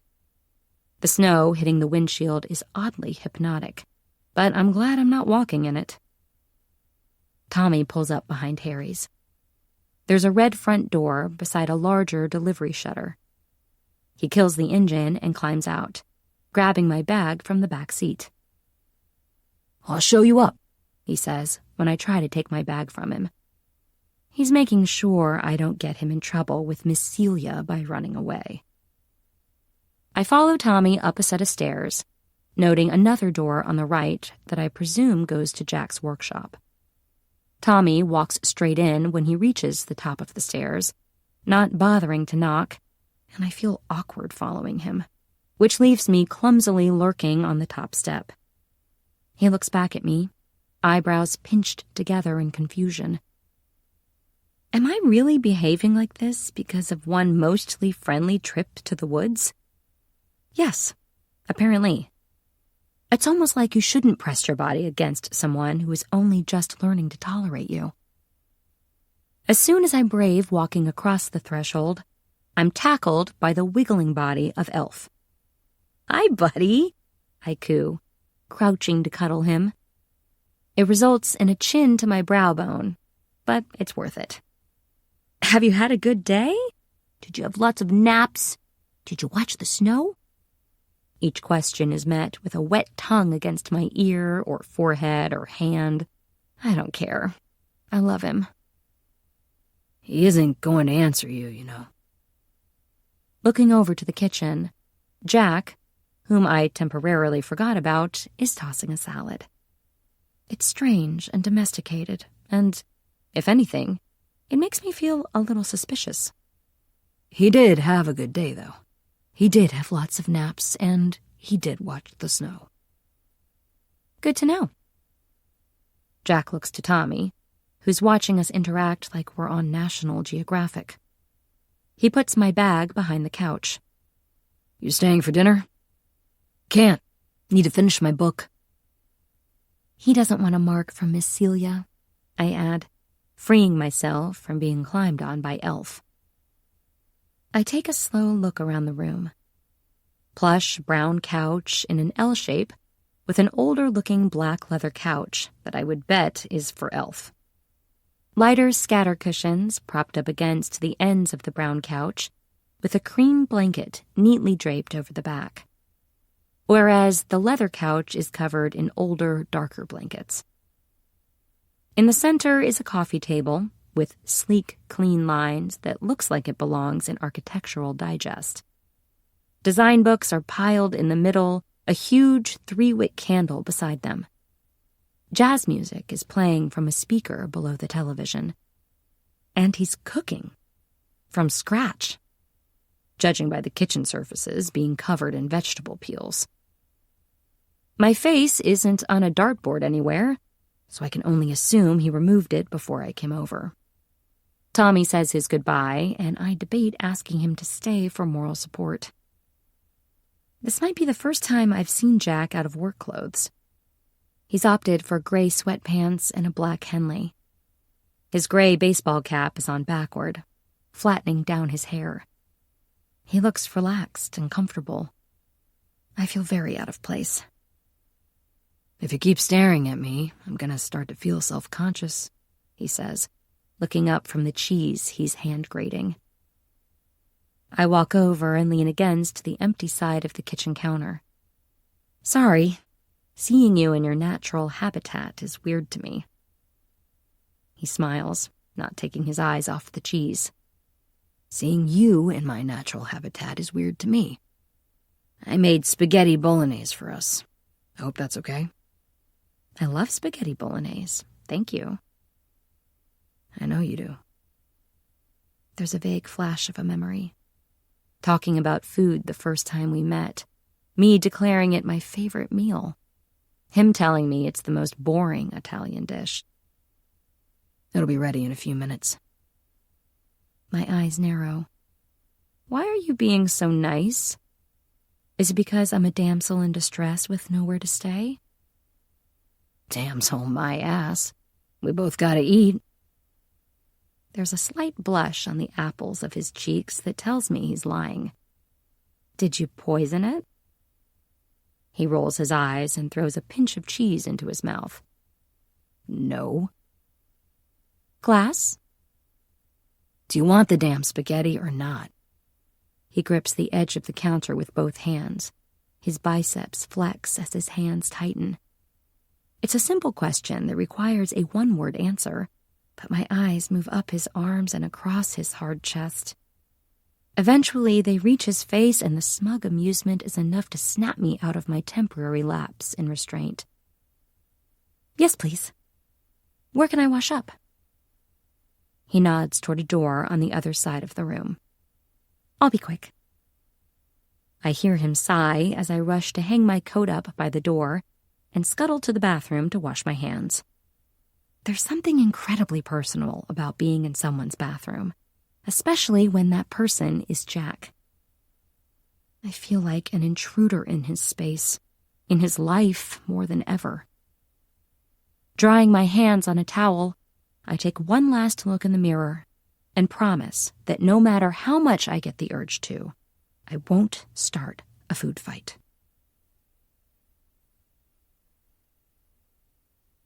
Chapter 16. Clara. This is really, really good, Jack. He mutters a coy thank you and continues to twirl spaghetti around his fork. I've always prided myself on being able to get conversation out of the shyest people. I don't think Jack is shy. I think he's just not used to having a conversation partner during dinner. Have you ever been to Italy? I ask, ignoring the awkward gut feeling that's telling me to stop embarrassing myself. Wait, don't answer that. I know you haven't. Good memory, he says. I'd like to go one day, maybe. It's beautiful, and the food is amazing. I like New York pizza, but Naples is another level. He nods politely, concentrating on his food. He isn't even being rude, but I feel like I'm dragging conversation out of him. Sure, I could just shut up and eat, but who wants that? I think the Yankees are better than the Red Sox. There's a harsh clang as his fork falls from his hand and hits his plate. Fiery lasers practically burst from his eyes as he looks at me in disgust. His jaw is so tight it might shatter. I can almost hear the words he's biting back. I know they're dancing on the tip of his tongue.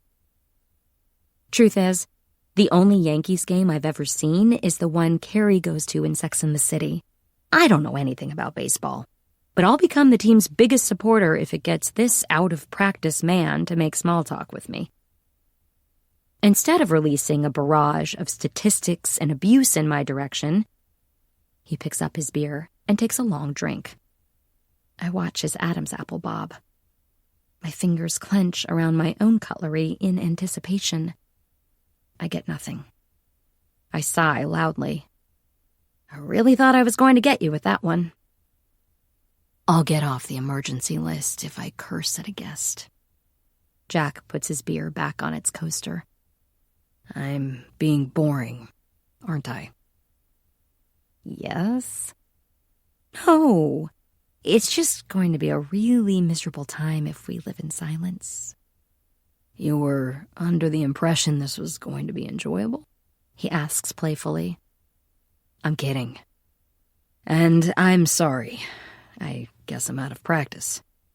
I've lived alone since I was 18, and I can probably count the number of times someone's been over for dinner on 2 hands.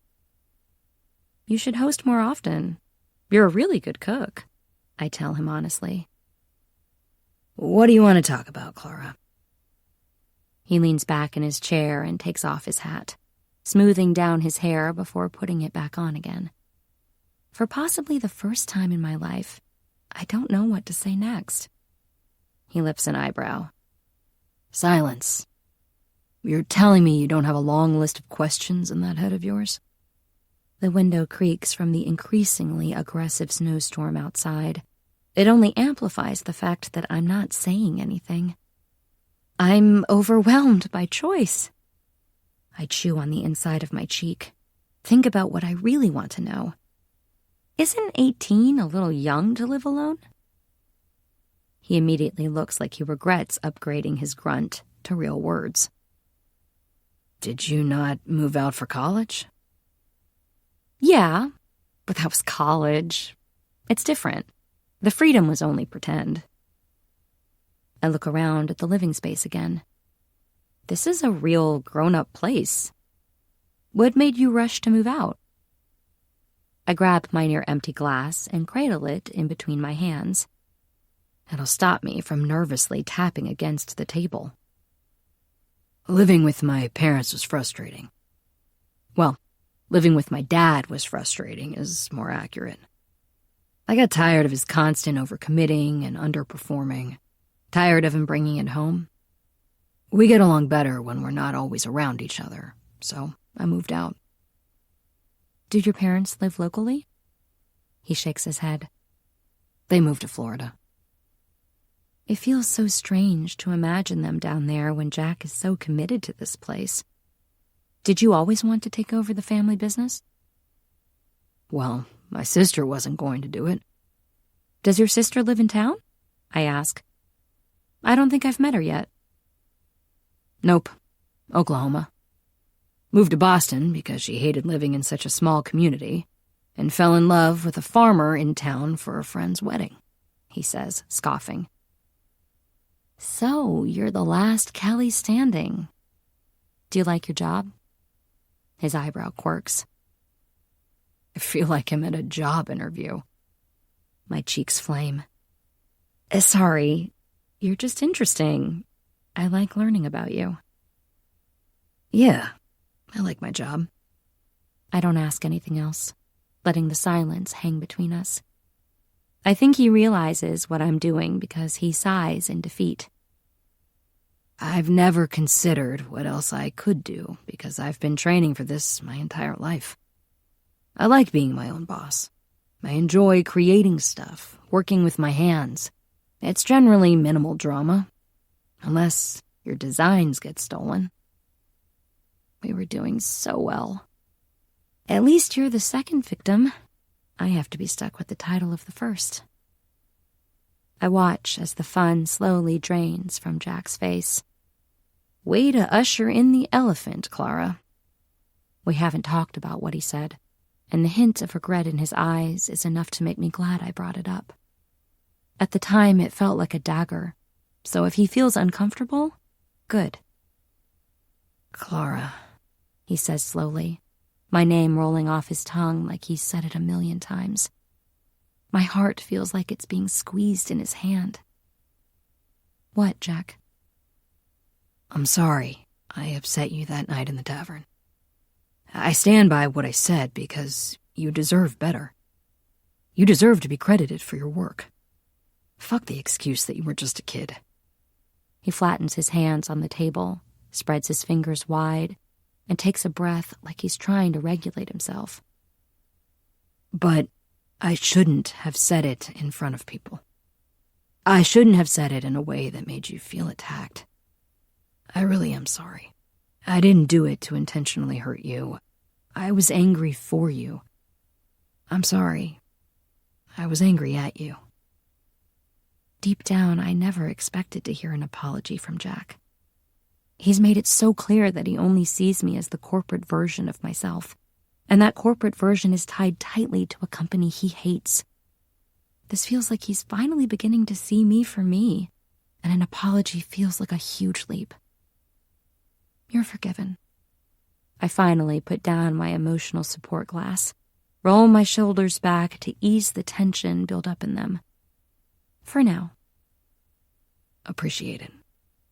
Now, I'd ask you about your job and family, but I hope you can understand that I don't really want to hear about the company. It's the most tactful I've heard him be since I got here. And last time we talked about it, I upset you. So maybe let's set a boundary so that doesn't happen again. I reach down and stroke Elf's head.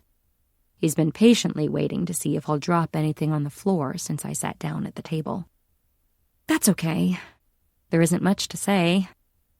My dad will probably hand everything over to my brother anyway, and that's far too depressing a thought to discuss over spaghetti. I prefer asking you questions. There's a ghost of a smirk on his face. Because I'm so good at answering them? You are good when you try. What was Harry like? I walk past your store with his name on it every day to get coffee, and I can't help but wonder. In my head, I imagine him looking like an older version of you. Jack digs in his sweatpants pocket and pulls out his cell phone. He taps and swipes until he hands it over to me. It's a picture of a picture. Young Jack, holding a saw proudly, over half his face covered by safety glasses. Beside him, a man who looks exactly like an older version of the man sitting in front of me, just like I suspected. He was a great man. Kind, patient. He'd do anything for anyone. Nothing was too much hassle for him. He was always there when he promised he'd be. Could fix anything you can imagine, no problem. It amazed me when I was a kid. Sounds like someone I know, I tell him, offering a soft smile. I wish. It was easy to him, as simple as breathing. Never let anything overwhelm him. But he died when I was 13. It was summer, and Arthur's air conditioning unit was broken. Granddad had a heart attack on the way back with the new part. He was sick all summer, back and forth to the hospital. He passed right before school started. Almost 20 years later, and it doesn't look like it's any easier for Jack to talk about. I didn't take it well. My grandpa died when I was 13, too. I'm sorry, Jack. Everyone who says time is a great healer is a big fat liar. It doesn't get easier. It doesn't. You're right. But I handle it much better than I did as a teenager. Jack walks over to the refrigerator and picks up the water jug. He tops up our glasses and puts it on the table. I take a sip. I cut my hair into a pixie cut with kitchen scissors and got my nose pierced. What did you do? Crashed my car into the gazebo, he says flatly. I nearly splashed my water everywhere. At 13? No, my anger just got worse over time. Acting out lasted years. I didn't hit the gazebo on purpose, though. I lost control on ice. It was my first winter with a driver's license. Nobody believed me when I said it was an accident. Flo threatened to send me to military school if I didn't get my shit together. I shouldn't laugh, but I can hear it in my head. I shake the thought away and push off the smile threatening to happen. Can someone who isn't your parent or guardian send you to military school? Thankfully, Jack starts laughing. I didn't trust the military to say no to her. We made it safe and as not ugly as possible while the ground was frozen. Then as soon as spring landed, she had me repair all the damage I caused and put in a ramp for wheelchairs and strollers. What an exciting spring break. Seriously, he says, chuckling. Donald and Pastor Akinola helped me. They both had some experience renovating. The pastor, from repairs he ended up doing himself because of limited church funds. Donald from soundproofing his house so the government can't listen to him. I press my lips together, bouncing the question around in my head. Your dad didn't help you? He said he would, but he got sidetracked doing something for my sister. Flo tore him to shreds when she saw him the following Monday. After that, she was my shadow. Couldn't get away with anything, no matter how hard I tried. So, I stopped trying. Spent more time in the workshop and less time hiding beloved Christmas treasures in the woods. Became a grown-up. I feel like you missed a stage. No wild party boy, early 20s Jack stories to tell? His teeth dig into his bottom lip. His head tilts it to the side as he shrugs. Nope. Fraser Falls isn't a wild party boy kind of place. And my parents decided to retire to Florida pretty suddenly, so I didn't have much time to try it out elsewhere. What about you? Any stories to tell? Tons, but none I'll be sharing with you. I don't want to ruin your perception of me by muddying the angelic impression I've already made. Angelic, he repeats like the word is in a language foreign to him. Sure, Clara. That's what I think you are. It takes us 30 minutes to load the dishwasher and clean up the dinner leftovers in the kitchen. We're slow and careful, dancing around each other in the small kitchen space. I bump into him once. He brushes his arm against mine twice. I wipe down the counters while he takes the trash out. It's worlds away from me collecting takeout from my front doorstep and battling to fit the excessive amount of packaging in my overcomplicated recycling system. I'm putting the seasonings back in the cupboard when Jack returns, brushing snow off his shoulders. His hands are a deep red shade. He rubs them together as he nudges the door closed with his hip. Come here, I say gently, holding my hands out to his. Surprisingly, he does. I take Jack's cold hands between my warm ones. I quickly realize it's doing basically nothing to help him, but he stands in front of me anyway, letting me try. I should have put the oven mitts on you instead. His eyes travel across my face and down to her hands. I prefer this. I clasp his hand, bringing them up to my neck slowly. I press them beneath my ears into my hairline. The contrast of his cold skin on my warm neck stings at first, sending a chill down my spine. I press my hands over his and watch as his eyes flicker down to my lips briefly.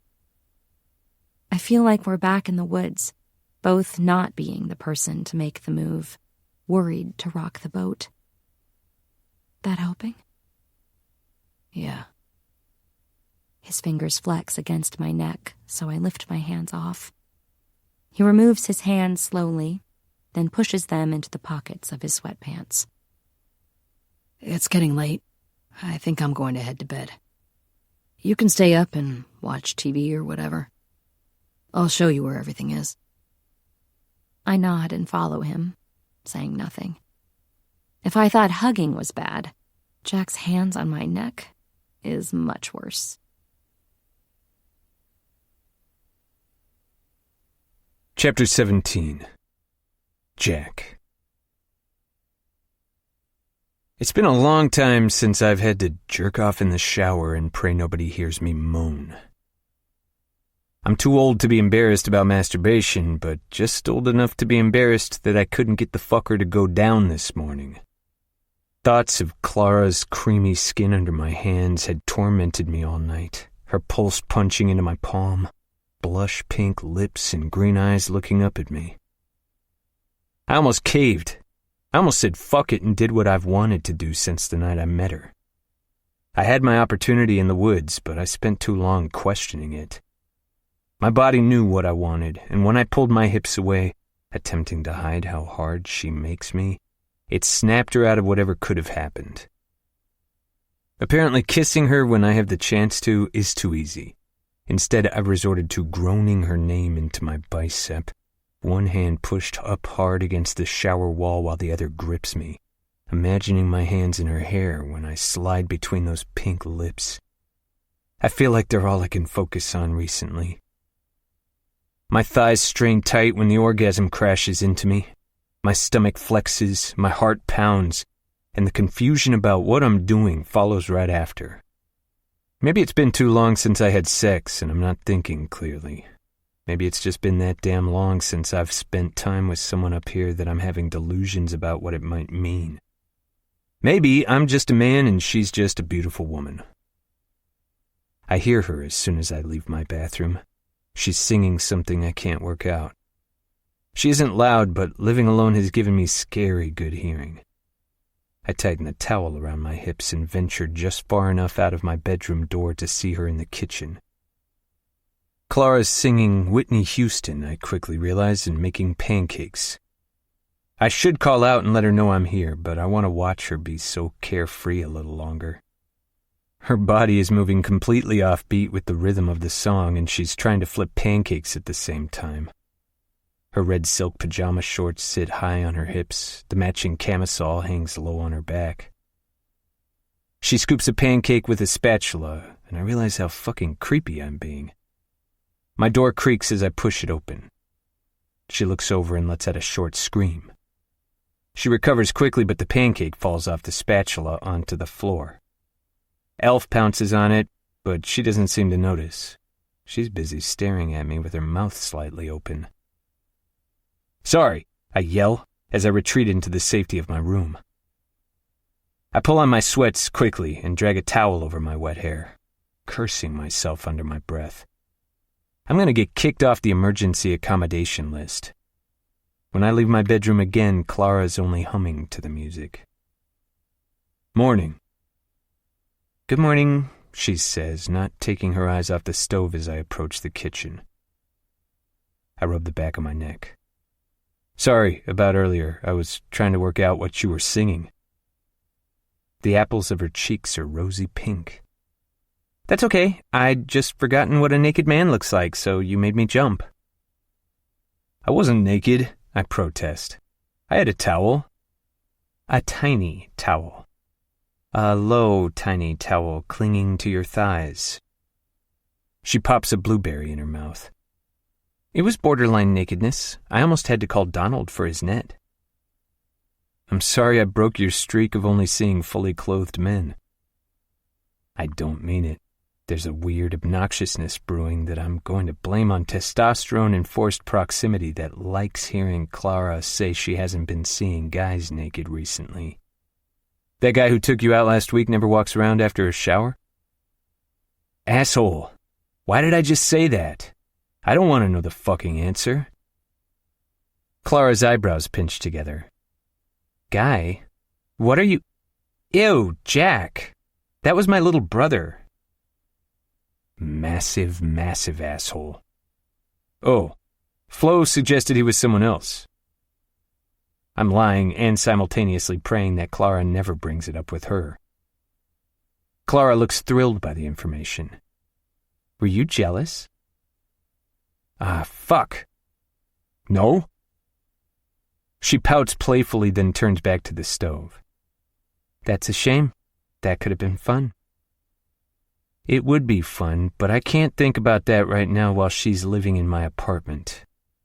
I look across the kitchen worktop at all her efforts. My eyes squint at the pancakes sitting in the now cooling pan.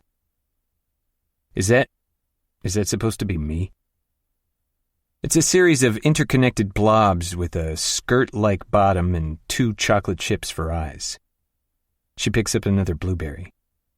Maybe. Wow. I pick up the spatula and tuck it under what I think is supposed to be one of my batter legs. Hey, Clara protests, slapping my hand away lightly. He's mine. She points to the pile of pancakes on the counter. I made you the snowman.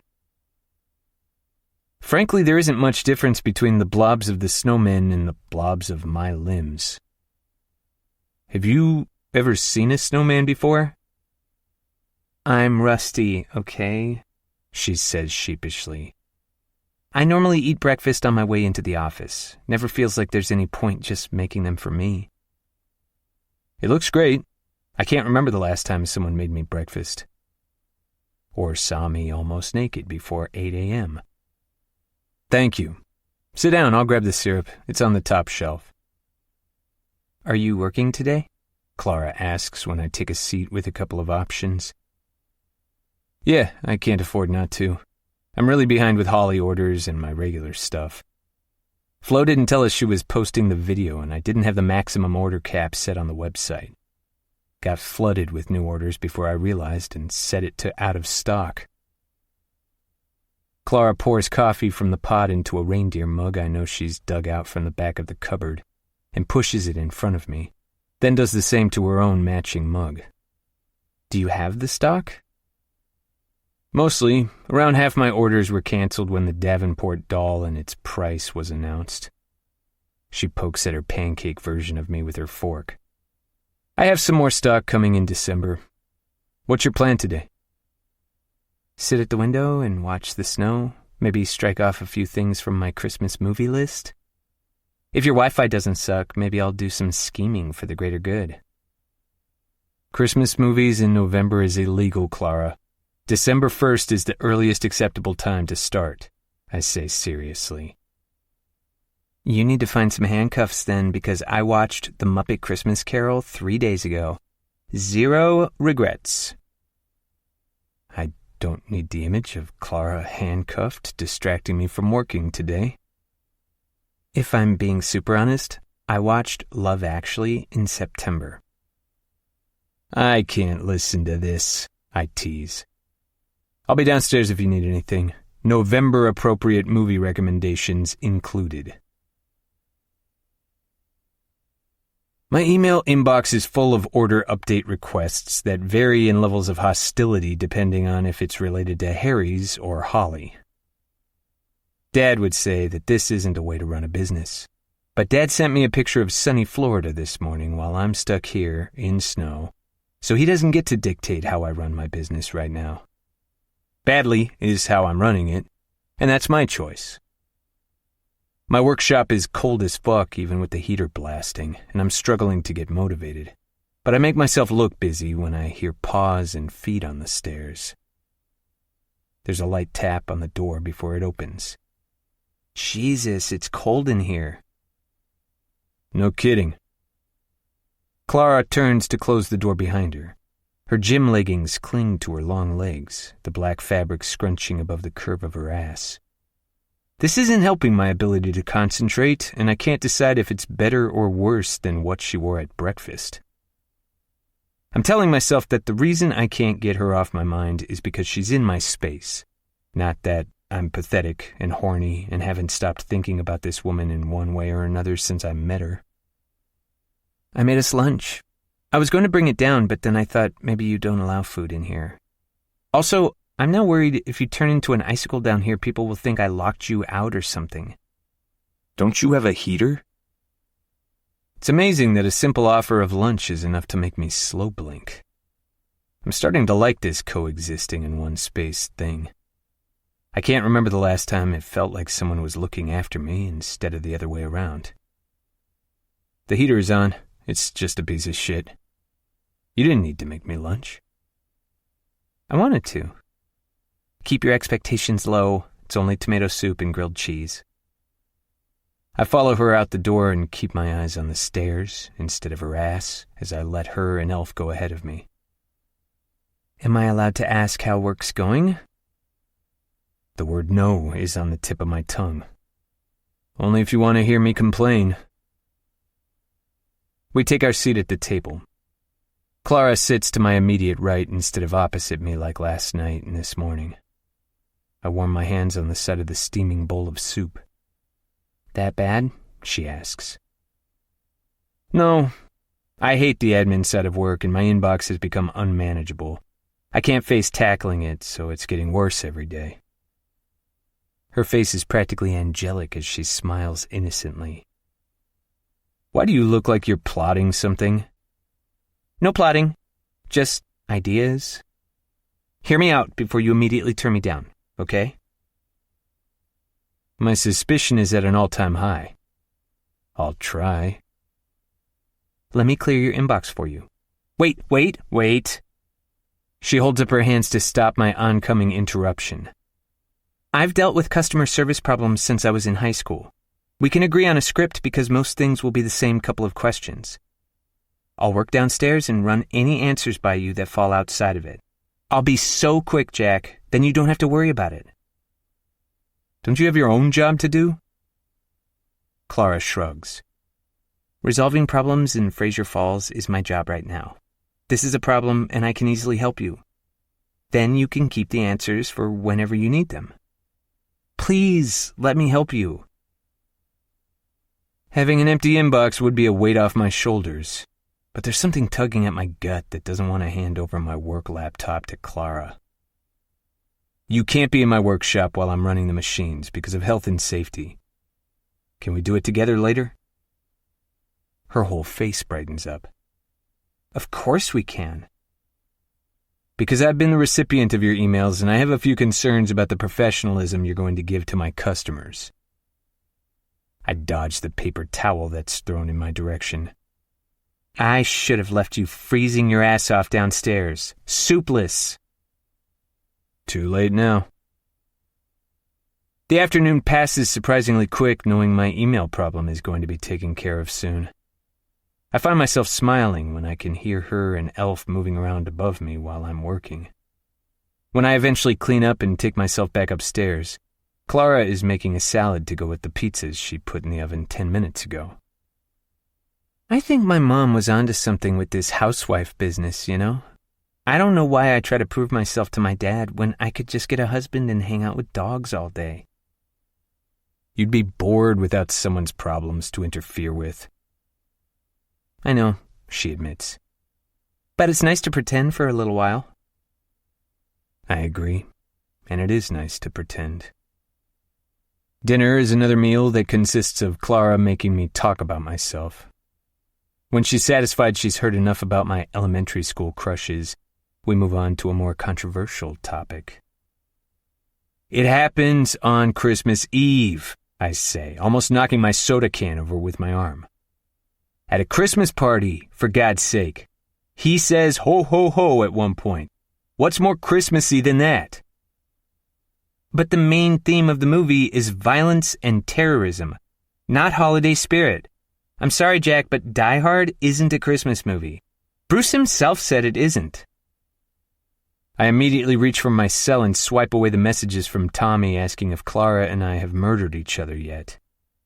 She's wearing the smuggest grin I've ever seen as I furiously type on my phone to find out if Bruce Willis did say that.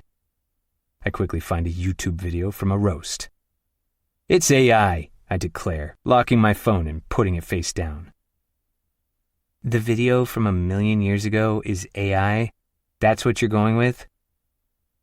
Listen, how about I find us a tub of Ben & Jerry's buried in the back of the freezer and we agreed to just never talk about this again? Clara holds out her hand to shake. Her hands are always so soft and warm compared to mine. Great to do business with you. I stick to my promise and find an unopened tub behind a bag of turkey dinosaurs. Clara's already wrapped in a blanket with Elf loyally tucked into her side when I join them on the couch. She looks alarmingly excited. Are you ready to enter the professional realm of bullshit bingo? The laptop is balanced on Clara's crossed legs. Her foot is pushed up against my thigh, forearm flush with mine. She encases me in the blanket, too, and leans across to tuck it under my leg. Clara said earlier that seeing snow makes her feel cold even though the house is warm. She had a blanket on her in some capacity all day. It's a surprisingly comfortable setup, and the casual touches since we tackled the woods together have felt more and more normal. It feels like the first night we met, a memory that felt distant and unobtainable until recently. Somewhere along the way, the two versions I separated Clara into in my head have merged. Bullshit what? It's a very serious game we started at work to make dealing with complaints more fun. Clara brings up a new screen, a 4x4 board with different statements in each square. Look, this first email is complaining that their order hasn't arrived yet. But if you look at the estimated delivery date on the confirmation email they've forwarded, it isn't due for another 2 weeks. She clicks the pen tool on her bingo board and puts an X through the box that says, no delivery, but it isn't even due yet. This feels like the opposite of good customer service. I watch her long fingers type rapidly against the keyboard. She's apologetic and sincere, promising that it'll be there by the delivery date outlined in the confirmation email, signing off as Holly's customer service team. Clara highlights and copies what she's typed, quickly pasting it into a blank Word document. It's kinder than not responding to it until it's past due. It's not illegal to have fun while working, Grumpy. You happy with this? When I nod, she fires off the email. Okay, next one. Every time the little unread number on the inbox goes down, I breathe a little easier. So many of them are for things that aren't overdue yet, which makes me feel lighter. I make a note of the order number to prioritize as Clara uses the small list of answers she's collected to create the right response. You're good at this, I tell her honestly. The reason I've put it off is because of how long I have to fight the urge to just respond with, it'll be ready when it's ready. I worked in our flagship store when I was in high school. After you get yelled at in person on Christmas Eve for 3 years in a row, responding to emails is easy. An email has never made me cry in a stockroom. Can't relate. I've had a work email make me cry before. Clara's head whips around quickly. Her hair fans out behind her. The smell of her shampoo fills the space between us. Coconut and something sweet. Oh my God, what happened? She closes the laptop and twists to give me her full attention. Her knee meets my hip, the length of her shin pressing against my thigh. Her eyes are big and green, concerned and fully focused on me. I rub the back of my neck, give her a tight smile.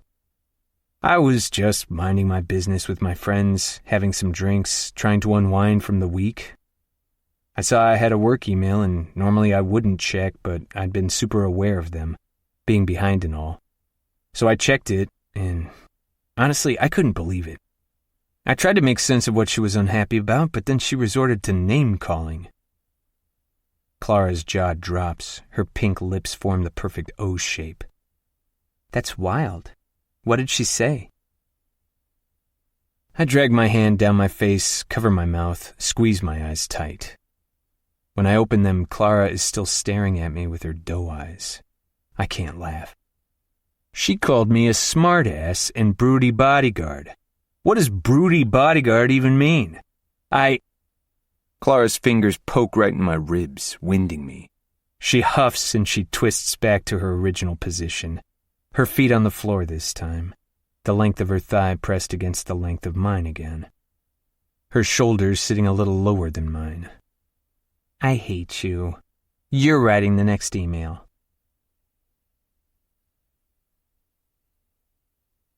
Chapter 18. Jack. Hey, repeat offender. I don't know where the enthusiasm comes from as I point my finger at the email on the screen. Clara's laugh shakes her, vibrating her body against mine in all the warm spots where we're touching. Good eye, Kelly. I'll hit them with a, please accept this email as a confirmation of receipt. Please see our response to your original email for answers to your query. Okay? Sure. I obviously made my anxiety about letting Clara help out clear because she's been checking I'm happy before sending anything. She sends the email and crosses off repeat offender from the board. Just need one email sent from an email address clearly picked in middle school to get a full house. Only 10 emails left. You think we can do it? I've never been more sure of anything in my life. There's something about gamifying a task I hate that's working for me. It might also be doing it with Clara that's helping. Oh my God, Clara squeals. This lady is asking you out. She said she met you when she came into the store and wants to know if you're single. She's 42, soon to be divorced, and a mom of 2 8-year-old twin girls. Why isn't score a date on the bingo board? Very funny. Clara holds the laptop up in front of my face where I see she's not joking. I'm not trying to be anyone's stepdad right now. God, you don't have to adopt the kids to date their mom. She grimaces at herself. I've spent too much time in the tavern recently listening to drunken men talk. My point is, you could date her if you wanted to. I pinch the bridge of my nose. I don't want to, so you can delete it. Next. Clara clicks the trash can icon without saying another word and moves on. It's a disappointingly normal email address, and she boos at the screen. Another 2 emails get responded to without giving us the chance to cross off our final bingo box. When did everyone suddenly get so professional? Where are all the hot chick 1-2-3s? Clara says, clicking into the next email. Another dud.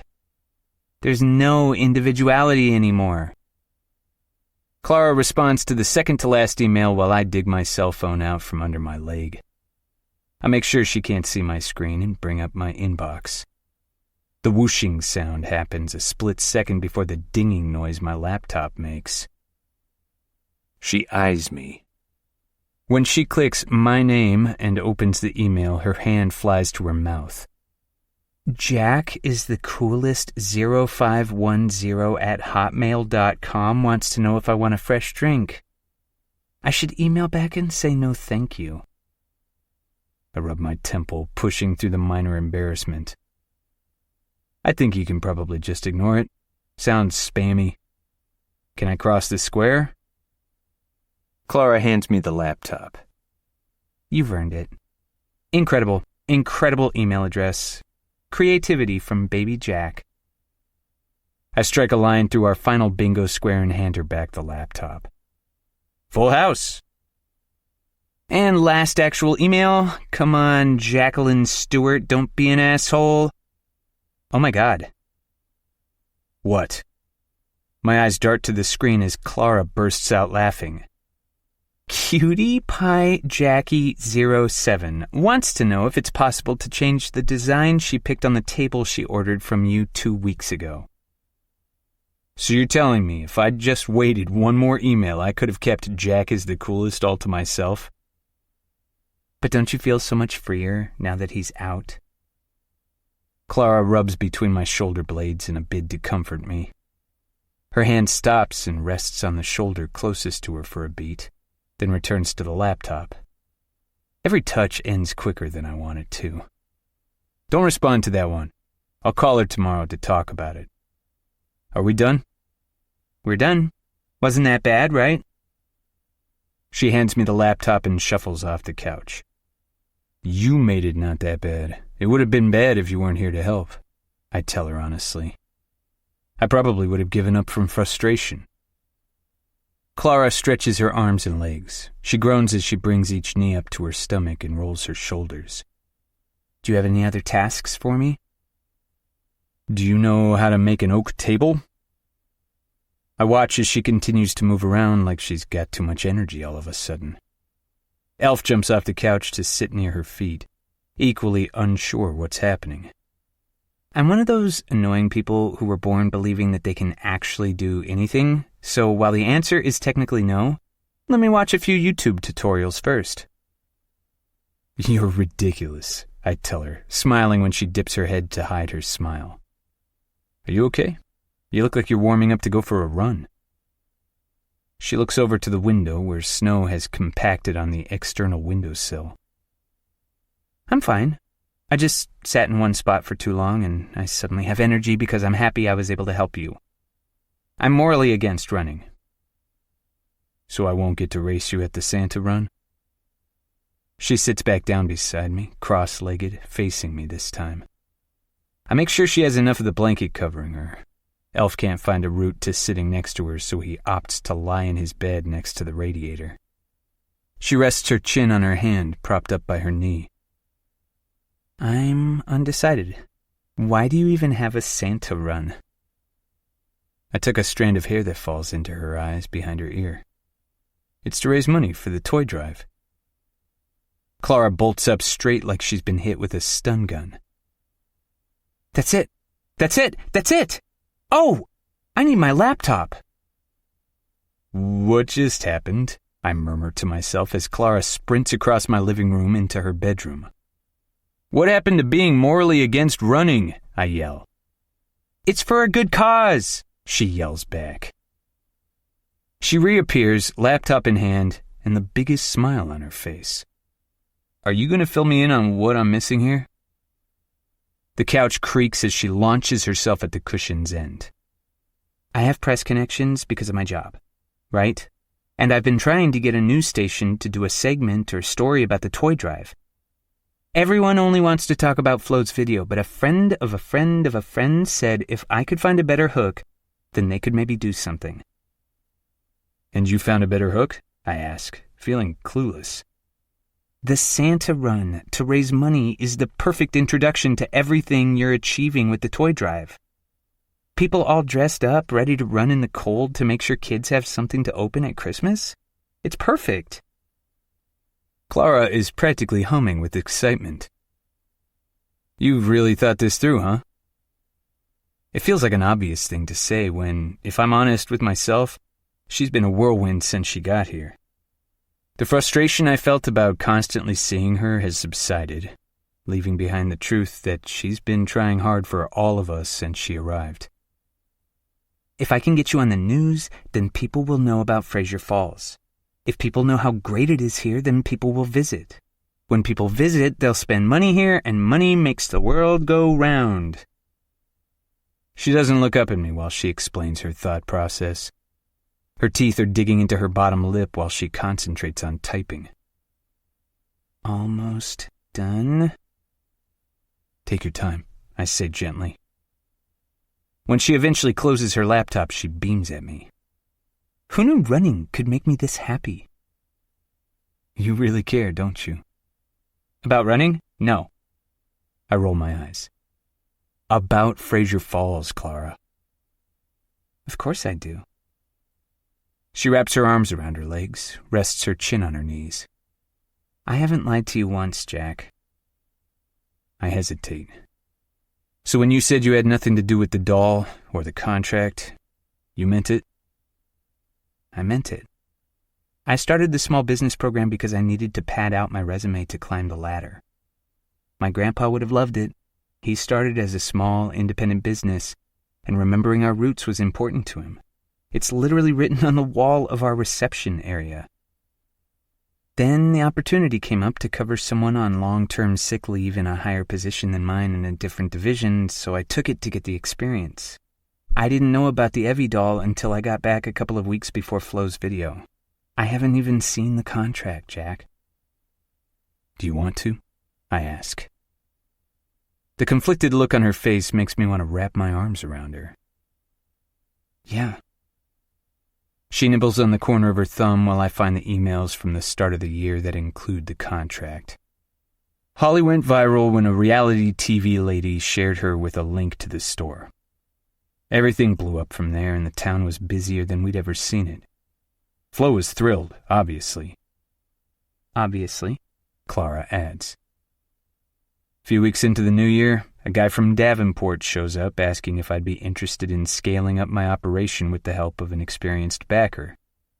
He explained about the small business program and gave me the names of some other companies who participated, encouraged me to look them up.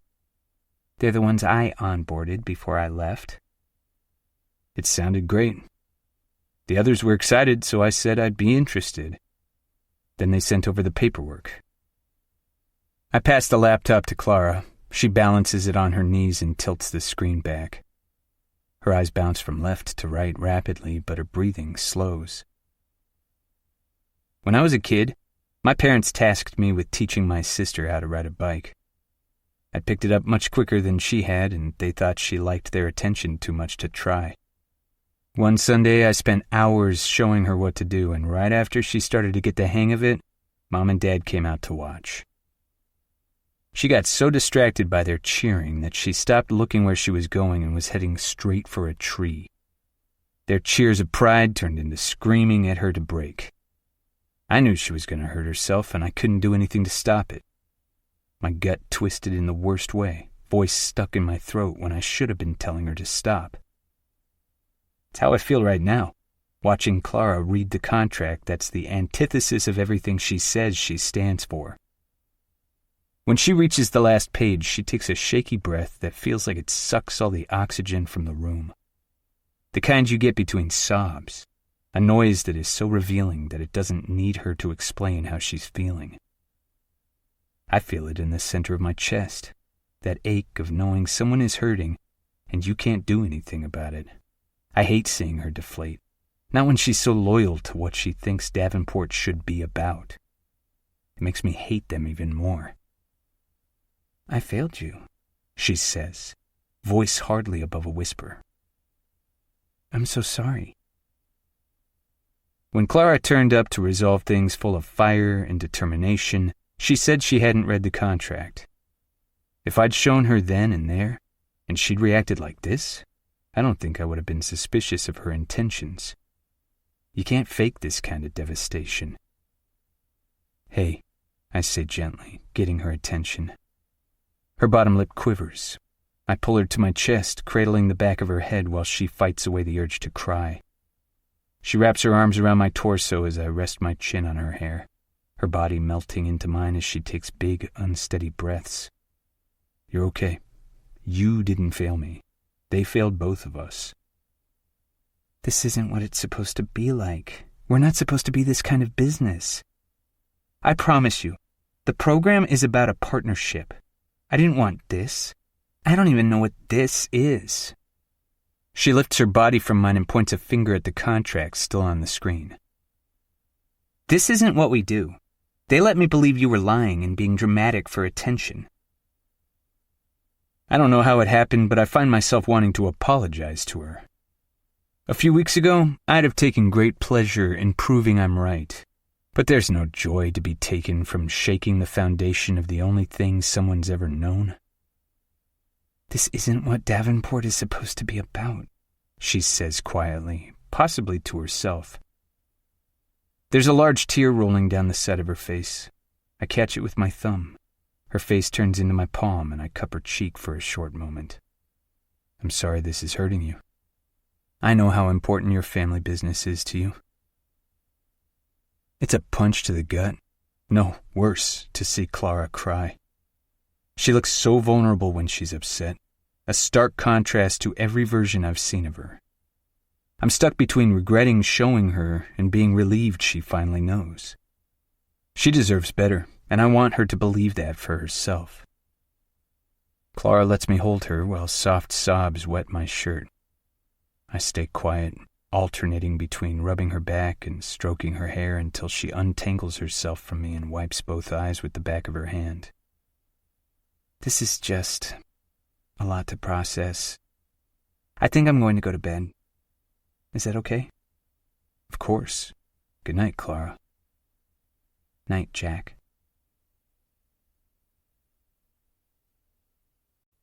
Chapter 19. Clara. Jack's watching Die Hard on the TV in the living room, and I'm smiling into the dark like a weirdo, knowing I can call him a hypocrite for watching what he believes to be a Christmas film in November. Maybe we can take turns handcuffing each other. The room is like a freezer that no amount of blankets can save me from, but the idea heats me up, just a little. I spent the first 20 minutes of going to bed crying in the bathroom on FaceTime to Honor. If Jack could hear me, he was polite enough to pretend he couldn't. When I eventually emerged, he was downstairs letting Elf use the bathroom. I planned to sleep off the miserable feeling that comes with realizing that the people you trust are liars, and it's a very real possibility that the company you've dedicated your life to is actually bad. Unfortunately for me, my brain doesn't want to shut off when my nose is going numb from the cold. It doesn't help that all I have with me is silk pajamas that do nothing to keep me warm. I finally admit defeat and fumble toward the door in the dark. Jack and Elf are on the couch, illuminated by the glow of the TV. Jack's feet are resting on the coffee table. Elf is sprawled on his weathered couch. Hey, Jack says warily. How you doing in there? Can I hang out with you guys? I don't want to report you to the police for watching what you think is a Christmas movie in November, so I may as well be an accomplice to the crime. Jack's mouth opens immediately, but I hold up a hand, stopping him. If you keep going, you'll have to either admit it's not a Christmas movie or admit it's not illegal to watch Christmas movies in November. Take a seat. He pats the empty space next to him.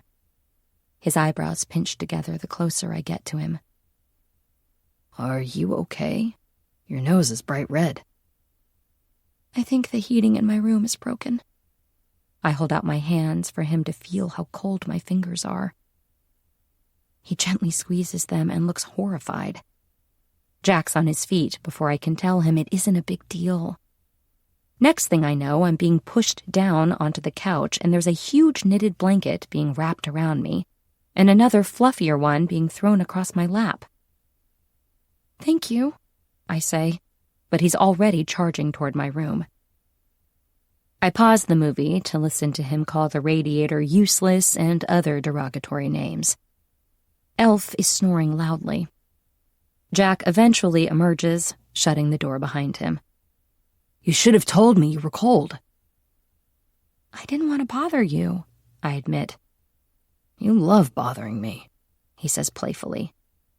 He crouches in front of where I'm sitting on the couch, his hands clasped together, paired with a worried look on his face. I want to run my hand over his jaw and tell him it'll be okay, but I think it's me being upset that's upsetting him. Plus, I think I might have used my personal contact pass already tonight, when I turned into a blubbering mess on his chest. I try to force a smile. That's true. I like it when you get frustrated and pout.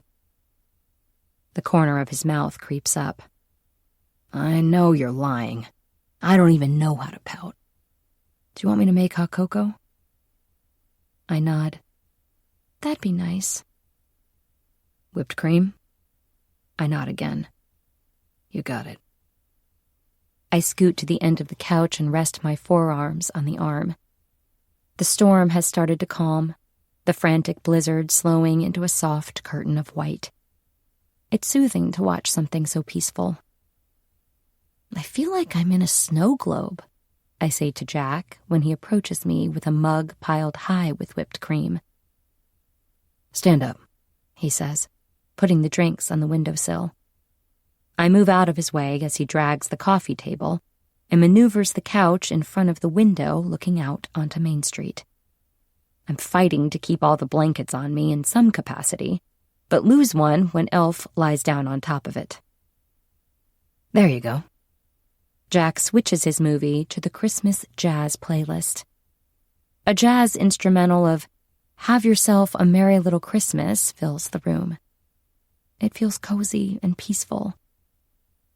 Hey, I don't think I've heard your cell phone ring tonight.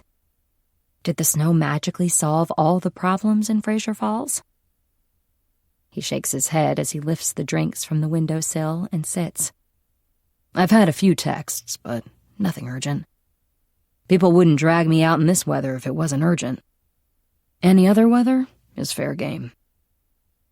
Or the cell tower fell down, I offer. Or that. I carefully lower myself next to him, tucking my feet under the back of my thigh and accepting my drink. He lets me take one sip before he's covering me in blankets again. Does my skin offend you or something? Why are you trying to smother me under additional layers? Jack lets out a precarious laugh. Your skin doesn't offend me, no. But you almost froze earlier out of politeness, and you're hardly wearing anything, so I'm stepping in. I'm not hardly wearing anything. These pajamas are from a boutique in Paris. I don't care about your Texas pajamas, Clara. I want you warm and not getting sick. Should I turn the temperature up? I raise an eyebrow for multiple reasons. Only if you're trying to cook me. Everything is good, Jack. Here, share, so I don't feel like a human blanket basket. I spread the fluffy one across both of our legs and attempt to put the heavier knit one across his shoulders, too, all without tipping my drink onto him. You happy now? He asks, a hint of amusement in his tone. Yup. Are you actually? I didn't mean to upset you earlier, Clara. I really didn't. Oh, that? No, that still totally sucks. But I'm happy in this pretend snow globe with you. Jack gives me a sympathetic look, one that makes me want to cry again. You need another hug? I pinch my thumb and forefinger together. Little bit. We're sitting so close that he could argue we were already cuddling, and I wouldn't have much defense. But he raises his arm anyway and lets me curl under it. His fingers stroke my arm lazily, occasionally trailing up to my shoulder and making my heart hitch before journeying back down. His chin rests on top of my head, and I try my hardest to listen to his every heartbeat. Better? He murmurs gently. Yeah, you're pretty good at fixing problems. Don't know if anyone's ever mentioned it, except bedroom radiators, obviously. I mumble, squirming when his fingers tickle my waist. I admit, I gotta step up my heating game, but it's complicated. It could be worse. You could be at Tommy's place. He keeps his AC on all year round. The man is like the Human Torch. You're not exactly Iceman yourself. Hey, you'd be grateful if we ever went camping in shitty weather. I snort. Okay, Jacob Black. You know, I've actually never been camping before. You're joking. Jack twists to get a better look at my face. Maybe to judge if I'm trying to play an elaborate prank on him about camping. You're not joking. Why would I joke about something as apparently sacred to you as camping? Do I look like an outdoorsy girl to you? It's funnier that Jack's sudden movement has disrupted our blankets, so he's reminded that I picked out silk shorts and a cami to wear in this weather. His eyes skim over my thighs where my shorts sit, high lazily. I watch him swallow and rub at the back of his neck. I wouldn't survive the night. I think you're capable of anything you put your mind to, Clara. Indoor, outdoor, upside down, even in your Kentucky pajamas. I try to hit him lightly, but he catches my hand and tugs me back under his arm. I fit too easily and settle too quickly. And you tried to tell me violence isn't a theme of Christmas. Let's watch your snow globe and stop fighting. I don't want to laugh at him, but I can't help it. I'm impressed with your Paris, USA knowledge. He buries his face into my hair as he laughs too. Thank you. The soft, soothing jazz continues to play from the TV while we watch the snow fall and drink our hot cocos. I'm not sure at what point I stopped needing comfort and started wanting to sit here, intertwined with Jack. You can take my bed tonight, he says quietly. I'll sleep on the couch. I can cope with sleeping in a cold room for one night, Jack. You have an unusual number of blankets for a man. You can just layer them on top of me. Let me just check the radiator again. He's gentle as he frees himself from the cocoon we've turned ourselves into. I immediately miss his warmth. Maybe there's something I can do. I follow him to my room and stand in the doorway, head and shoulder leaning against the white wooden frame. There's a stark contrast between this room and every other room. Stick my duvet in the bathtub. I'll sleep in there. The fuck you will. Grab your pillows, he says, pulling the duvet off the bed and bundling it up in his arms. Hey, where are you going with that? I protest as he tries to nudge past me. I take a step closer instead, pushing him back into the room. You're sleeping in my room where there's heat. I'll sleep on the couch, where there's also heat. You can't sleep in there. But it's fine. You don't have to Out, Clara, he says firmly. Now. Or what? You're gonna throw me over your shoulder and carry me out? I ask. He grins. Sure. That's definitely easier than arguing with you. He takes one purposeful step toward me, and my hands shoot up defensively. There's a playfulness in his eyes that I'm not used to that I fear I'll miss as soon as it's gone. Okay, I concede, caveman. Even easier. But I'm sleeping on the couch. I can't take your bed off you, and Jack! I cling to his neck as he scoops me up on top of the duvet already draped over his arms. It's the most comfortable I've ever been while being carried against my will. You're a cheat! I poke my finger into his cheek to try to kill the smile there. He looks too pleased with himself. He's careful as he maneuvers me through the doorway, feet first. I wonder if I'm more or less easy to move than a table. Jack drops me onto the mattress. The duvet underneath cushions the fall as the mattress springs creak. He seizes my moment of distractedness to grab his pillows and take them out to the living room. He's already moved the couch away from the window and back to its regular spot by the time I get out there. He looks at me, eyebrows pinched together. What's your problem? Get in there and go to sleep. I fold my arms across my chest. There's only one situation where I'll listen to a man tell me to get in his bed, Jack. To sleep alone isn't one of them. I'm taking the couch. He crosses the room toward me, stopping only inches away. There's something hot stirring in me at the idea of Jack finding out what that one situation is. His glare pierces me. My eyes flick to his lips. There suddenly isn't enough oxygen in the room as I drop my hands to let them hang.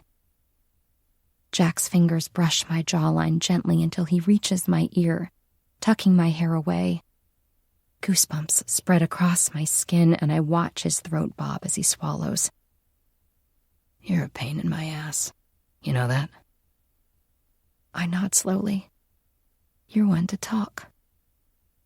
His fingers travel down my neck and along my shoulder until he finds the skin his fingers spent the night traveling. I'm taking the couch, Clara.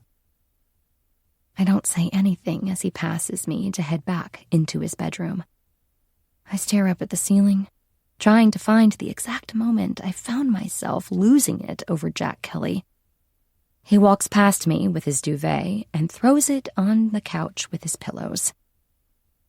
Night, he yells, as I gracefully walk, stomp, toward his bedroom. I get the pillows and duvet he sweetly straightened on the bed and bundle them into my arms. Jack's in the kitchen by the sink when I walk out of his room. I quickly lie down on Elf's couch and tuck a pillow under my head. He stops at the foot of the couch and sighs. It's the feeling of victory that I might be getting slightly addicted to. But it's short-lived when he gets under his duvet on the other couch. I prop myself up on my elbow. What are you doing? I told you. I'm sleeping on the couch. But your room is empty, I say, gesturing to the open door and bed. I'm aware of that, he says calmly. Are we having a sleepover? No. Can we build a fort? No. He sits up to look across to me when I go quiet. I'm doing an exaggerated pout. Can I tell people we built a fort? He shakes his head. No. Go to sleep. I don't think you know how sleepovers work, Jack. He lies down, and I roll onto my back. There's only one situation where I'll let a woman keep me awake all night, Clara. To build forts isn't one of them. Good night. I sigh through the butterflies. Night.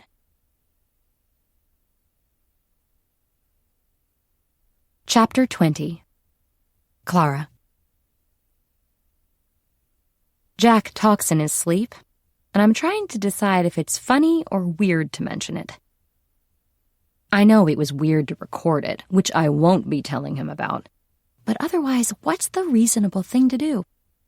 In my defense, he was saying either Clara or Karma, neither of which is necessarily good for me. I'm as quiet as possible as I tiptoe around the kitchen to make coffee. I don't want to wake Jack. The strong lines of his face soften in his sleep.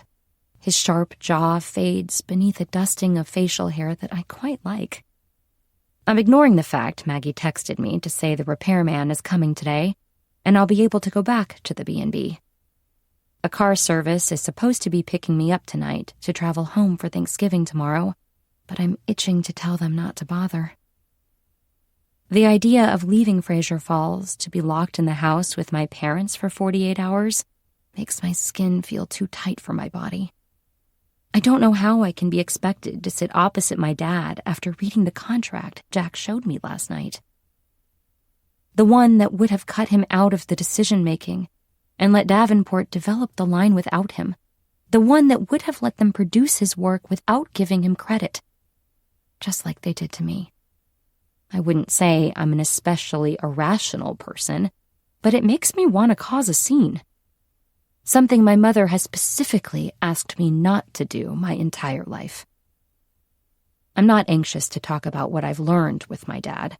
I'm anxious because I know that he knows and doesn't care. He let me come here to work toward a better relationship with these people, knowing we're everything they believe us to be. Part of me wonders whether he even wants me to succeed. Watching me fail would give him a plausible reason to not promote me. The other part of me questions if a trip home to reconnect and update my dad will soothe my concerns.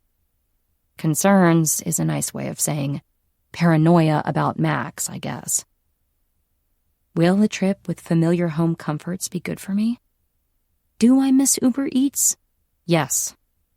I also miss important things like honor and Paloma, gossiping with Sahara, the bodega near my house, masturbating without the fear that Maggie is going to burst into my room with a vacuum cleaner at any moment.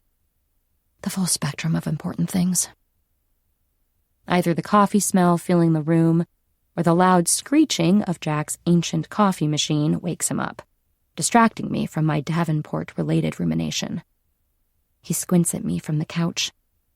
His hand rubs his hair, then his eyes. He looks confused to see me at first, then smiles. Call it the result of forced proximity, call it maturing, I don't care. But I like where we've landed. I would have settled for not being treated with suspicion, but being comforted and encouraged is more than I ever expected after he found out who I was. Sure, my skin feels hot every time he touches me, and every time I catch him looking at my mouth, I want to close the distance. But I think that's a normal reaction when it comes to a man like Jack. Acting on those things would be a conflict of interest, which is funny, since I learned I work for a company with zero moral integrity. But he was the one who was here to soothe me, even though they hurt him too. I think, all things considered, that speaks to a pretty exceptional kind of person. One that I'm going to miss sharing space with when I go back to the B&B. The screeching was the machine, not me, I say, in case it needed clarifying. Good to know. His voice is gravelly and deep. Good morning. You should ask Santa for a new coffee machine. It finally finishes filling and makes a noise that sounds a lot like it giving up. This one just wants to be put out of its misery. I'll put it on my list. I fill 2 mugs and walk over to him, perching on the edge of the couch when he rolls onto his side to make room for me. Why do you look so pensive this early in the morning? I shrug and he watches, patiently waiting for an answer. Thinking about how I don't want to go home later. He sips from his mug, then puts it on the coffee table. Home to Maggie's or home? Both. Home. I don't think spending time with my family is what I need right now. I might call my mom and see how she reacts to the idea of me staying here. What are you doing for Thanksgiving? I think you should do what makes you happy. Not that you asked for my opinion. He gives a tight smile. I'll be doing this, mostly. Watching football and eating a cherry pie by myself. Nothing fancy. You're not seeing your family? He shakes his head, pushes himself up into a seated position. I shuffle farther away from the edge. Why not? My sister is at her in-laws, and my parents changed their mind about flying up. Heard about the storm and decided to stay in Florida. So they're leaving you alone? What about Tommy? Or Flo? Maggie? Despite the fact I was just thinking about staying in Fraser Falls alone, I hate the idea of Jack not having anyone. You can't be alone. He laughs awkwardly, scratches at his growing stubble. I can. It's only one day. Tommy and Luke take Sailor over to their grandparents' house up in Portland. I've been there before, but they're old now, and I don't like to intrude. Flo and Maggie both have their own families. I'm okay here, hanging out with Elf. Maggie texted me to say I can go back there. I watch his face closely for a reaction. A tiny part of me hopes to see the disappointment I felt when I read the message. That's good news, he says, giving nothing away. It is. I'm not even convinced by me. Wow. I'm going to jump in the shower and start packing up my things. Still nothing. I'll make us breakfast. It's amazing how a large bath towel can start to feel like a napkin when Jack takes one indiscreet look at me from head to toe. I'm pretty sure my whole body blushes as I shuffle into my room and close the door behind me. The room is still freezing, but I was too busy spiraling over what to do tonight to remember to take my clothes into the bathroom with me. I'm paying for it with rock-hard nipples and a risk of frostbite in places frost should not be reaching. I settle for something comfortable and oversized. I follow the smell of cinnamon and vanilla to the kitchen and lean my forearms against the counter. Are you making French toast? Jack flips a thick slice of bread in the frying pan. I am. I love French toast. He dunks another piece in the mixing bowl on his right. Ordering breakfast to my house will never feel good enough after this. I know you do. My eyebrows pull together. You keep claiming to know things. How? You told me the night we met, he says simply, confirming that he does remember. Were you worried I'd learn to read your mind? I steal a chopped strawberry from a bowl on the counter. Learning my food preferences would be the least of my worries if you could read my mind. Jack finally looks away from the pan, eyes wide. And what would I learn? All kinds of wickedness and debauchery. I'm not sure you could handle it. Realistically, I'm not sure I could handle it. I think you should try me, he says coolly. I move onto my tiptoes and lean against his shoulder, pulling him down until his ear is level with my mouth. I lower my voice to a whisper. I think I should sit at the table for breakfast, and you should just use your imagination. I muster every bit of confidence I can as I drop onto my heels and walk to the table. Jack's still shaking his head when I take a seat. There's a quiet that occurs directly after that resets the balance and the temperature of the room. Jack puts a plate stacked high with French toast and strawberries in front of me. Bon appetit, as they say in the home of your pajamas. Arkansas? I ask. Jack bursts out laughing as he loads his plate. Are you going to the nativity rehearsal later? I was personally invited by Wilhelmina after I found her nutcracker. You found her nutcracker. Did we not find her nutcracker? And yes, I'm going later. I'm Joseph. Not in the version of the story I tell. I think about what else he said, and I almost knock my cutlery off the table.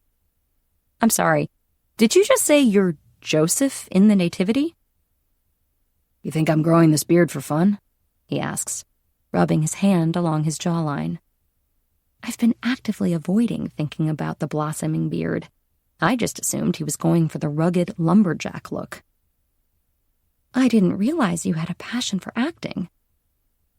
He pins me with an unimpressed glare. It's a lottery, because nobody ever wants to do it. My name got pulled out of a hat. It's been Tommy for the last 3 years, and I think he added my name a dozen times, but I can't prove it. So, I'm Joseph. I'm in awe. I have so many questions. Have you always felt a calling to a story about a carpenter? Eat your toast, Clara. Jack shuffles on his feet, nudging at something on the floor that isn't there. He clears his throat. Will you be around to watch it? It's on the 17th. The big question. I don't know.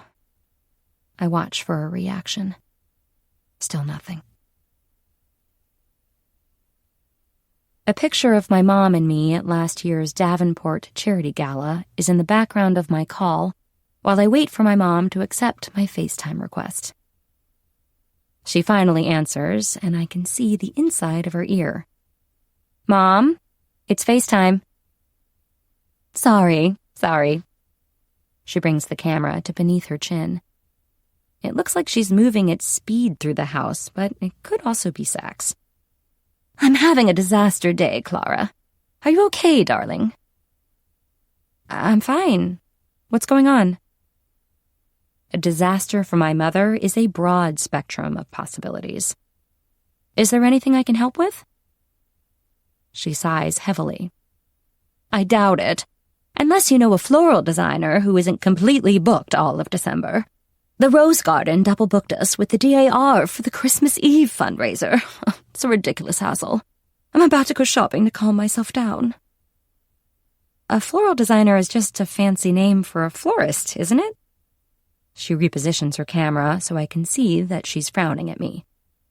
If the answer is yes, then I might know a business who can help. But if you like them, you have to tell all your friends. No, Clara. That's how I ended up in this mess in the first place.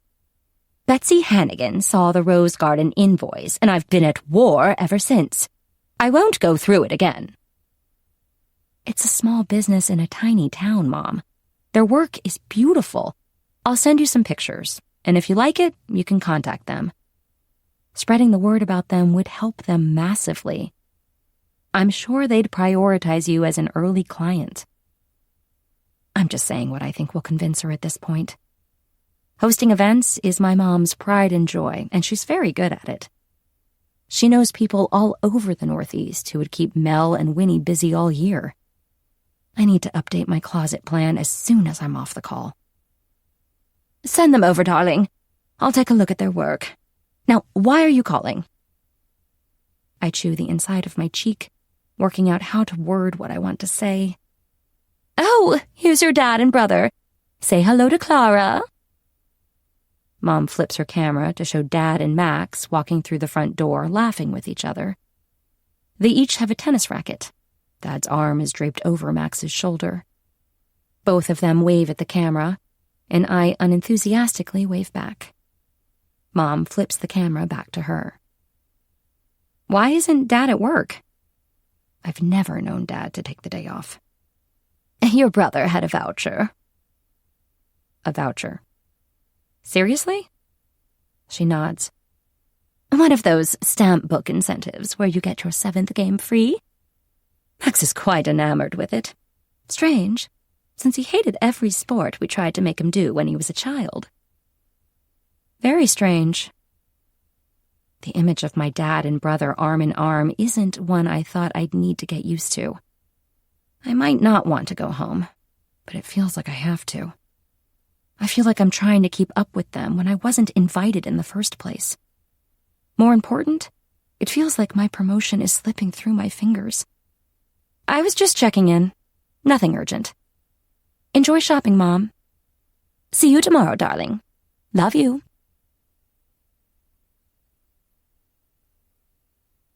Chapter 21. Clara. I have a huge paper cut because Elf is on stage dressed like a donkey, and I don't know how to be normal about it. It's totally my own fault, but when Jack walked him out, his little chunky body wiggling beneath the grayish sweater, Elf's, not Jack's, I completely lost my mind and managed to drag the lethal edge of the pamphlet right down my index finger. It immediately resulted in Dove squealing loudly about not getting blood on the paper, rightfully so, and I was sent to the table in the corner, away from anything of value, to wait for a first aid kit. I take a seat at the center of the table and watch everyone working around each other, while simultaneously working with each other. It's a fascinating system of people who have clearly done this together many times. Causing trouble, Davenport? Jack's deep voice is laced with humor as he approaches, holding a Band-Aid. They're making you help me? When your wife is about to give birth? He smiles as he takes my wrist, holding my hand up to inspect my finger. I have time. Only been turned away by one innkeeper so far. Mel keeps messing up her lines, so I'm free while Flo drills them into her. Mel looks like she's about to run away as Flo works with her on the edge of the stage. Nobody can tell me why she's wearing a fake pregnancy stomach when this isn't a dress rehearsal. I've asked at least 3 people. I got so excited at your donkey that I gave myself a paper cut. Understandable. Jack moves closer until his thighs are pressed up to my knees. He leans over my straightened finger and pulls out a disinfectant wipe sachet from his back pocket. This might sting. I mumble a series of curse words into my uninjured hand's fist as he wipes the blood away. How can a paper cut feel like a stab wound? I'm sorry. Nearly done, he says gently. The Band-Aid has dinosaurs on it, and frankly, it's the only good thing to come out of the situation. Thank you. You're going to be great putting those skills to use during childbirth. Can you be trusted to return to the playbill station? Or should I get Flo to assign you the role of placeholder sheep? I'm a really bad actress. We did Annie when I was in middle school, and I couldn't even handle the pressure of unnamed orphan. I'm much more of a judgmental audience member than an artist. You'll see when you receive my review of your performance. Jack steps back and holds out his hands to me, taking mine to help me slide off the table. Can't wait to hear your in-depth thoughts. No man has ever said that to me about anything, ever, I say teasingly. I'll be giving Elf a rave review, just so you know. Obviously. Did he miss me today? It was weird having no one around to lick my feet. I think there are apps that can help you solve that problem, Clara. He dodges the poke to the ribs. Yes, he missed you today. It feels super quiet and empty now. As soon as Luke fixed the radiator in your room, Elf went and slept on your bed. I swear I hear my heart crack open. I'm going to cry. You can't let me go back to the program table. I'm going to flood it with tears. Jack wraps an arm around my shoulders, guiding me slowly toward where I'm supposed to be working. Think happy thoughts. He smells like aftershave and soap, something woody and spicy. It's completely distracting in every single way possible. I can't think happy thoughts. I'm being picked up soon to be taken to my parents' house. Patched her up for you, Jack says to Dove, pulling out my chair for me to sit back down. Well, aren't you a hero? Dove says playfully. You technically patched her up for Flo because I'm not cruel enough to subject anyone to such a boring task. Guys, speaking of Flo, I say warily, I've had an idea that I want to run by her, but I'm scared to. I'm both in awe and terrified of her. They both nod like they know the exact type of fear I'm describing. Flo is so sure of every single thing she says that it begins to wobble the confidence I have in myself. I feel like as soon as she has a question I'm not ready for, I crumble under the pressure of wanting her approval so badly. In the beginning, it was because she's the deciding factor in my promotion. Now it's because everyone in this place respects her so much, and I want her to like me. Hit us, Dove says enthusiastically. Sailor doesn't look up from her book on the other side of the table. I've been thinking about how to encourage people to spend as much money as possible at Small Business Saturday. What about a passport? Each store is represented, and when someone buys from that store, it gets stamped or crossed off or something. If you buy from every store, you get a prize. Jack and Dove are listening carefully. What would be the prize? Jack asks. Great question. I don't know. Something simple and inexpensive. People love earning something free. My brother's recent interest in tennis made me think of it. She's going to tell you that it's too late, Dove says. If it isn't weeks in advance, she isn't interested. I considered this while I was trying to figure out how to pitch this idea to her. It'd take me 30 minutes to whip up something to print. I can buy thick, high-quality paper on Friday and complete everything. I bet I could find stamps on Friday before I come back from the city.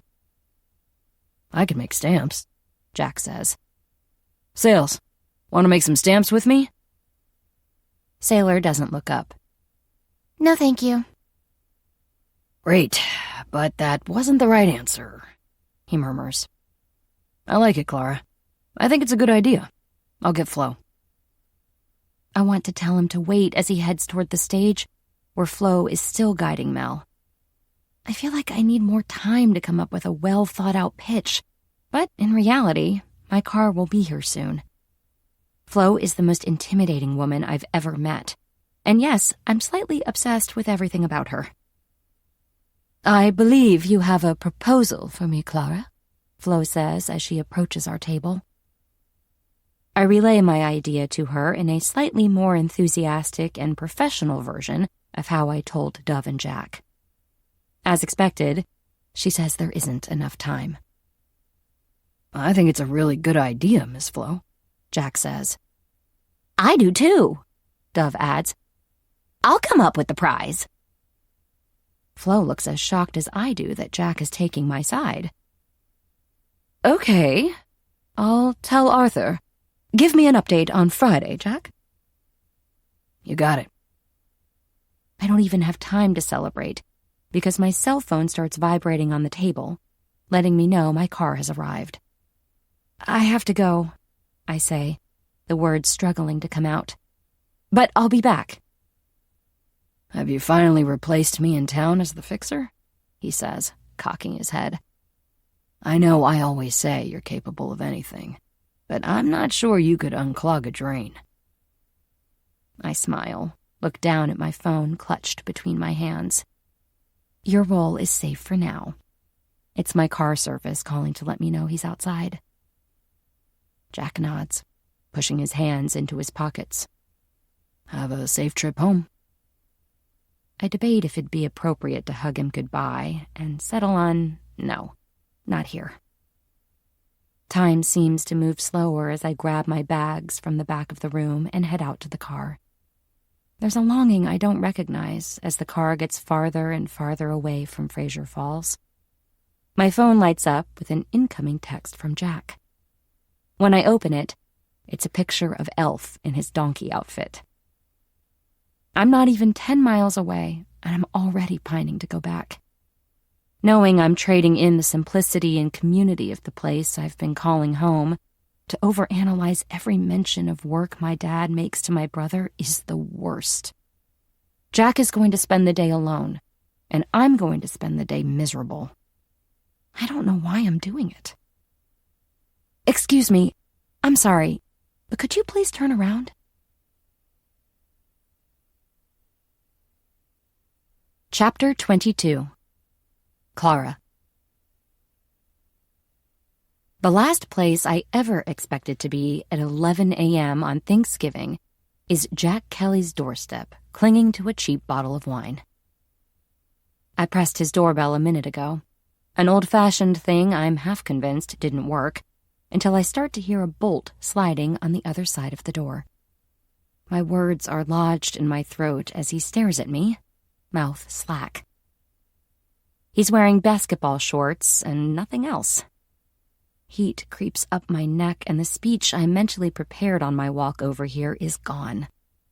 All I can focus on is the hard lines of his body, the faint remains of a summer tan, dark hair dusting his chest and beneath his belly button. Seeing him from across the room didn't do him justice. I do my best to act like a normal human being as I hold out the wine. "I couldn't find pie, so I brought wine." He accepts my offering, but he's looking at me like he's questioning if I'm real or not. Eyebrows pinched, lips pressed tight. It isn't exactly the smile I was hoping for. "You're supposed to be in New York." I know I am. It's exactly what the last 4 text messages from my mother say, but the second the car turned around last night, the ache in my chest began to ease. "I was wondering if you maybe wanted to be alone on Thanksgiving together." I tuck the wild pieces of hair blowing in the wind behind my ears and pray that he doesn't turn me away. I could probably make a pie if it's an entry criterion. I feel like I can pinpoint the moment the confusion passes. He blinks a few times, steps out of the way, and holds the door open. "I'll share my pie with you, Clara." I walk past and take the first step of the stairs as he closes the door. "I can't believe you're here." "Neither can I mumble. Elf is so happy to see me that he knocks over a chair. I turn to Jack to jokingly tell him that it's his turn, but he's busy pulling on a hoodie. giving me one less thing to be thankful for today. I hang my coat on the hook beside the front door and kick off my boots. Jack puts the bottle of wine in the refrigerator. I feel out of practice being here, even though it's only been 24 hours. I lean my elbows against the kitchen counter, but I'm awkward and out of place. I go around to the other side and lean my back against it, switching from one foot to the other. Jack doesn't seem to notice. At least he doesn't say anything when he turns back to face me. So, what made you stay? A few reasons. I didn't like the thought of you spending the day alone. There's something about the person who does everything for everyone else being alone on a day for giving thanks that doesn't sit right with me. Even though I know you said it was fine, it didn't feel fine to me. Vulnerability isn't something that comes naturally to me, but I push the discomfort to the side to be honest with him. His eyebrows lift half an inch, eyes that little bit wider. That means a lot to me. Mm-hmm. I look at my cream socks against the gray tile flooring. He takes a few steps and stops in front of me. Jack pushes my hair behind my shoulders and nudges my chin up gently until his deep brown eyes are locked with mine. I mean it, Clara. He follows the curve of my jaw with his fingers, lets his hand settle on the side of my neck. I swallow as his thumb strokes over my pulse. He's watching me so carefully that it makes me want to look away. I feel like he's under my skin. I'm really happy I get to spend today with you. Jack's hands slip into the hair at the nape of my neck. Show me how happy you are that I'm here, I whisper. His head dips slowly. I angle my mouth toward him as he nudges my nose with his. He's teasing me, taking his time and testing how patient I can be. My hands cling to the front of his hoodie in desperate fists, pulling his body closer. I've wanted to do this since I met you, he whispers. There's no patience left in him as he melts me with a searing kiss. I creep onto my tiptoes to try to get closer. He lifts me at my hips and sits me on the counter, pushing himself in between my parted knees. I lock my feet around his lower back, grown into his mouth when he squeezes my hips and drags me to the edge. The pressure of him in between my legs, his mouth on mine, his hands back in my hair, it's too much and not enough. I want to feel you on top of me again, I murmur, when his mouth leaves mine to kiss down my throat. Jack wastes no time hoisting me up and striding toward the couch. His hands grip my ass. His mouth moves back to mine. He lowers me down slowly, moving a cushion behind my head as he settles between my open legs. It's more intense like this. The kissing feels hotter, the pressure better. I slip my hand under Jack's clothes and run my finger down his spine. His hips grind into mine, his erection thick and heavy. Should we talk about what's happening right now? He asks gently, pressing his forehead against mine. I use my hand to tilt his face to find his mouth again. The roughness of his stubble scratches against my chin. I shake my head between quick kisses. No. He ignores me, pushing himself up and sitting on the heels of his feet between my legs.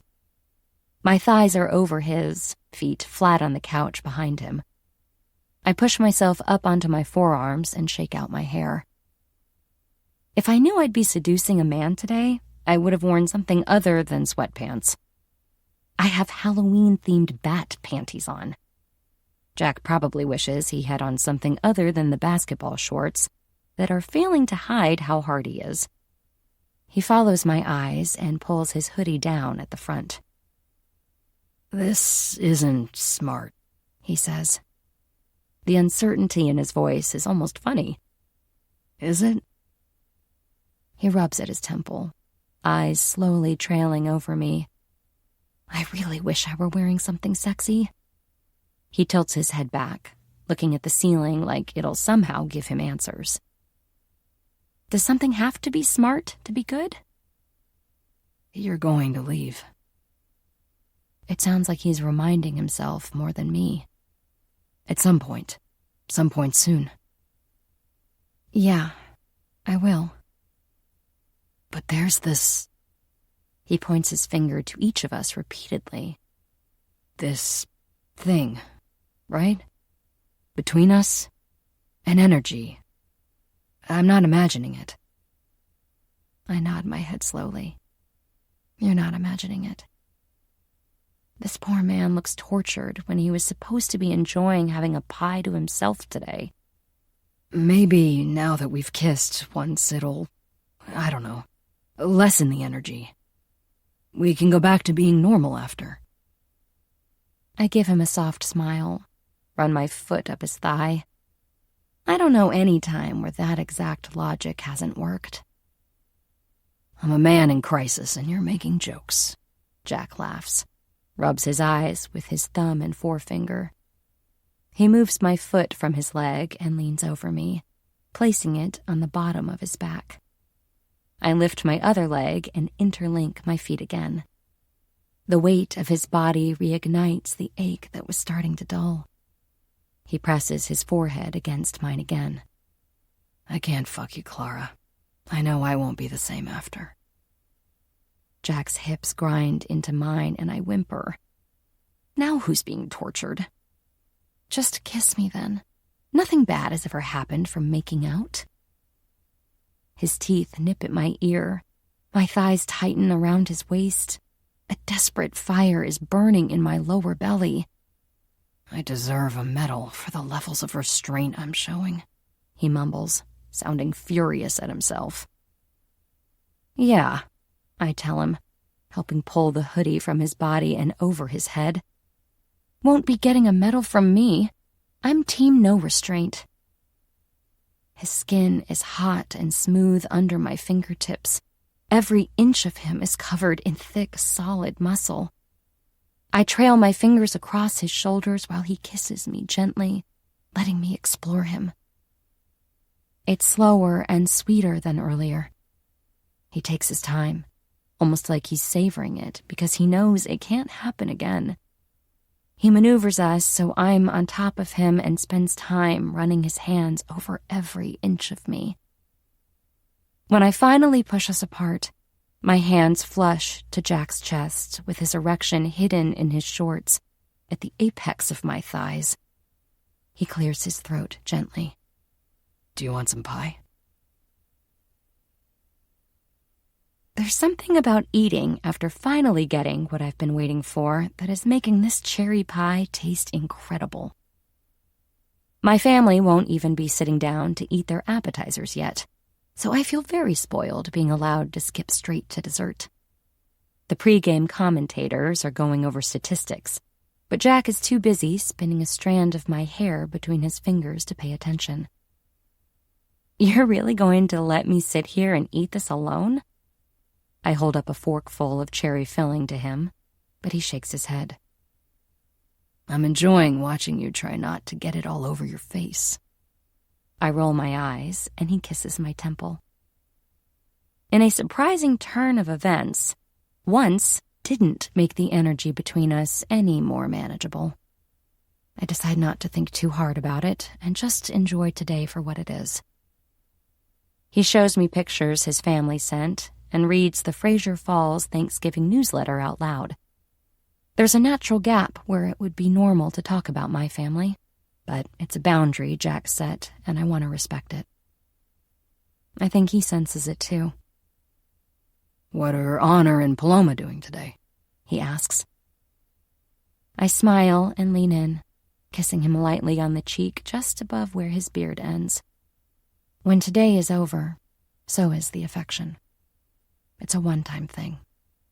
A one-day thing at most. Paloma is at her dad's house. He's named Kyle. We don't like him. Jack nods very seriously. Good to know. Thank you. He only fought for custody to reduce his child support payments, and he constantly messes with Honor. He cheated on her, and is just generally an ass. Honor is at work. She's a nurse at a hospital in Brooklyn. I launch into how we met, the stories that represent the best of our friendship, and how much I love being part of Paloma's life. Jack listens carefully, adding thoughtful questions, while we spend the rest of the day hanging out on the couch.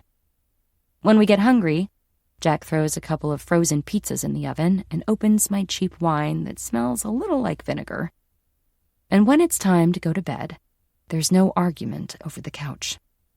He drags an old Red Sox shirt over my head and pulls me to his chest beside him.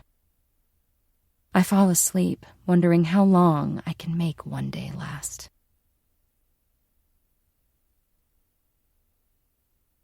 Chapter 23.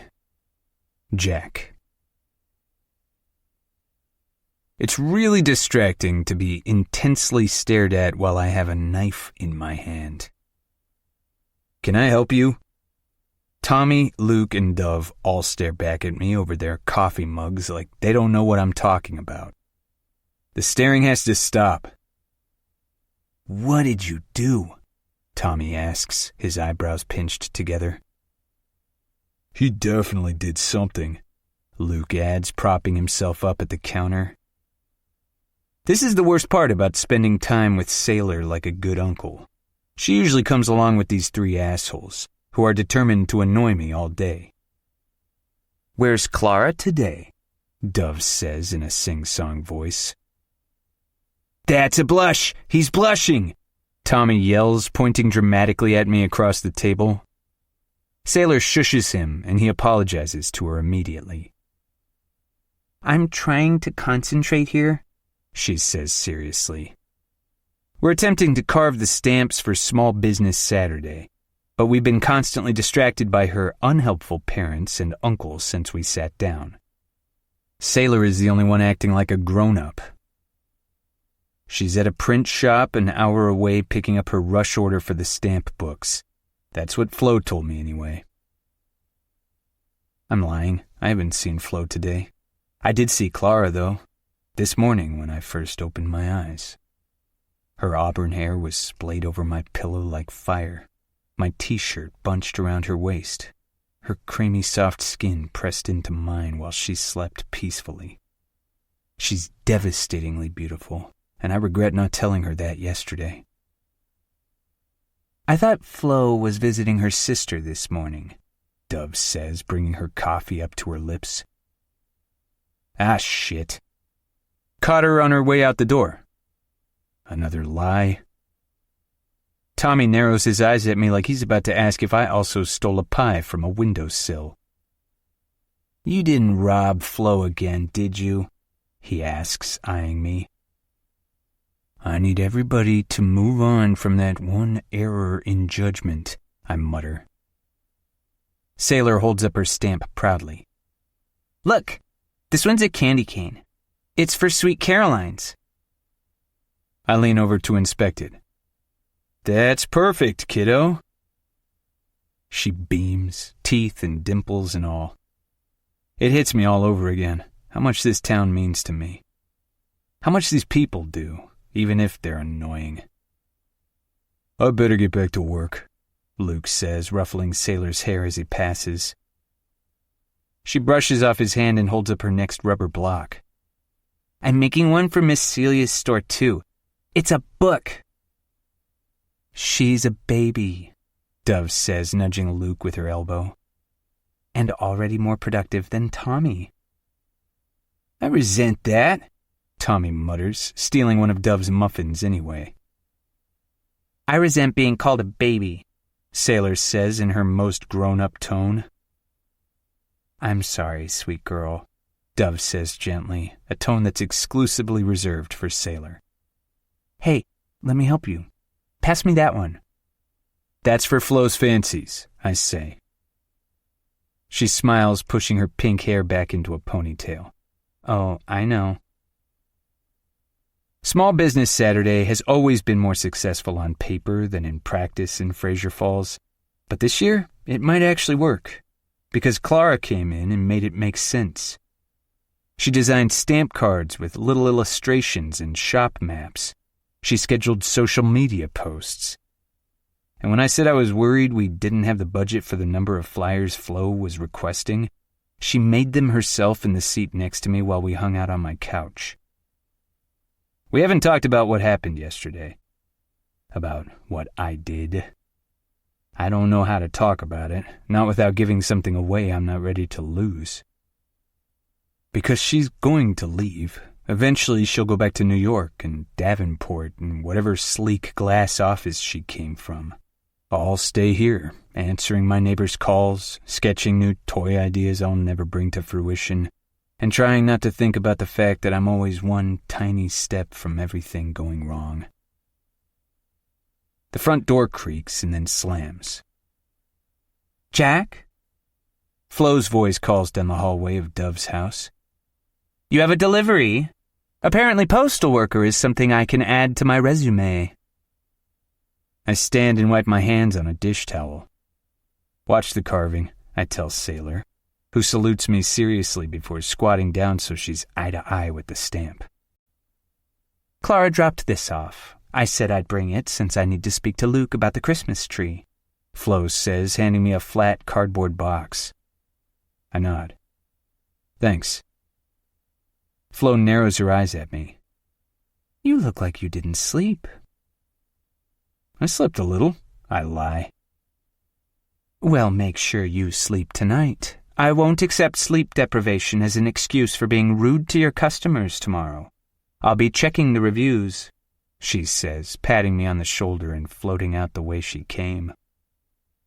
I carry the box back into the dining room and open it. Inside are the printed stamp cards. Each one is perfectly aligned, with thick paper and the Fraser Falls logo Clara embossed in gold on the cover. The inside features a map of Main Street, a space for each business, and a checklist of festive challenges like compliment a barista and post a picture and hashtag Fraser Falls. She thought of everything. Flo is going to be talking about this for years. I'm so screwed. Back at the table, Tommy's whispering something into Dove's ear that I already know I won't want to hear. "Don't," I say, pointing at him. "What?" Tommy grins. "I was only saying I think I believe in love now. Or maybe witchcraft. Hard to tell." "You're a total My eyes move across the table to Sailor, who's working hard. "Doofus." Dove tilts her head. "Do you think Clara knows what she's doing to you?" I drag a hand down my face and drop myself back into my chair. She's not doing anything to me. They say, at the same time, and I want to scream. I ignore my friends and focus my attention on the task at hand. Do you think a heart with SBS in the center is okay for the welcome table? "Yeah," Sailor says. "The only helpful person at a table full of adults is the child. But make sure you don't write Clara in the heart, Uncle Jack." I take that back. Sailor presses the final rubber stamp block into the ink and tests it on her piece of paper. I pull $30 out of my pocket and put it on the table in front of her. I don't know what the going rate is for children in the workforce, but I'm just happy I could talk her down from the 50 that she asked for. We'd settled at 20, but she stood up to shake my hand to seal our deal like a real negotiator, and I told her she looked like the Fraser Falls bear mascot in her overalls. She stormed off, and I got a lecture from Dove about self-esteem in young girls. Took an extra $10 to coax her out of her bedroom to start carving. "Well done, kid. You've done me proud today." She really has. "What do people win if they get all the stamps?" she asks, tucking her money into her overalls. "A crown," Dove says, "and a free drink at Uncle Tommy's bar." "No cash?" she says, looking disappointed. Dove raises an eyebrow. "Go check on the goats before you start getting up to mischief, please." She skips out of the room, humming to herself. "She's a good kid," I tell Dove. She is, and you're so good with her. You should definitely settle down with a nice woman and have one of your own. Don't you ever get tired of your own voice? I ask her, throwing a piece of carved rubber at her when she shakes her head. I like Clara. There, I said it, Dove says, like I somehow forced the information out of her. I know I'm not supposed to because her family business is an endless list of all the things I'm against, but I can't help it. She's kind, and she's sweet, and she's trying really hard. I've never tried this hard at anything. I know she is. I pull the rubber scraps into tiny pieces. Not gonna keep her here, though. Dove picks up the piece I threw at her and throws it onto the pile in front of me. No, but it's nice to pretend. Tommy comes back and the topic changes to work and family and town gossip that Dove acquires at an unfathomable rate. I listen and laugh and contribute, but deep down, I'm questioning how much longer I'm going to have to pretend with Clara. Chapter 24. Clara. Small Business Saturday is the kind of event that I should have trained for the way people train for marathons. There's little evidence of this week's storm as I walk up Main Street. Every twinkling light is exactly where it should be. The sidewalks are clear of snow, and there's zero proof that any branches even snapped from the trees.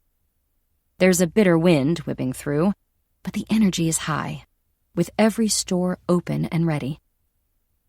Fraser Falls looks perfect for the visitors it's expecting to travel here today. Arthur was in good spirits when I stopped by his welcome stand to pick up my stamp book. When I bought a Fraser Falls SBS t-shirt, he gave me my first stamp. A little red heart with SBS in the center. He told me the town hall parking lot was already full of visitors. My first stop is Flo's Fancies to place a delivery order for my mom. I told her about Flo's macarons the first week I was here, and I've been patiently waiting for Flo's one delivery day of the year to be able to ship 2 dozen. Flo doesn't mention that the booklets look amazing after I went to a special print shop to have them done professionally, which obviously makes me all the more desperate for some kind of praise. She takes the book from my outstretched hand and stamps it, handing it back. I squint at the drying brown ink. Why does Flo's Fancies stamp look like a sausage? Flo sighs. Jack tells me it's a chocolate eclair. Of course. It looks exactly like one. Neither her eyebrows nor forehead moves, but I can still tell she's scowling at me. Lying isn't an attractive trait, Clara. It looks like a sausage. Now, on you go. You're holding up my line. She's right. I am, and it feels damn good. Normally in the morning when I go to Bliss to grab a coffee, or if she's in the bakery, I'll find a reason to lock her into an overly polite conversation with me for at least a few minutes. Today there's a line of people behind me, stamp books in hand, waiting. Have a great day, Miss Flo, I say before heading next door to Bliss. Small Business Saturday is always the day after Black Friday. It was started with the intention to encourage people to shop locally when they're being bombarded with offers and discounts from big retailers. I'll never forget the one year a marketing blast was scheduled on the wrong day, and Davenport got dragged to hell online for trying to steal focus. I intend to do all of my Christmas shopping in town today, because if I get all my stamps, I'll get a free drink of my choosing at the Hungry Fox and a crown. 2 things I've just learned are very important to me. The fact that I'm competitive is something I knew, but I didn't realize it applied to stamp books. Maybe I should take up tennis. It's nice, albeit a little strange, seeing so many people on the pavement when I leave Bliss, coffee tray in hand. I have to look both ways before crossing the street, something usually not required due to the distinct lack of cars. Harry's is full of people, and I can picture Jack being both happy and pissed about it. He wants Fraser Falls to thrive as much as anyone, but he also strongly dislikes the customer service side of being a business owner. Joe, Jack's weekend guy and nutcracker stealer, is behind the register as I walk through the door. He gets a little whiter. I always thought I'd be one of those cool grown-ups, but apparently not. I'm a narc. Nancy, Jack's weekday worker, is talking to a customer over by the candle holders. "I bought you and Nancy a coffee," I say, as cool adulty as possible, lifting 2 cups from the tray and putting them on the counter in front of him. He looks between me and the drink. Thanks. But my mom doesn't let me drink coffee. She says it makes me hyperactive and a pain in her ass." "Got it. Sorry. Is Jack around?" He gestures toward the workshop door with his head. "He hiding from customers?" "Yeah. He always does when it's busy." I reposition my hand on the tray to keep the drinks balanced and knock on the workshop door. I can't hear any machines running. I push it open, and Jack's sitting with his feet crossed on a table, throwing a tennis ball into the air. "Do you ever work?" I ask playfully, closing the door behind me. I hand him his coffee and resist the urge to bend down and kiss him. "I'm resting because I've done so much work already. It's terrifying how productive I've been." "I'm so proud of you. Suspicious, but proud." "You here to get your stamp?" he asks, dropping his feet to the floor. I lean against the table in front of him, my feet filling the gap between his. He leans forward, hands angled outward like he's going to grip the back of my thighs. He doesn't. He stops suddenly, runs his hands through his hair, and leans back. Nice to know it isn't just me. "No, I'm saving you until last. Just wanted to bring you coffee." I dig my stamp book out of my pocket and point to my Flo's fancy stamp. "Can you explain this sausage to me?" Jack nearly chokes on his coffee. "Dove did it. I think she did it on purpose to wind Flo up." It's enough explanation for me. I pluck my own coffee from the tray and put my book back in my pocket. "I'm going back to my quest. Stop avoiding your customers." Busted. He hides his smirk behind his hand. "I'll stop avoiding them when you come back later." Joe looks confused by the smile I'm fighting as I walk through the store, toward the exit onto Main Street. When I'm outside, I study the map for businesses I don't usually frequent in town. As the person who designed the stamp book, I really should have come prepared with a route. Wild and Winslet is my next target, and it's the first time I'm seeing Mel and Winnie in person after my mom called them on Wednesday.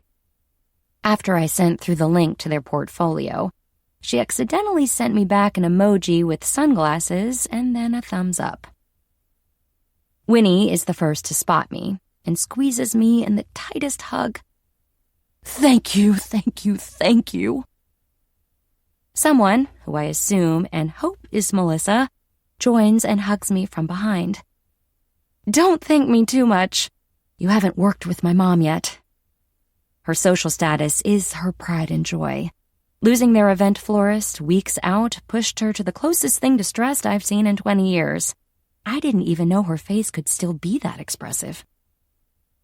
"Your mom is great," Winnie says, letting me go. Melissa doesn't let go straight away, which is good, because the shock of what Winnie just said nearly makes me fall on the floor. I love my mom, but I accept her for who she is and find humor in her quirks, where some other people might find despair. She can be notoriously hard to please, especially when it comes to things through which she'll be perceived by others. It's always been a funny contrast to have a mother who offers her unconditional support and belief, regardless of what it might relate to, but is prepared to disown you over wearing an ugly skirt in front of her friends. She sent over the most detailed outline I've ever seen yesterday. We printed it out. It's basically a short story. She honestly couldn't have made it easier for us, especially on such limited notice, Winnie says. We were honest about struggling to get certain things from our suppliers. With only a couple of weeks to go, and she emailed straight back with suitable substitutes. Your mom rocks, Clara, Mel says, slowly detaching herself from me. I think I'm having an aneurysm. I once heard a caterer call her the Wicked Witch of the West Village. Anyway, I'm so happy it worked out for you guys. I'm going to celebrate your win by buying everyone I know a candle. Winnie laughs. Got your stamp book? The girls make all their own candles, and my temporary home at Maggie's already has a couple laying around. Thankfully, Honor loves candles, which makes her the easiest person to buy for.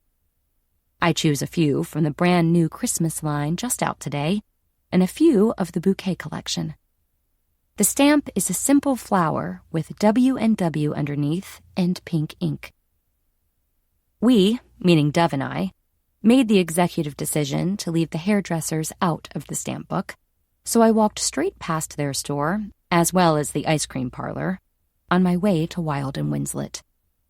The Frozen Spoon is focusing on hot chocolate today, and my plan is to hit them on the way back to Jack's. The Greenlight bookstore is next in my race to be the first person with a complete book. Afternoon, Clara, Miss Celia says when I walk through the door. Hi, Miss Celia. How are you today? There are visitors in earmuffs and matching black puffer jackets browsing the sci-fi section. She's perched on a step stool near them, but not too close. Can't complain. I've been busy preparing for our event.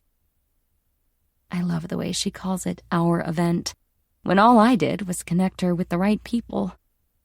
It makes me feel part of something. Part of here, a desire that seems to increase every passing day. Are you here to shop or chat? I'm doing my Christmas shopping. Do you have any book recommendations for 5-year-olds? And any books about dinosaurs? Miss Celia stands up straight, throws her braid to her back, and storms off like a woman on a mission. I follow behind her like a puppy.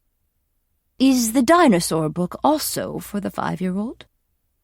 He has the maturity of a 5-year-old, but no, he's almost 30. It's incredible how Miss Celia is able to walk me through nearly every book on the shelves. She explained she only buys stock that she'd 100% recommend to her customers, and that makes it easy to recall. After buying a stack of books for Paloma, 2 dinosaur books for Max, and a business mindset book for my dad, I get my next stamp. A green book. Miss Celia fills me in on all things Matilda Brown until a dozen teenage girls come in looking for special editions. I dodge strollers and dogs and cars until I safely end up at the part of Main Street that I never venture to. I end up buying more chocolate and fudge than any one woman needs, as well as jewelry for Honor, a stress ball for Sahara, a crocheted hat and scarf for Honor's dad, and a crocheted strawberry backpack for Paloma. And those are just the things I remember. The amount of bags and stamps I now have tells me I bought so much more. The air smells like fried food as I approach the gazebo on my way back to Maggie's to drop my collection of bags off. I thought I couldn't like this town anymore. I was wrong. The taco stand on the other side of the gazebo is practically calling out my name. Clara! It takes a second to work out if I'm hallucinating being shouted at by food, but I quickly realize it's Flo. Everything is looking great, Miss Flo. It's so busy. A compliment feels like the right place to begin this conversation after she kicked me out of her line earlier. Clara, look, do you think we have enough seating? I scan the area around the gazebo. Multiple people are eating from the food trucks on benches, and there are still some spare spaces. Large trash cans have been placed a foot behind the seating, close enough to be accessible, but not too close to be off-putting. I've attended corporate barbecues without this much attention to detail. I think you have enough. Why? It's the first time I've seen Flo look truly stressed. If we have a repeat complaint, people will think we don't listen to feedback. She makes a fair point. How about you take the picnic tables from the tavern's deck? People probably won't want to drink outside in this weather, but they will want to sit and eat a taco or two. I do think it'll be okay. People don't mind eating street food standing up generally. Maybe in New York City, but we like to offer our visitors an element of comfort. That puts me in my place. But the picnic tables were a nice idea. Thank you, Clara. She's gone before I can say you're welcome. I study the map, and aside from Harry's, I only have the antique store and the frozen spoon left on my list. The B&B is full this weekend for the first time this year. Maggie is being hyper-vigilant that everyone is taken care of. So I walk the longer way to my personal entrance to avoid being accosted in the hallway. The antique store is a little outside my normal safe zone around town. It's on the road past the tavern, heading toward the Christmas tree farm. I lost track of who I bought what for around 5 stamps ago, but I'm committed, and also financially irresponsible. Leaving the bags at the B&B makes me feel lighter as I start my walk. I put my headphones in beneath the earmuffs I bought somewhere between books and tacos, and keep my head down as I weave through the visitors flooding the streets. The Christmas tree lighting will happen tonight around 8 p.m. I did kick myself for not thinking ahead when I arrived, and offering to find a minor celebrity to do the honors, but I've been pretty busy being unescapably helpful. It's starting to get dark as I reach the door of the antique shop a short time later. The second I walk in, I spot a vintage butterfly brooch that my mom will love. The store is probably the busiest place in Fraser Falls right now, and I have to fight my way to the cash register. The room is thick with the smell of too many people and that musk that comes with old belongings. I'm relieved to be out of there. I squint at my stamp, then shine my phone on it to make it brighter. I have no idea what it's supposed to be. It doesn't look like anything other than a black blob. I make a mental note to take it up with Jack later. After I wait in line for 30 minutes for a hot chocolate overflowing with marshmallows and cream, there's a yellow ice cream stamp in my book. There was a little girl in front of me in line clutching a stamp book between her mittened hands when something terrible happened. I realized that it would be unfair for me to get a crown as the creator of the book. I must have been high on stamp-based adrenaline not to see it before now. The fact I even know the prize is a crown is based on insider information, which means I also know there's only a limited number due to everything being arranged on such short notice. I feel like the Grinch at the end of the movie where he has his realization and his heart starts growing. I can't take a crown from an adorably tiny, mittened child. God, I hate having a conscience sometimes. I practically stomp across the street to Harry's, careful not to tip my decadent drink onto 2 women, debating whether to buy a holly doll near the doorway. You should get it, I say as I pass them. It's worth the money. Jack is unsurprisingly still in his workshop, this time bent over a large dining table inspecting something instead of sitting with his feet on it. I sigh loudly. I wish that were me. I'm annoyed, I announce when the workshop door closes behind me. I really need to start locking that thing, he says, standing straight. What's got you all worked up? I can't get the crown, I announce, possibly dramatically. His bottom lip pouts out a little. See? I knew he could pout. I know he's teasing me. Why not, princess? I hate how not mad I am about being called princess. It isn't ethical. I was involved in the process. I shouldn't take it from someone else. But you bought all that stuff, he says, telling me exactly what I want to hear. It shouldn't matter that you're involved. I want to agree, but there's something stopping me. Morals or something ridiculous. This definitely isn't a Davenport trait. I picked this up from school or summer camp or somewhere. I can't do it. I'm sad. What can I do to make you not sad? There are a lot of things. Many of them are the reason I'm still standing by the door, far away from Jack. Do you want to go to the tree lighting? I'll buy you tacos. Will that make you not sad? I nod. I'll meet you on the sidewalk in front of Maggie's at 7:45. I'm heading to the town hall to help Dove with toy drive donations people have been dropping off all day. Sure thing. I'll meet you outside Maggie's. Remember to get your stamp. You can't leave your book unfinished, even if you don't get the prize.